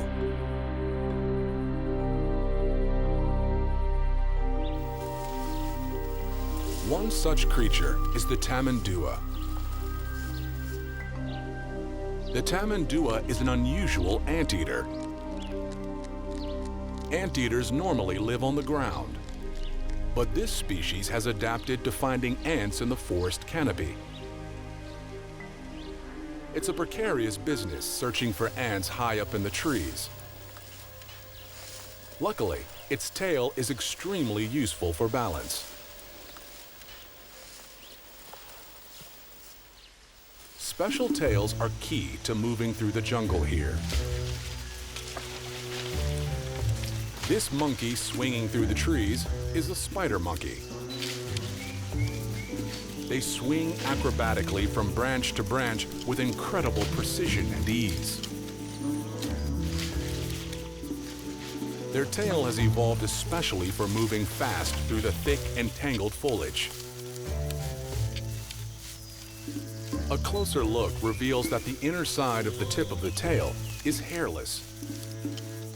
This bare part also has a sense of touch, like the palm of its hand.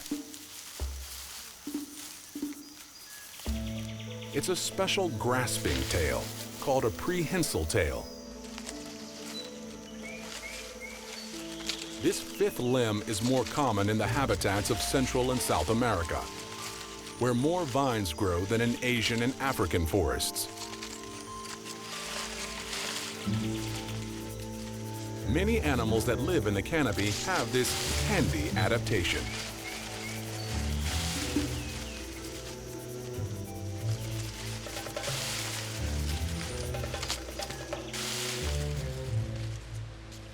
One of the most remarkable primates here is the endemic white-faced capuchin, a member of the highly intelligent and widespread capuchin family. They are masters at accessing new food sources using astonishing dexterity.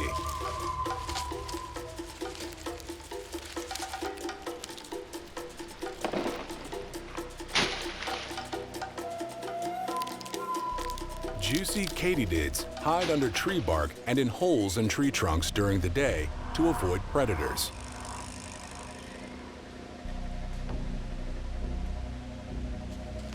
That doesn't fool the capuchin monkeys. They've come to know these hiding places very well, as insects provide them with extra protein and nutrients.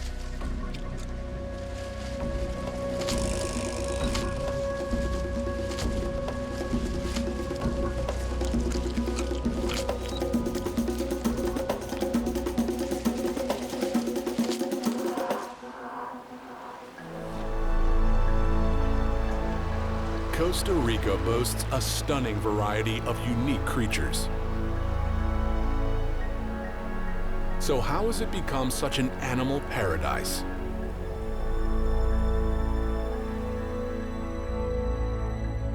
North and South America were not always joined together. North America was a holding pen for many ancient carnivores that migrated across a land bridge from Asia.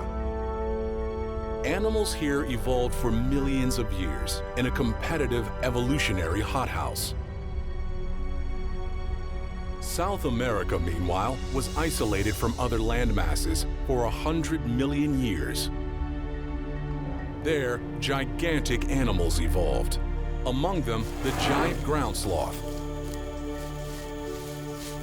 and an oversized version of the armadillo, the glyptodon.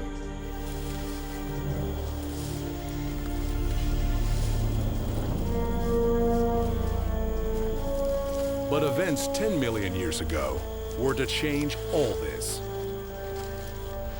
Tectonic movements deep below the ocean generated undersea volcanoes,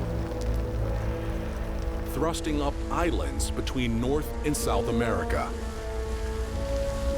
By 3 million years ago, a continuous land bridge connected the two continents.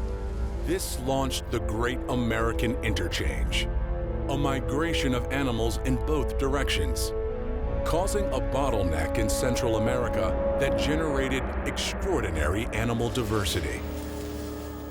One notorious carnivore, which came down from North America about 1.8 million years ago, was the saber-toothed Smilodon. It encountered the giant sloth,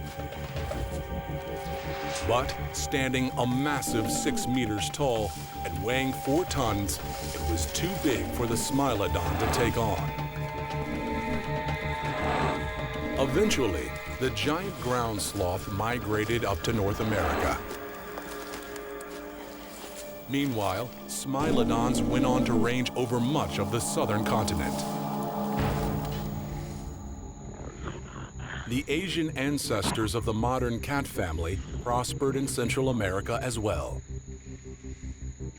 Jaguars and pumas became the apex predators on the forest floor.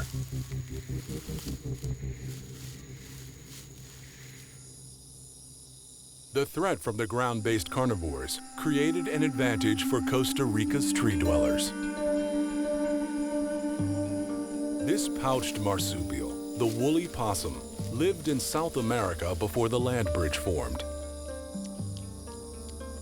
It feeds on nectar from flowers that bloom in the trees. That way it avoids ground-dwelling predators. It's not just the possum that enjoys nectar. The kinkajou is a relative of North American raccoons.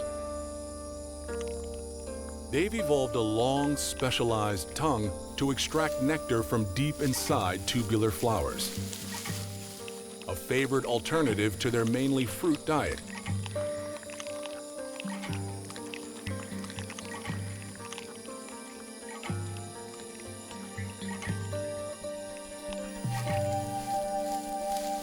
They go from flower to flower every night feeding.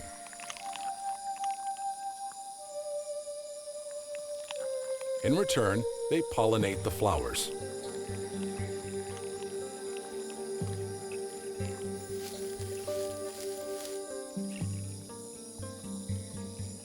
Many of these North American animals also adapted to life in the trees by developing a prehensile tail.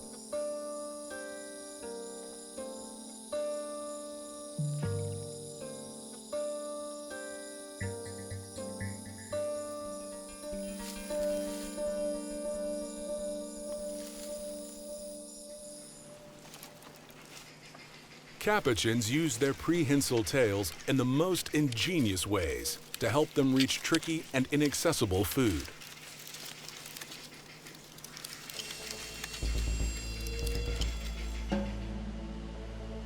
These spines are a defense for the acacia tree. But the acacia is a willing host for these ants, which are welcome to live here. The ants have evolved a special alliance with the tree. The acacia provides them with nectar and a breeding place. In return, the ants will swarm immediately to defend the tree against less welcome visitors.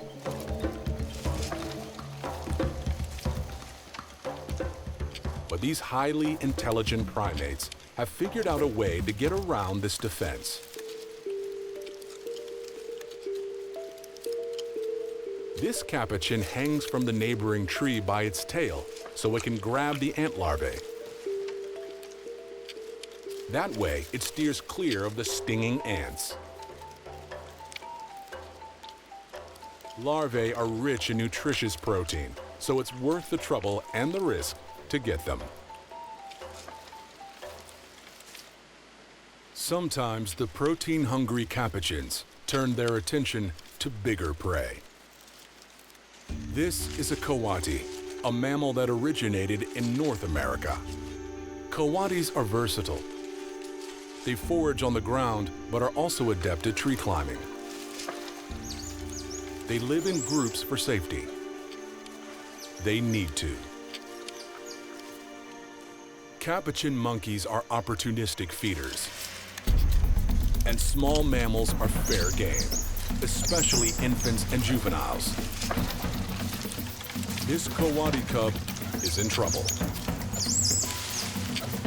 Its mother comes to help, but it's too late.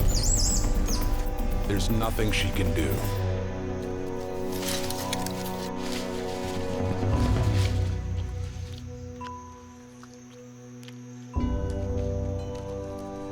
Capuchins have a varied diet, and they will eat meat when they can get it.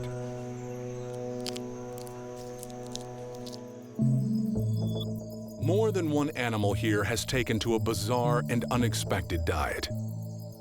At night, some incredible forest hunters appear. They have been waiting for dark.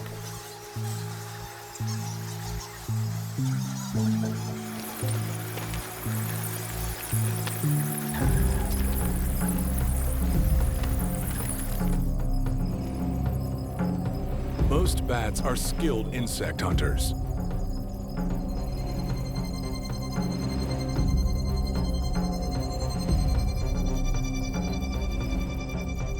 They emit ultrasonic pulses to detect their prey.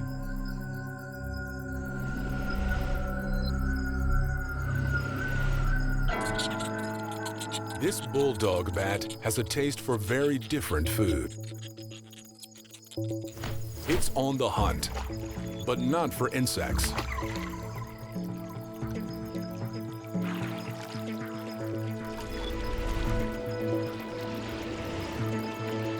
This bat has evolved to eat fish.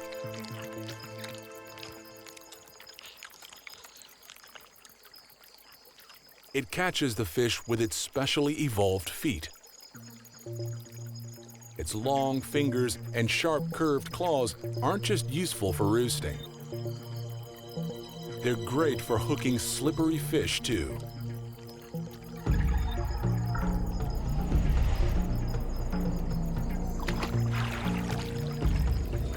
By emitting ultrasound, the bulldog bat can detect the water ripples that fish produce. The bat trawls the water surface where it senses fish might be.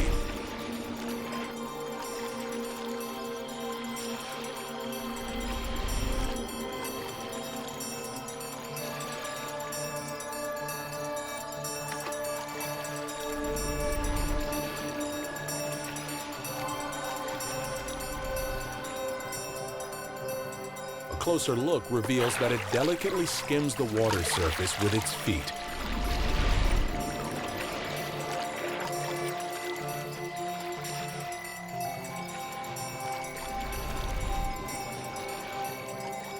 As it flies away, it acrobatically transfers the fish to its mouth. It's one of only 2 species of fish-eating bats in the world, both found in Central and South America. So how did they evolve such a specialized diet? Dr. Bernal Rodriguez Herrera of the University of Costa Rica is a bat specialist. Scientists think that fish-eating bats started off catching insects in mid-air. Una de las estrategias para escapar del murciélago es dejarse caer. El insecto se deja caer, de esta forma sale de la ruta de vuelo, pero muchas veces empezaba a caer sobre la superficie del agua, donde los insectos normalmente también vuelan. El murciélago en algún momento aprende y empieza a recoger el insecto de la superficie del agua. Y en algún momento en la historia evolutiva de estos murciélagos, ancestros del pescador, empezaron también a pescar. This bat species has evolved to hunt not fish, but frogs, employing a remarkable technique for capturing these slippery amphibians.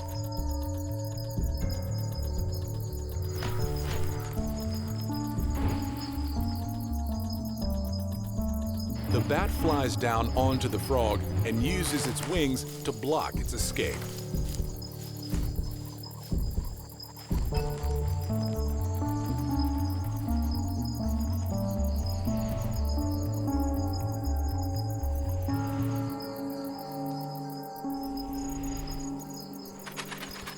This is the tiny Pallas's long-tongued bat. It's a nectar specialist, and it has the fastest metabolism ever recorded for a mammal. It's evolved to hover more like a hummingbird than a bat. This enables it to use its long tongue to retrieve nectar from deep within the flower.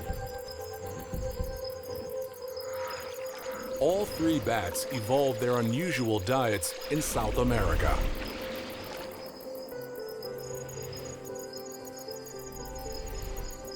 While many insect-eating bats came from the north.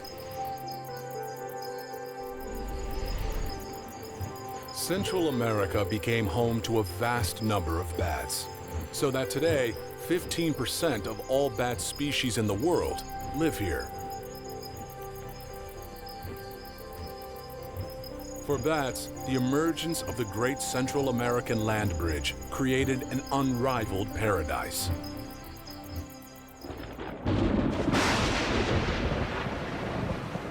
It's after midnight on a Pacific shoreline. A turtle emerges.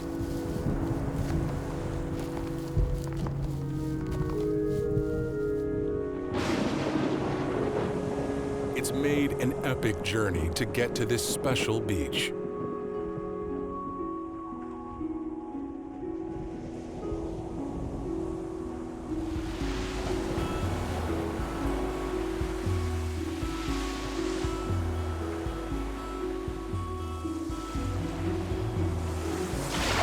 The olive Ridley turtle is on an urgent mission. She's not alone.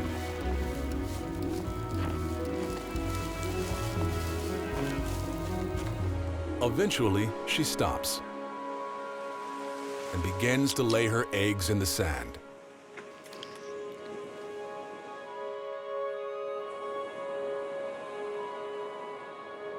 By morning, thousands more turtles have arrived to lay their eggs.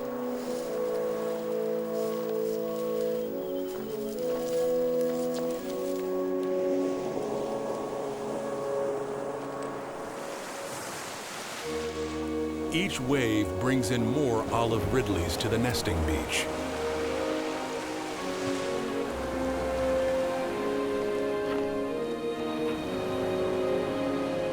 This amazing event is a mass nesting called the arrabada, meaning arrival by sea in Spanish. Female turtles crowd together over a kilometer of the beach, looking to deposit their eggs.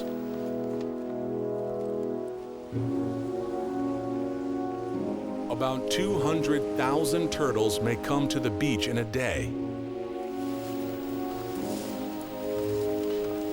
Turtles evolved mass nesting to reduce the likelihood of their hatchlings being caught by predators on their way to the ocean.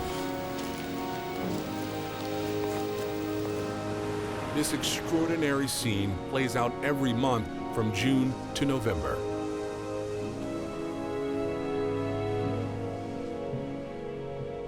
On the other side of the Central American Isthmus is the Caribbean Sea. This beach is famous for another turtle arrabada. Here, it's Kemp's Ridley turtle. The two species of Ridley turtles are the only sea turtles in the world that synchronize their nesting in this spectacular way. Why are they the only turtles to do this? Because they once were a single species, until the Great Land Bridge began to form.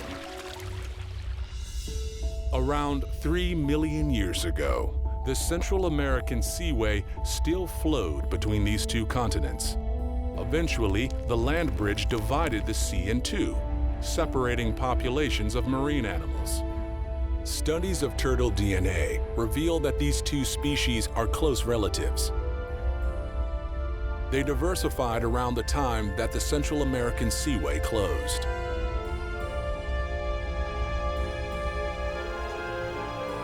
The emergence of the isthmus not only produced a great animal interchange on the land, it also drove the evolution of new marine species.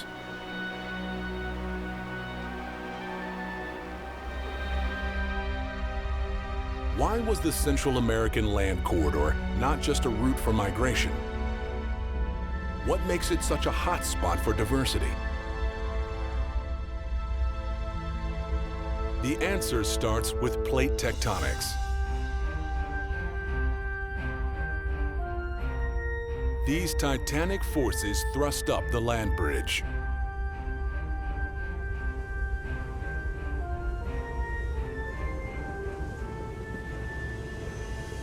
They created mountains and volcanoes across Central America.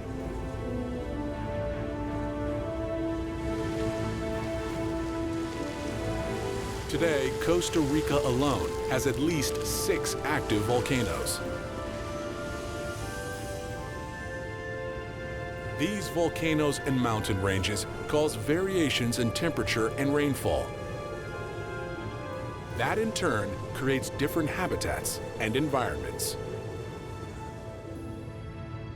There are 12 major types of ecosystem just in Costa Rica.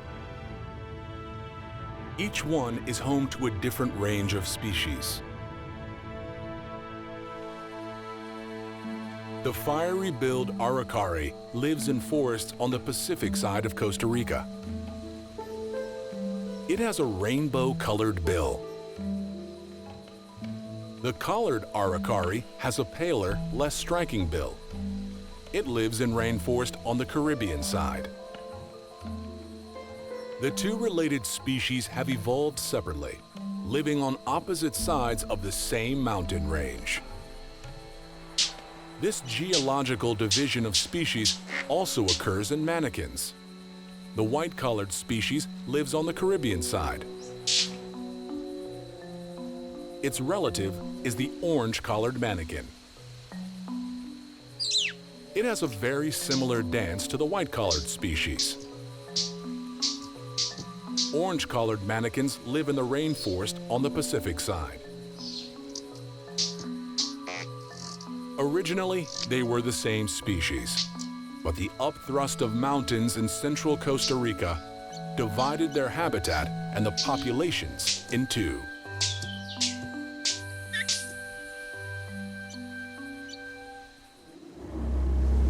At 2,000 meters above sea level, Costa Rica has an unusual forest ecosystem called a tropical cloud forest.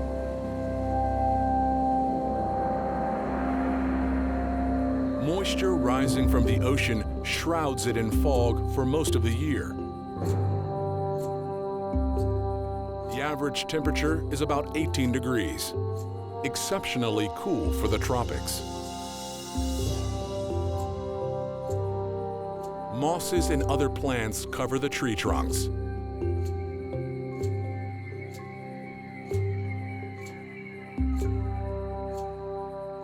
This mysterious forest harbors some very unusual creatures.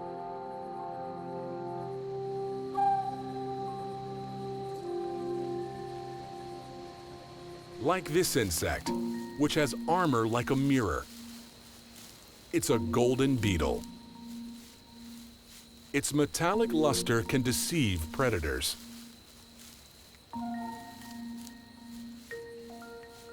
Reflecting its surroundings helps the beetle blend into the background.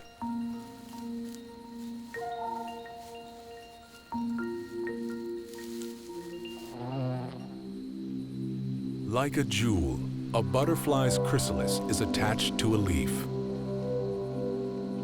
Its metallic sheen conceals it from predators. It's time for the butterfly to emerge from the chrysalis.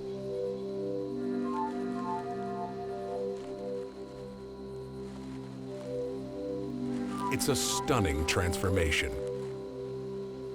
One that comes with another artful deception to help it survive.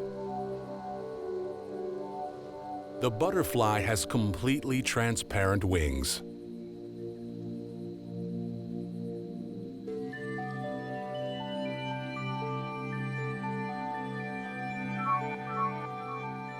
It can now travel from flower to feed, able to blend into any environment.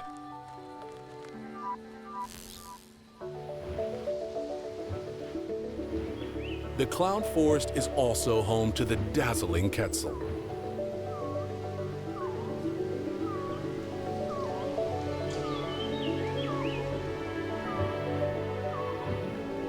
The quetzal has a close relationship with one particular fruit tree. Wild avocados are unique to the cloud forest. It's the breeding season. Quetzals gather by the tree bearing their favorite fruit.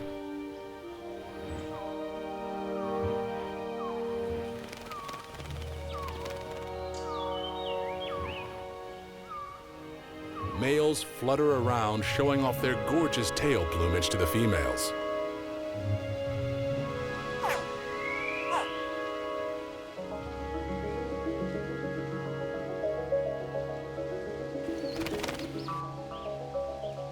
Sticking out from a hole in the tree is a quetzal's tail feather.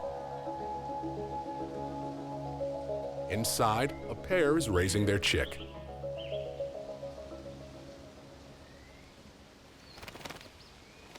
Parents come back in turns with avocados to give to their young. The avocado is an important source of nutrients for growing chicks. It's unusually high in fats, minerals, and vitamins. The quetzal helps to disperse the avocado seeds as it flies around the forest.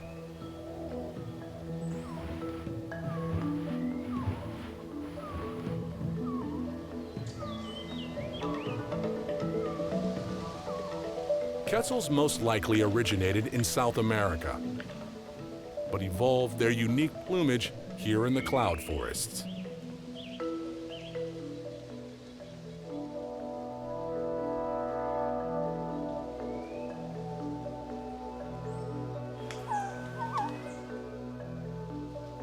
Costa Rica's mountains created another surprising ecosystem. A dry forest in a largely tropical environment. The leafless trees look almost dead in winter. This forest has a distinct arid season that lasts half the year. That's because of where it's situated, on the northern Pacific coast. From December to May, trade winds strike the mountains on the Caribbean side. The moisture-laden atmosphere from the Caribbean dumps most of its rain here, creating a rain shadow on the Pacific side of the mountains, which produces this strangely dry forest. To retain precious moisture in this dry environment, the trees shed their leaves, reducing evaporation. This has produced a rather bizarre side effect. The tree trunks here look green. That's because they have to perform photosynthesis in the absence of leaves. An astonishing adaptation that allows the trees to survive.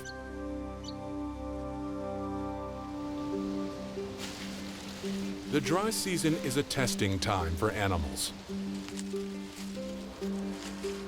But for the inventive capuchin monkey, it's a challenge rather than a hindrance.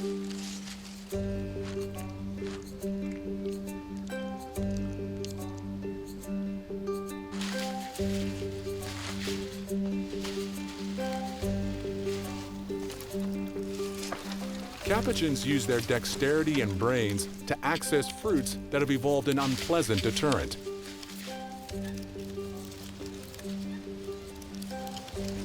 These red Slonia fruits are covered in tiny, painful hairs.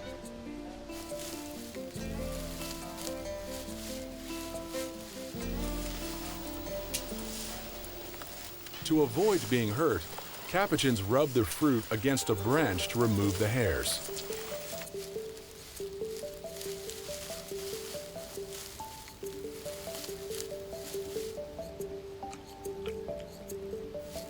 This gives the capuchins an advantage, as most animals have to wait until the fruits ripen and burst open before eating them.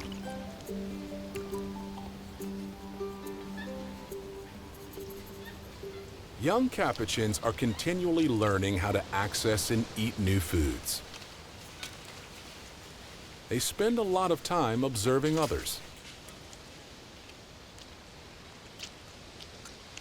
They watch carefully and try to copy the action by themselves.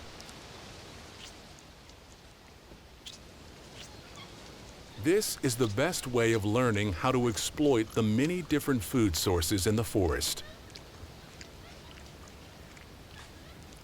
Scientists think that these strategies help the capuchin's ancestors to migrate successfully to Central America.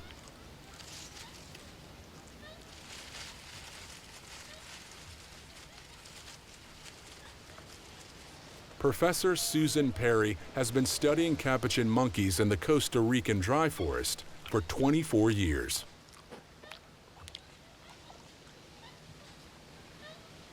In that time, she's documented the social relationships of over 5 generations of one group. Well, I think one of the secrets to success for capuchin monkeys, one of the reasons that they are able to have such a wide distribution geographically, is that they are omnivores and they're generalists. So they're very opportunistic in what they eat. They're willing to try new things. They have the manual dexterity to open a lot of foods that other monkeys can't. So they're in a big group and they have a lot of monkeys they can learn from about possible new food sources. A capuchin troop averages about 20 members. Living in large groups has one big advantage. Suddenly, one of the capuchins starts making an urgent sound. an alarm call. She's seen a snake on the ground.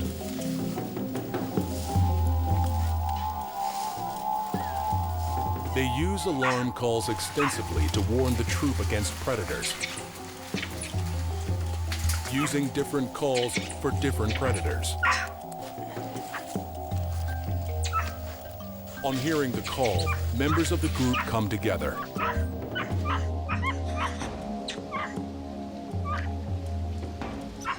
They form a gang, agitating and calling loudly to intimidate their enemy.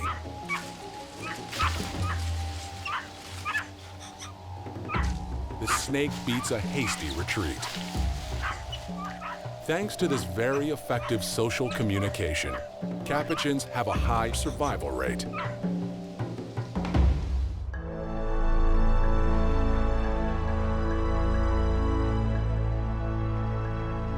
In the dry season, flowers appear in the forest.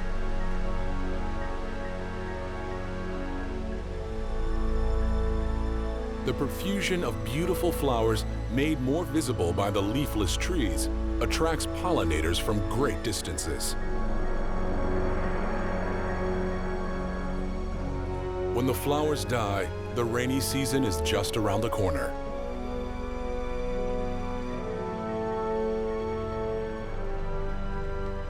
It's June. Rains fall again on the dry forest.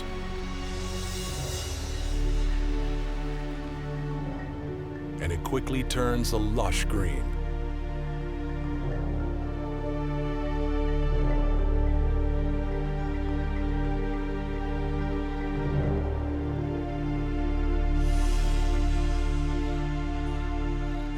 The fruiting season has come at last.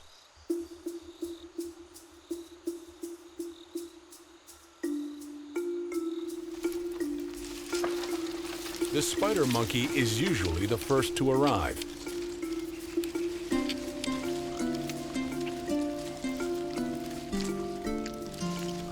Howler monkeys also love fruit and young leaves. And when fruit is available, capuchins are never far behind.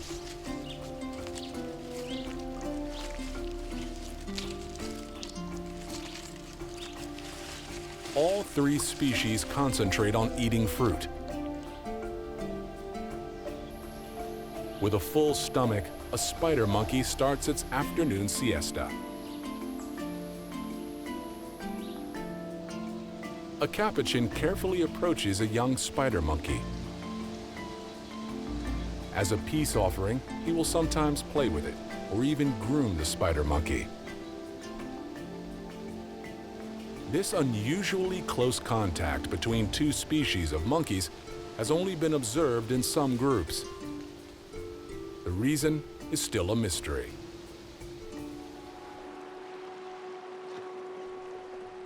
The rainy season is when baby sea turtles first see the light of day.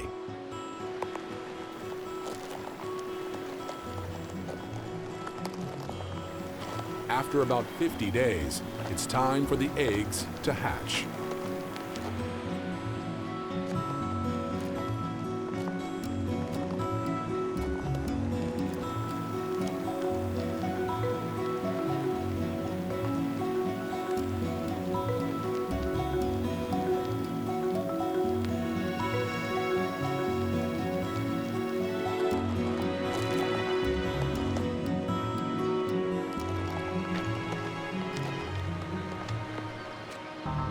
This is the moment watching vultures have been waiting for. A beach crammed full of tasty infant turtles.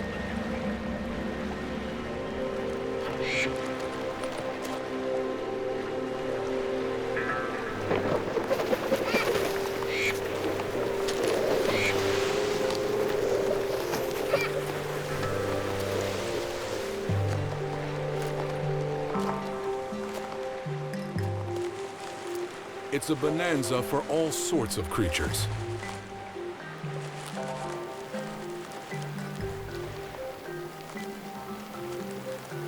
Nature is merciless. The vulnerable hatchlings have little chance. only 7% of baby turtles make it to the open sea. After crossing the treacherous beach, a newly hatched turtle is ready for its maiden journey. But once in the water, it's not completely safe yet. Birds can still swoop and grab the baby.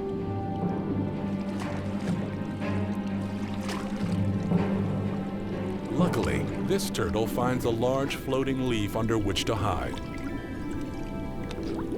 It's about to embark on an epic ocean adventure that has been taking place here for millions of years.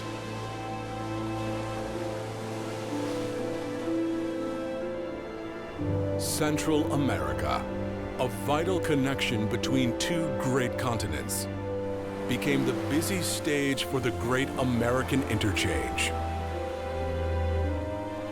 This land corridor, only 100 kilometers wide in places, is a major evolutionary driving force as animals intermingled, adapted, and evolved in response to new environments, predators, and competitors. The forests here teem with prehensile-tailed mammals and some of the most beautiful birds and insects in the world. While on the forest floor prowl big cats that migrated from North America.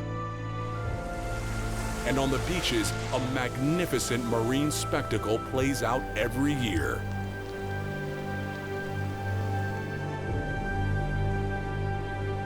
Costa Rica, one of the great species hotspots on Earth.